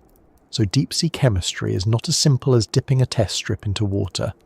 It is a high-precision effort, and because missions are rare, you often have limited chances to collect data. Now, there is also the challenge of spatial variability. Chemistry can vary over small distances near the seafloor. If you take one sample, it might not represent the whole area. If you measure one spot, you might miss gradients. So to understand trench chemistry, you need multiple measurements across space and time. But space and time are expensive in the deep, so our understanding remains incomplete. This is part of the refusal again. The deep does not just hide behind depth, it hides behind complexity. Now there is a reason this chemistry matters beyond curiosity. Deep trenches may play a role in carbon sequestration, the storage of carbon in sediments. Organic material that falls into trenches can be buried and stored for long periods. This affects global carbon cycles. It affects climate over geological timescales. Trenches may also influence nutrient cycling. They may act as sites of intense microbial processing. They may affect the distribution of elements in the ocean. So the Galathea Deep is not just a remote curiosity, it is part of Earth's functioning system. Now chemistry also matters for the machines. Seawater is corrosive, it attacks metals, it infiltrates seals, it damages electronics. At depth, corrosion still happens, and chemical conditions near the seafloor can influence it. If sediment contains sulfide, it can corrode metals. If oxygen levels are low, corrosion behavior changes. If pH varies, corrosion rates can change. so the chemical environment affects equipment lifespan and reliability. This is another way the deep refuses exploration. It does not just threaten machines with pressure, it also threatens them with chemical wear. Now, if you step back, you can see how chemistry ties together many themes we have been following. Sediment collects organic matter. Organic matter fuels microbes. Microbes drive chemical reactions. Chemical reactions shape the environment. The environment shapes life. Life interacts with sediment. Sediment buries and records. It is a cycle, and it is happening in darkness under pressure in cold water. Now, there is one more important point about trench chemistry that makes it feel strange. On the surface, chemistry often feels like something you can control. You can mix chemicals in a lab. You can measure them. You can adjust conditions. You can repeat experiments. In the trench, chemistry is happening in a place you cannot easily access, and you cannot easily reproduce its conditions. You can simulate pressure in a chamber, but the natural environment includes complex interactions over long timescales. It includes microbial communities that have evolved there. It includes sediment layers that have accumulated for ages. So trench chemistry is not easily replicated. This makes it hard to study, and it makes each measurement valuable. Now, as we move forward, the next part of this story becomes personal in a way. Because once you understand the chemistry, you understand that the trench is not just physically extreme. It is a world with its own rules, its own stability, its own slow processes. And then you start to realize something else. Humans are not built for this world. Not just because of pressure, but because of everything combined. The cold, the darkness, the lack of signal, the chemical environment, the isolation. So the next step is to look at why humans cannot belong there directly, why we rely on machines, and why even with machines, the Galathea Deep remains a place that feels like it is always one step away from being truly reachable. There are places on Earth that feel hostile to humans, but still allow us to stand there. A desert at noon, a polar plain in winter, a high mountain ridge where the air is thin and cold. You can go to these places, and they will punish you if you are careless, but you can still exist there for a while. You can breathe, you can move, you can look around with your own eyes, you can feel the wind and understand immediately what the environment is doing. The Galathea Deep is not like that. It is not a place where humans can simply arrive and endure. It is not a place where you can dress appropriately and make it manageable. It is not a place where courage makes the difference. It is a place where the environment is fundamentally incompatible with the human body. And that is not an insult to humans. It is just biology and physics, being honest. Humans evolved in air, at roughly 1 atmosphere of pressure, within a temperature range that allows liquid water to exist comfortably on our skin without freezing, and with sunlight shaping our daily rhythms. We are built for a world where our senses work at a distance, where we can see far, where we can hear and smell and feel subtle changes, where we can communicate easily, where we can move freely without being pushed around by a dense medium. The Galathea Deep removes all of that. It does not remove it with drama. It removes it by replacing the environment with something that does not support the basic requirements of human life. The pressure alone is enough to make the point, but the full story is larger than pressure. It is about what pressure does to the body, what cold does, what darkness does, what isolation does, and what happens when every survival requirement becomes a machine problem. Let's start with the most obvious mismatch: breathing. Humans breathe air. Our lungs are designed to exchange oxygen and carbon dioxide in a gas environment. Water is not a gas. You cannot breathe it. Even if you could extract oxygen from water, your lungs are not designed for that. So underwater, humans need a supply of breathing gas. In shallow water, scuba provides that. In deeper water, technical diving uses specialized gas mixtures and careful decompression planning. But even that has limits. The deeper you go, the more pressure affects the gases you breathe. Nitrogen narcosis becomes a problem. Oxygen toxicity becomes a problem. the density of the gas increases, making breathing harder. Decompression becomes longer and more dangerous. At extreme depths, these issues become overwhelming. That is why human diving has depth limits far above trench depths. So the only way for humans to reach the deep sea is inside a pressure-resistant container that maintains a livable internal environment, a submersible. And that brings us to the next mismatch: pressure. At the surface, the pressure around you is about 1 atmosphere. Your body is adapted to that.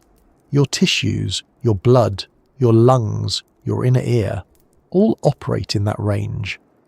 In the Galathea Deep, the external pressure is hundreds of times greater.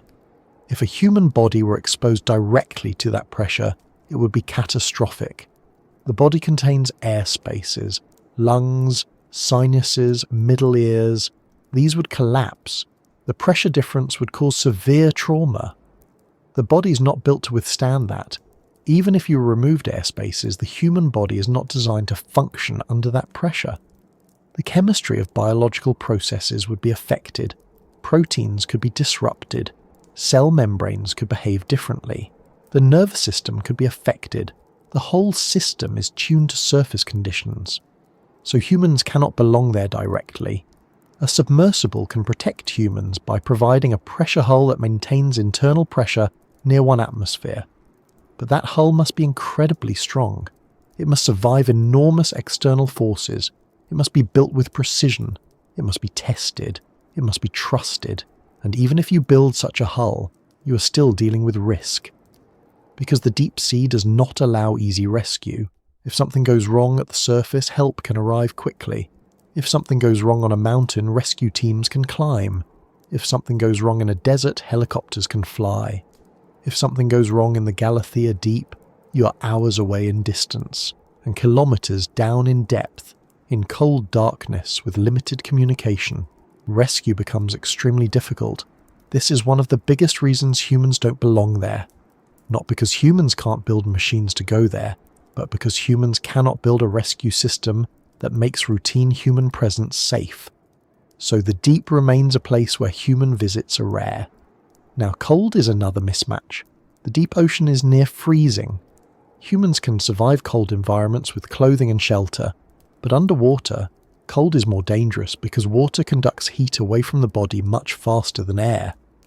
In shallow cold water, hypothermia can happen quickly.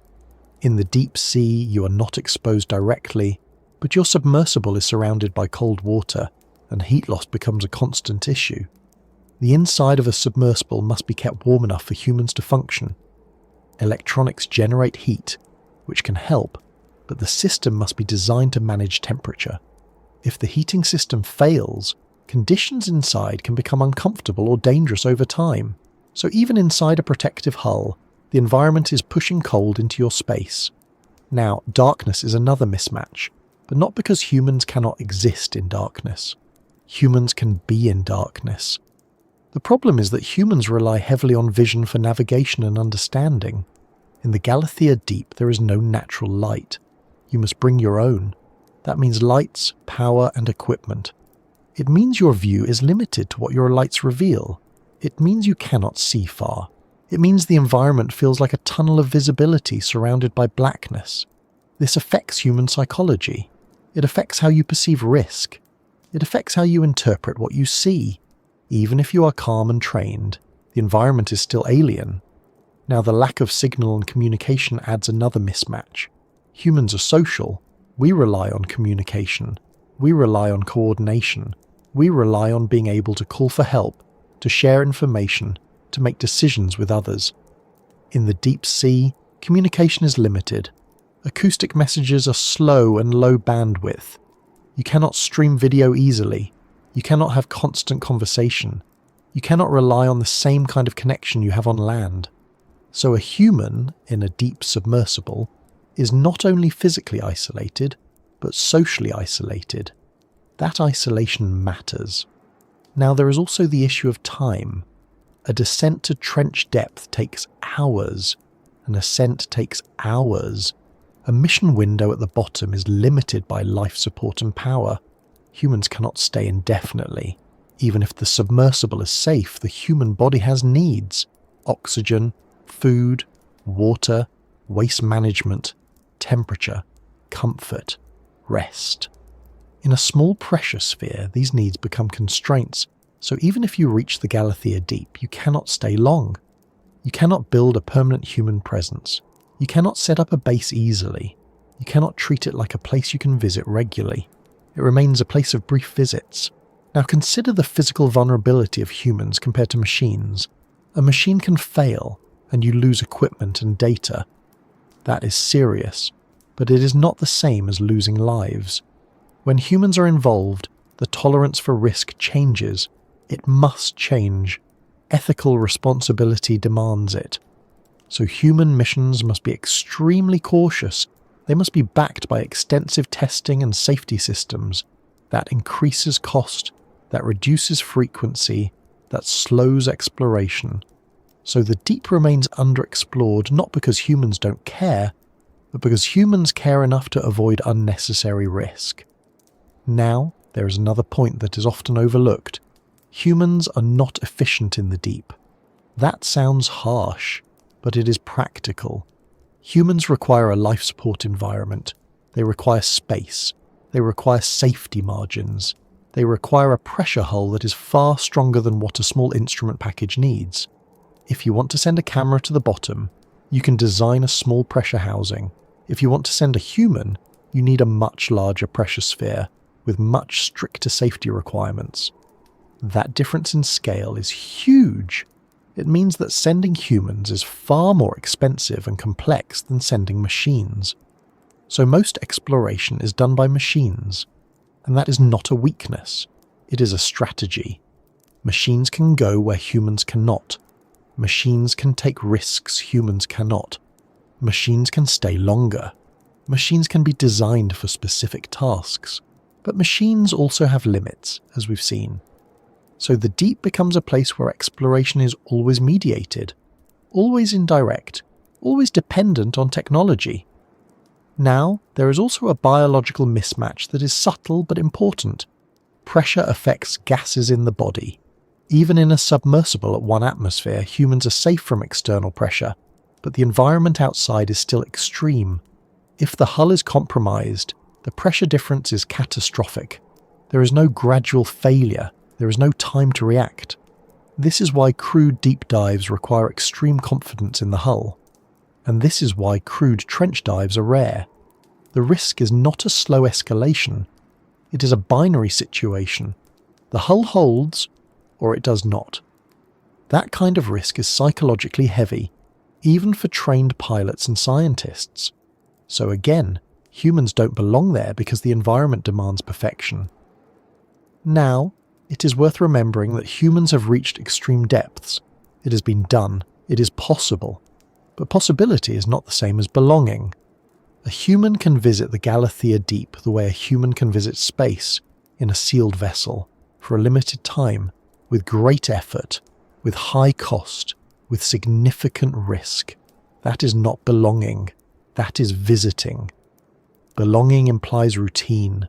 It implies familiarity. It implies infrastructure. It implies the ability to return easily and safely. The Galathea Deep does not allow that. Now there is another way to look at this that makes the refusal feel even clearer. On land, humans are apex problem solvers. We change environments. We build shelter. We bring tools. We make places livable. In the deep sea, we cannot change the environment. We can only build a small bubble of livability inside it. And that bubble is fragile. That fragility is why the deep remains distant. Now, as we continue, the next part of this story is about cost. Because once you accept that humans can't belong there and machines must do the work, you begin to see why every attempt is expensive. Not expensive in the casual sense of buying a nice camera. Expensive in the sense of ships, teams, months of planning, specialized equipment, testing, logistics, and the risk of losing it all in one silent failure. The deep sea does not charge admission money, but it charges in effort, and the deeper you go, the higher the price becomes. A descent into the Galathea Deep does not begin when the vehicle touches the water. It begins long before that, in spreadsheets and workshops, in planning meetings and engineering drawings, in shipping crates and inspection checklists, in long emails about weather windows and equipment availability. It begins in the quiet understanding that nothing about this is casual, because when you try to reach one of the deepest places on Earth, you're not doing a simple trip. You're committing to a chain of expensive, fragile steps where each part must work, and where the environment is waiting for a mistake. This is why the Galathea Deep refuses to be explored often.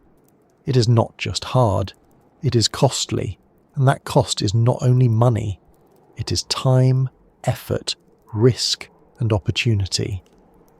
A single descent is the kind of project that can consume months or years of preparation and then deliver only a few hours of data from the bottom. That ratio alone tells you why it is rare. So let's talk about what the cost actually looks like. Not in abstract terms, but in the practical reality of what it takes to send anything down there and bring it back. First, you need a ship. Not a small boat, not a casual research vessel, but a ship capable of operating far offshore, carrying heavy equipment, deploying and recovering systems, and staying on station while weather and currents try to move it. It needs cranes, winches, deck space, power systems, and trained crew. Ship time is expensive. It can cost tens of thousands of dollars per day, sometimes more depending on the vessel and the mission. And ship time is not something you can casually extend. It is scheduled. It is booked. It is part of a larger network of scientific operations. So before you even think about the deep, you are already spending money and time just to be in the right place. And the right place is not always easy to reach. The Galathea Deep is in the Philippine Trench, which means travel time, fuel, logistics, and coordination with local authorities and regulations. Research ships are not like cars you drive to a location. They are floating infrastructure, and moving them is a major operation. Once you have the ship, you need the equipment, and trench-capable equipment is not common. A lander rated for extreme depth requires specialized pressure housings, syntactic foam buoyancy, release mechanisms, cameras, lights, sensors, and sampling tools. Every part must be rated for pressure and cold. Every seal must be reliable. Every connector must survive. These are not off-the-shelf parts in the way consumer electronics are. They are specialized, often custom-built, and produced in small numbers. That means high cost per unit. It also means long lead times for manufacturing and repair. If something breaks, you may not be able to replace it quickly. You may need to wait months for a new component. You may need to send parts to specialized facilities for testing. So the cost is not only financial, it is logistical. Now consider the testing required. Before you send a vehicle to trench depth, you need to be confident it will survive. That means pressure testing. It means checking seals. It means verifying electronics. It means ensuring the release mechanism works. It means validating battery performance. It means confirming that sensors are calibrated. Pressure testing requires specialized chambers. These chambers are expensive to build and operate. They have limits. They require safety protocols. They require trained personnel. They may not be available locally, meaning equipment must be shipped to testing facilities. So even before deployment, you have a chain of costs: equipment, testing, shipping, labor. Then there is the team. Deep-sea missions require skilled people: engineers, technicians, scientists, ship crew, sometimes pilots for submersibles or operators for ROVs. Each person represents expertise that has taken years to develop. Their time is valuable, their presence is necessary. And because trench missions are rare, the pool of people with direct experience is limited. That means training is important. Procedures must be rehearsed. Mistakes must be minimized. So the mission becomes not just a scientific effort, but an operational one. Now once you're on the ship and ready to deploy, the cost continues. Deployment itself is a risk moment. If you are deploying a lander, you need to lift it over the side, lower it carefully, release it. The sea state matters. If waves are high, the ship moves. A swinging load can be dangerous. Equipment can be damaged before it even enters the water, so you often need calm conditions. Calm conditions are not guaranteed. This is why weather windows matter. A mission might be planned for a certain season, but storms can delay it. Delays cost money. Delays consume ship time. Delays can force you to shorten operations, so the ocean itself influences cost. Now, once the vehicle is in the water and descending, you are waiting. The descent to trench depth can take hours. During that time, the ship must remain in the area. The team must monitor. Instruments might be tracking the descent acoustically. Everyone is aware that the mission is underway, but there is little to do except watch and wait. This waiting is not idle. It is charged with uncertainty. You are committing resources while the vehicle is out of reach. If something goes wrong, you may not know until later, and this waiting is part of the cost. You're paying for ship time and crew time while the vehicle is travelling through the water column. Then the vehicle reaches the bottom. This is the moment you planned for, but it is not the end of uncertainty. It is the beginning of the data collection window. If it is a lander, it will sit and record. If it is an ROV, it will operate under control. If it is a submersible, it will observe and sample. But whatever the system, time at the bottom is limited by power and mission design.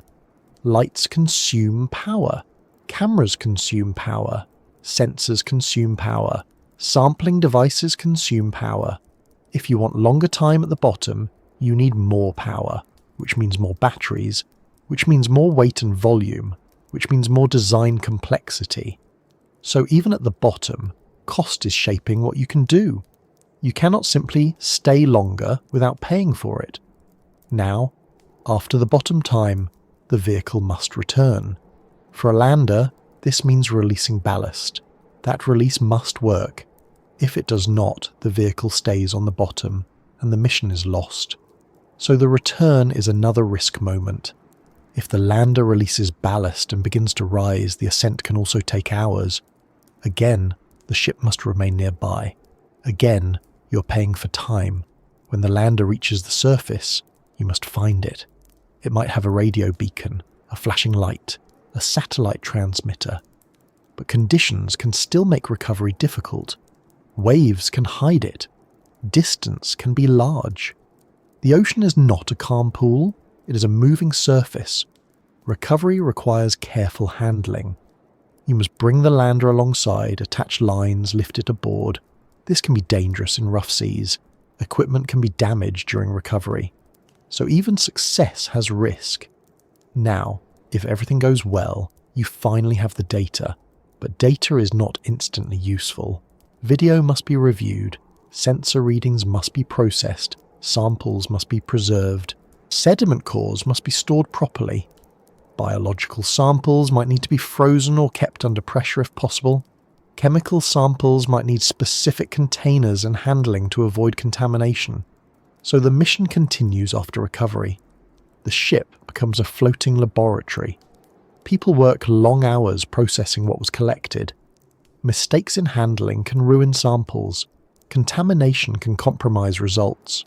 Poor labelling can cause confusion, so the cost includes the risk of losing value even after success. Now, once the ship returns to port, the work continues. Samples go to labs, data goes to computers, analysis begins, papers are written, results are compared with other missions. The scientific process takes time, and here is the key point. The cost of a single descent is not only in the descent itself, it is in the entire chain around it. You might spend millions to run a mission, and the actual time at the bottom might be a few hours. That is not inefficiency. It is the reality of extreme environments. Now consider how this affects exploration frequency. If each descent is expensive, you cannot do many. If you cannot do many, you cannot easily build a detailed map of the environment.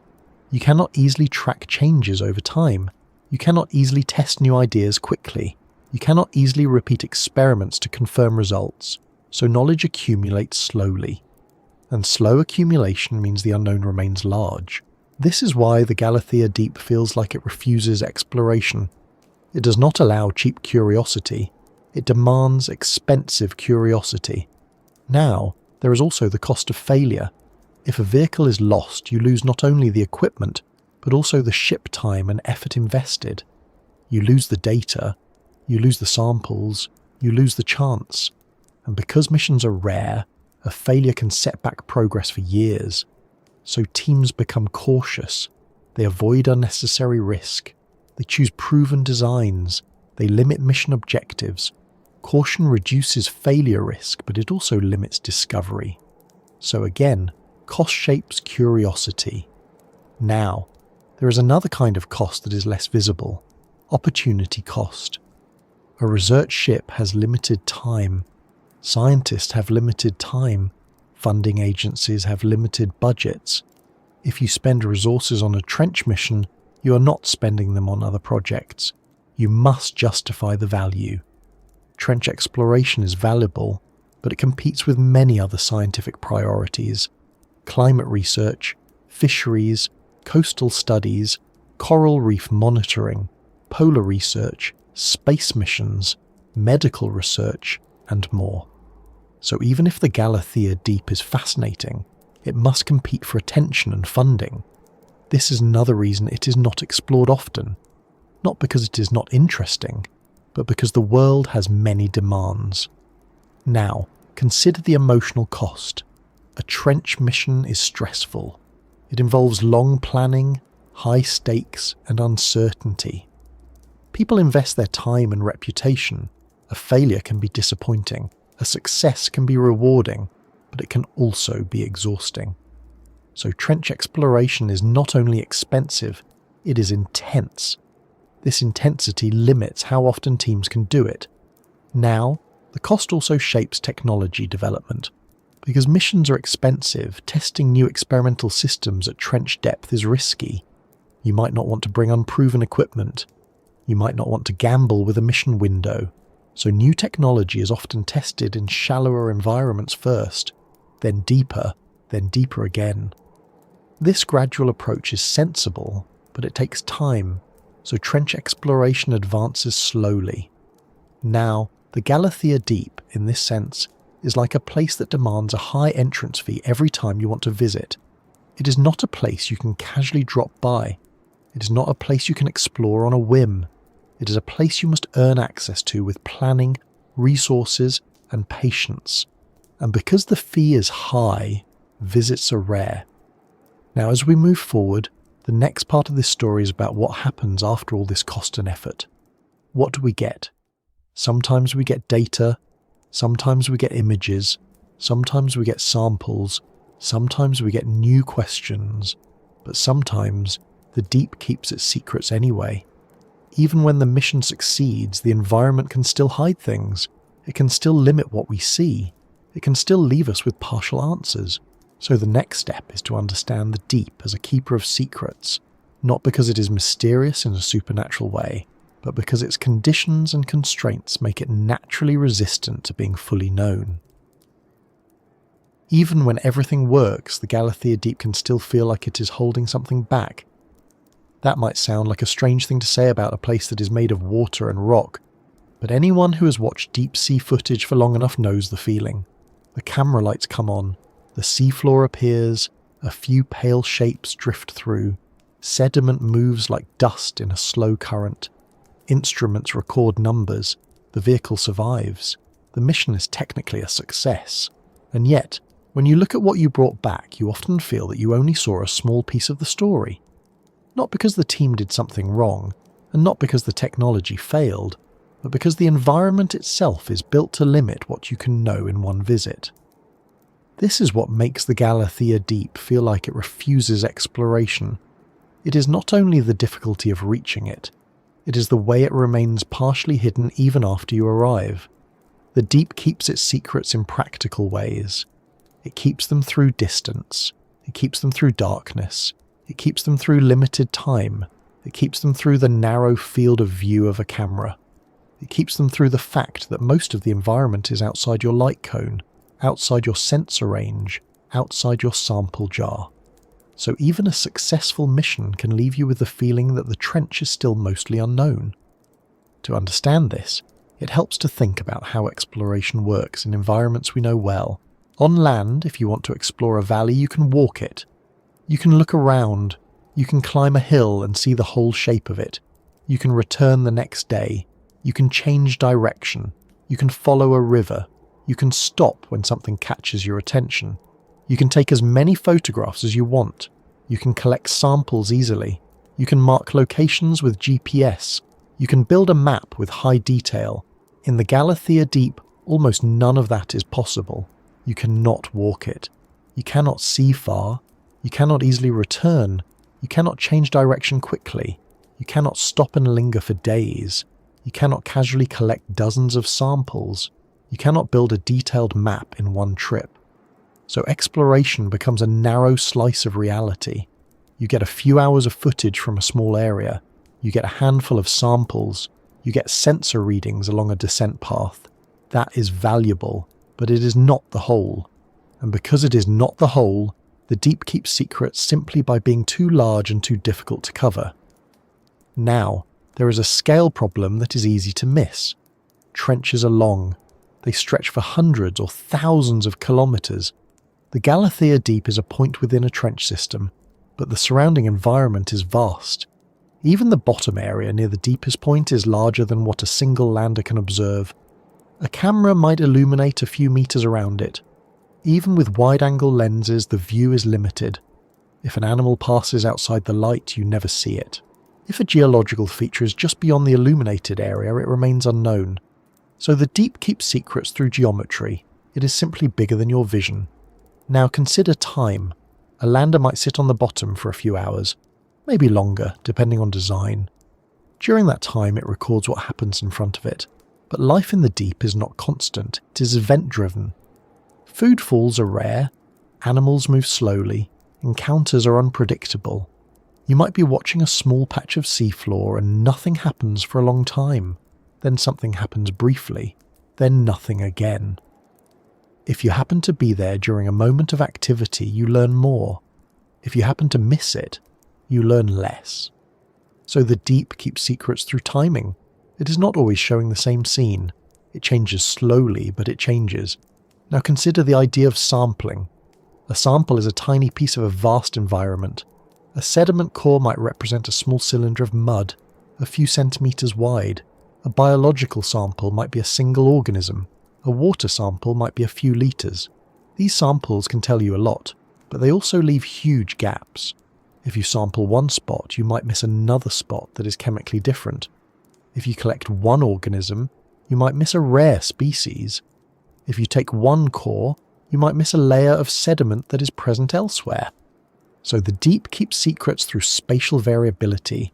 It is not uniform, and because we cannot sample widely, we cannot easily capture that variability. Now consider the way deep-sea exploration is biased. Most deep trench footage comes from baited landers. Bait is used because it attracts animals, making it more likely you will see life. That is practical, but it also changes what you observe. Bait attracts scavengers, amphipods, certain fish. It may not attract other organisms.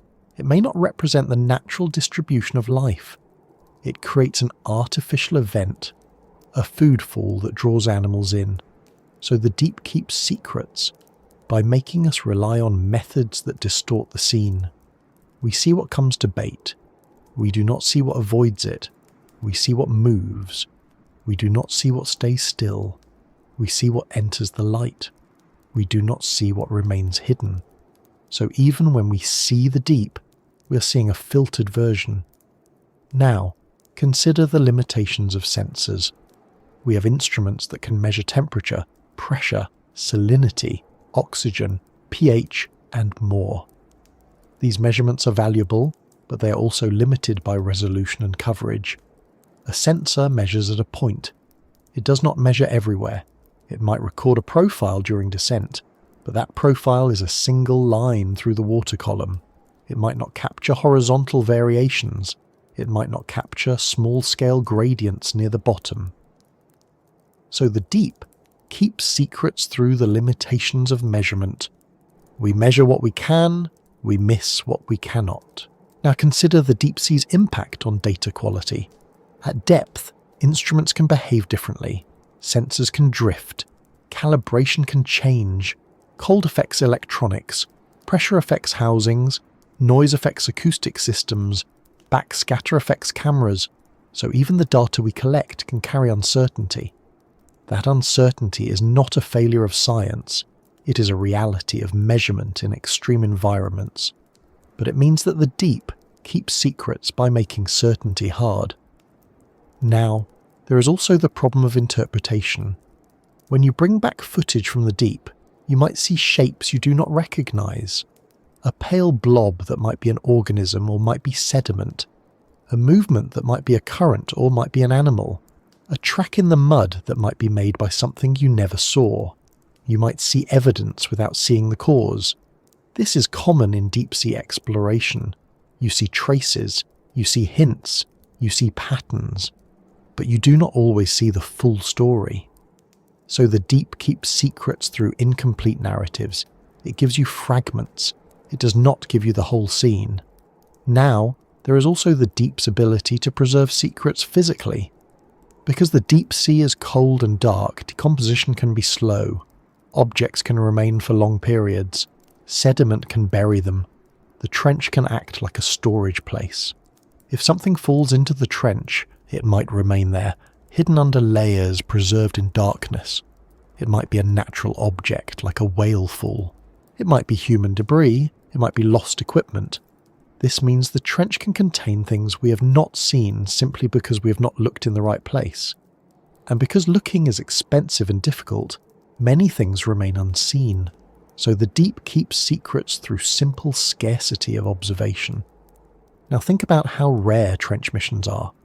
If a place is visited once every few years, or even less, then most of its history happens unobserved.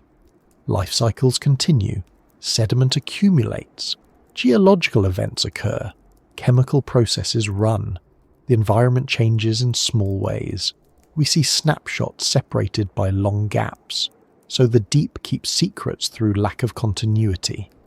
We do not have a live feed, we do not have permanent monitoring, we do not have constant presence, so we do not see the full story.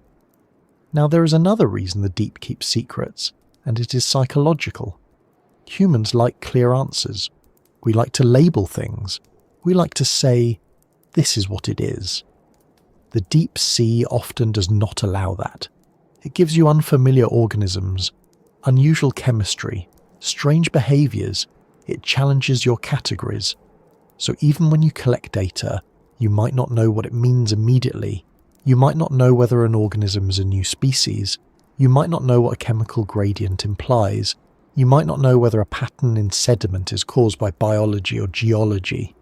So the deep keeps secrets by being unfamiliar. It forces you to learn slowly. Now, none of this means exploration is pointless. It means exploration is incremental. Each mission adds a piece. A bit more mapping, a bit more footage, a bit more sampling, a bit more understanding. Over time, pieces accumulate, but the deep remains large and the pace remains slow. So the secrets remain, not because they are guarded, but because they are hard to reach and hard to observe. Now it is worth remembering that the deep sea is not unique in this. Space exploration is similar. We send probes, we get limited data, we interpret, we plan the next mission. We build knowledge slowly.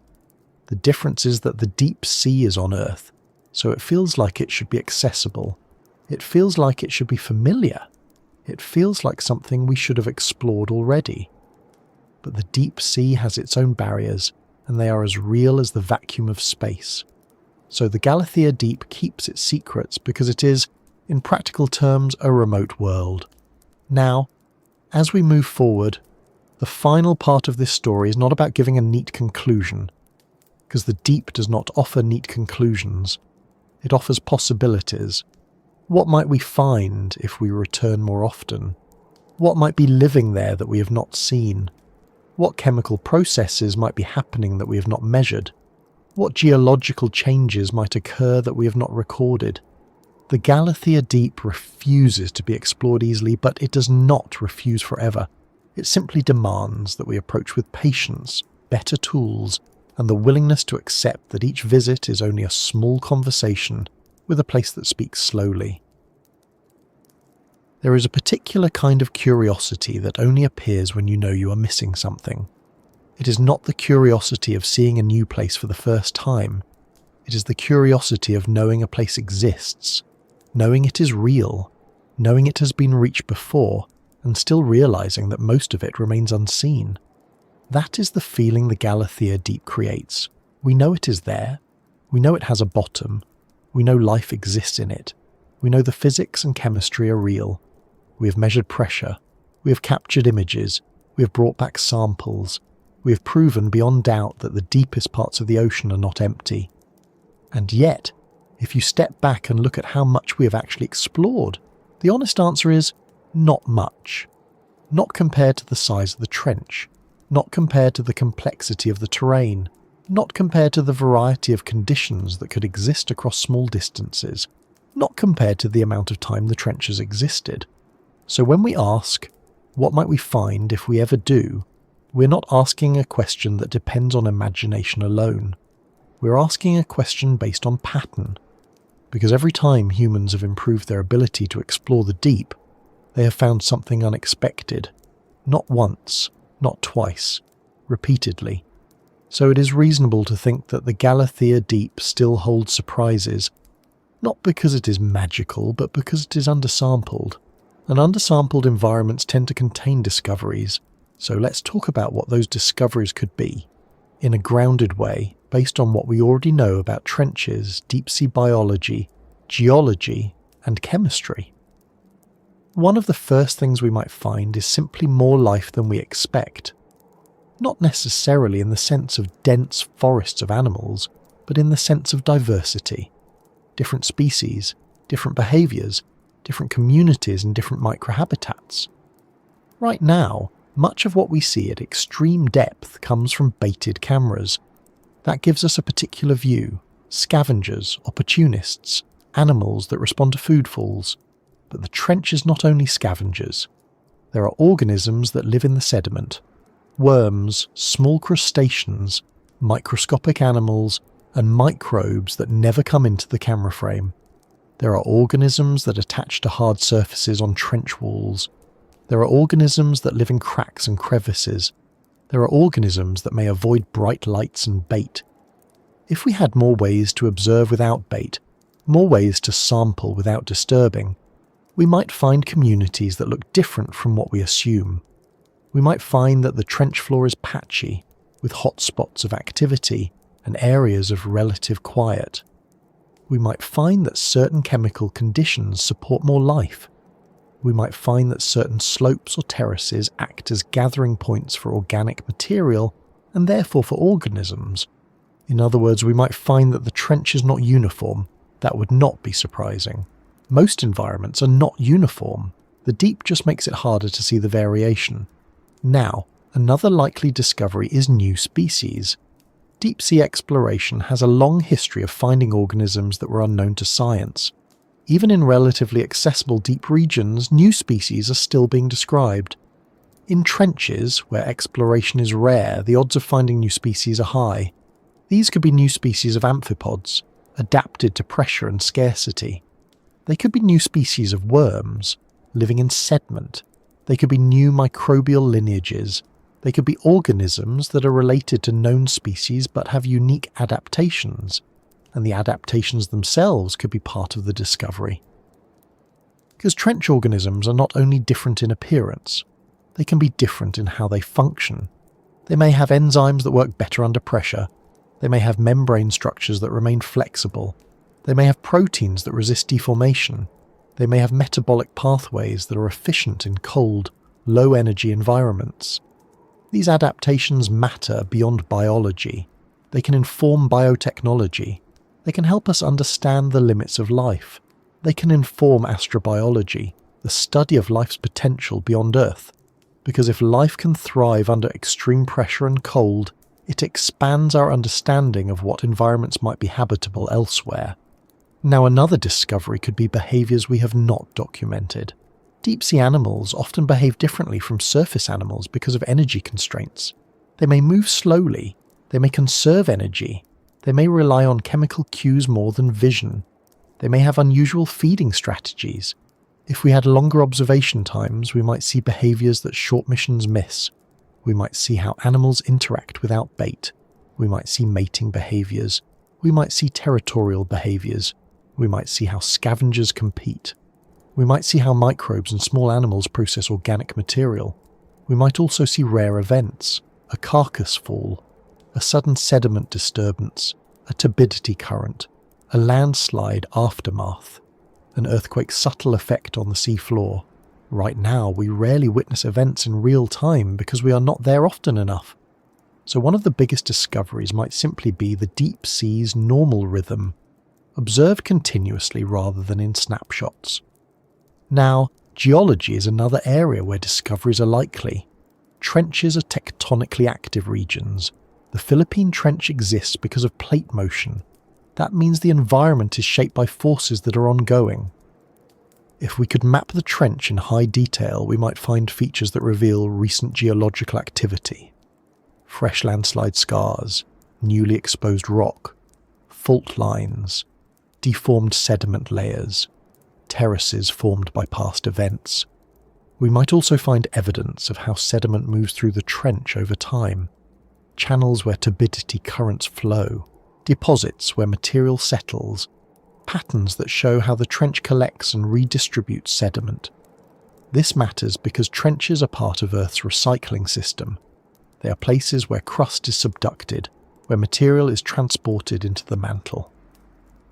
Understanding trench geology helps us understand Earth's dynamics, so exploration could reveal details that improve models of tectonic processes. Now, another possible discovery involves chemistry. We have talked about how trench sediment can have chemical gradients, driven by microbial activity and organic accumulation. If we could measure these gradients more thoroughly, we might find chemical conditions that are unusual compared to other deep environments. We might find zones of low oxygen near the bottom. We might find pockets of methane production. We might find sulfide-rich sediment layers. We might find unusual metal chemistry. We might find evidence of chemical reactions driven by pressure and cold in ways that are not fully understood. We might also find that trench chemistry varies more than expected across small distances.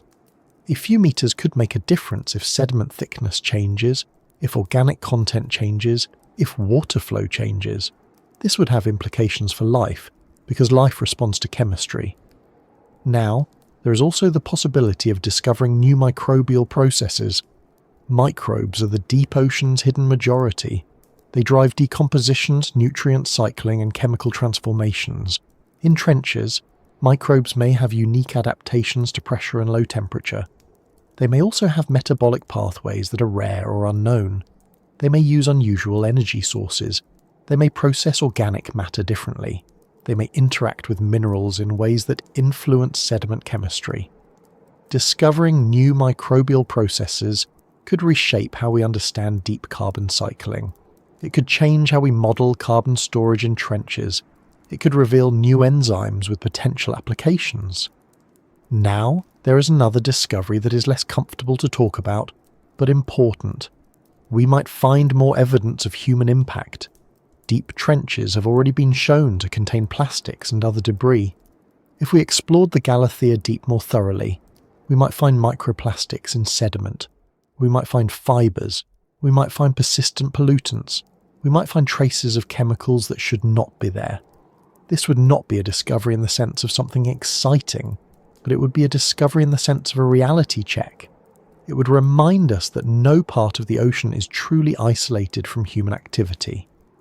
And it would raise questions about how deep-sea ecosystems are affected.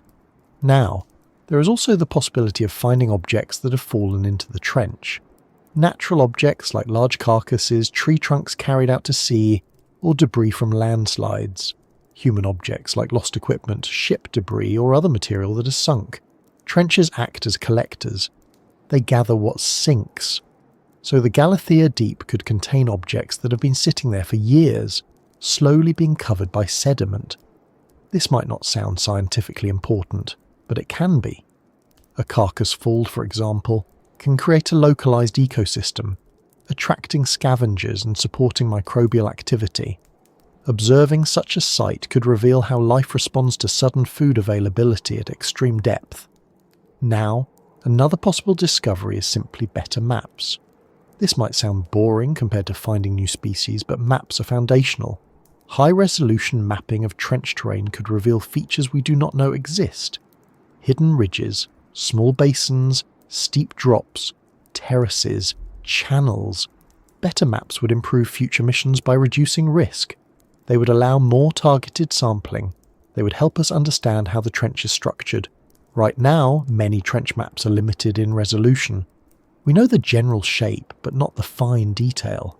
So one of the most practical discoveries would be a clearer picture of the seafloor itself. Now, there is also the possibility of discovering limits. Not just the limits of machines, but the limits of life. We know life exists at extreme depths, but we do not know every constraint. We do not know exactly where certain organisms stop appearing. We do not know how pressure limits vertebrates. We do not know how microbial activity changes at the deepest points. Exploring the Galathea Deep more thoroughly could help define those limits. It could answer questions like, how does biodiversity change with depth in this trench? How does biomass change? How does microbial composition change? How do chemical gradients change? These are not glamorous questions, but they are fundamental. Now the phrase "if we ever do" implies doubt, and that doubt is not irrational, because exploring the Galathea Deep is not just about wanting to. It is about being able to. It is about having the funding, the technology, the ships, the teams, the weather windows, the political permissions, the time. But technology is improving.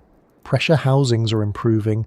Sensors are improving, cameras are improving, autonomous systems are improving, navigation is improving, data processing is improving, material science is improving. So the odds of deeper and more frequent exploration increase over time, and as that happens, discoveries become more likely. Now there is another kind of discovery that is harder to measure: perspective. Exploring the deepest parts of the ocean changes how humans think about Earth. It reminds us that most of our planet is not land. It reminds us that the ocean is not just a surface for ships.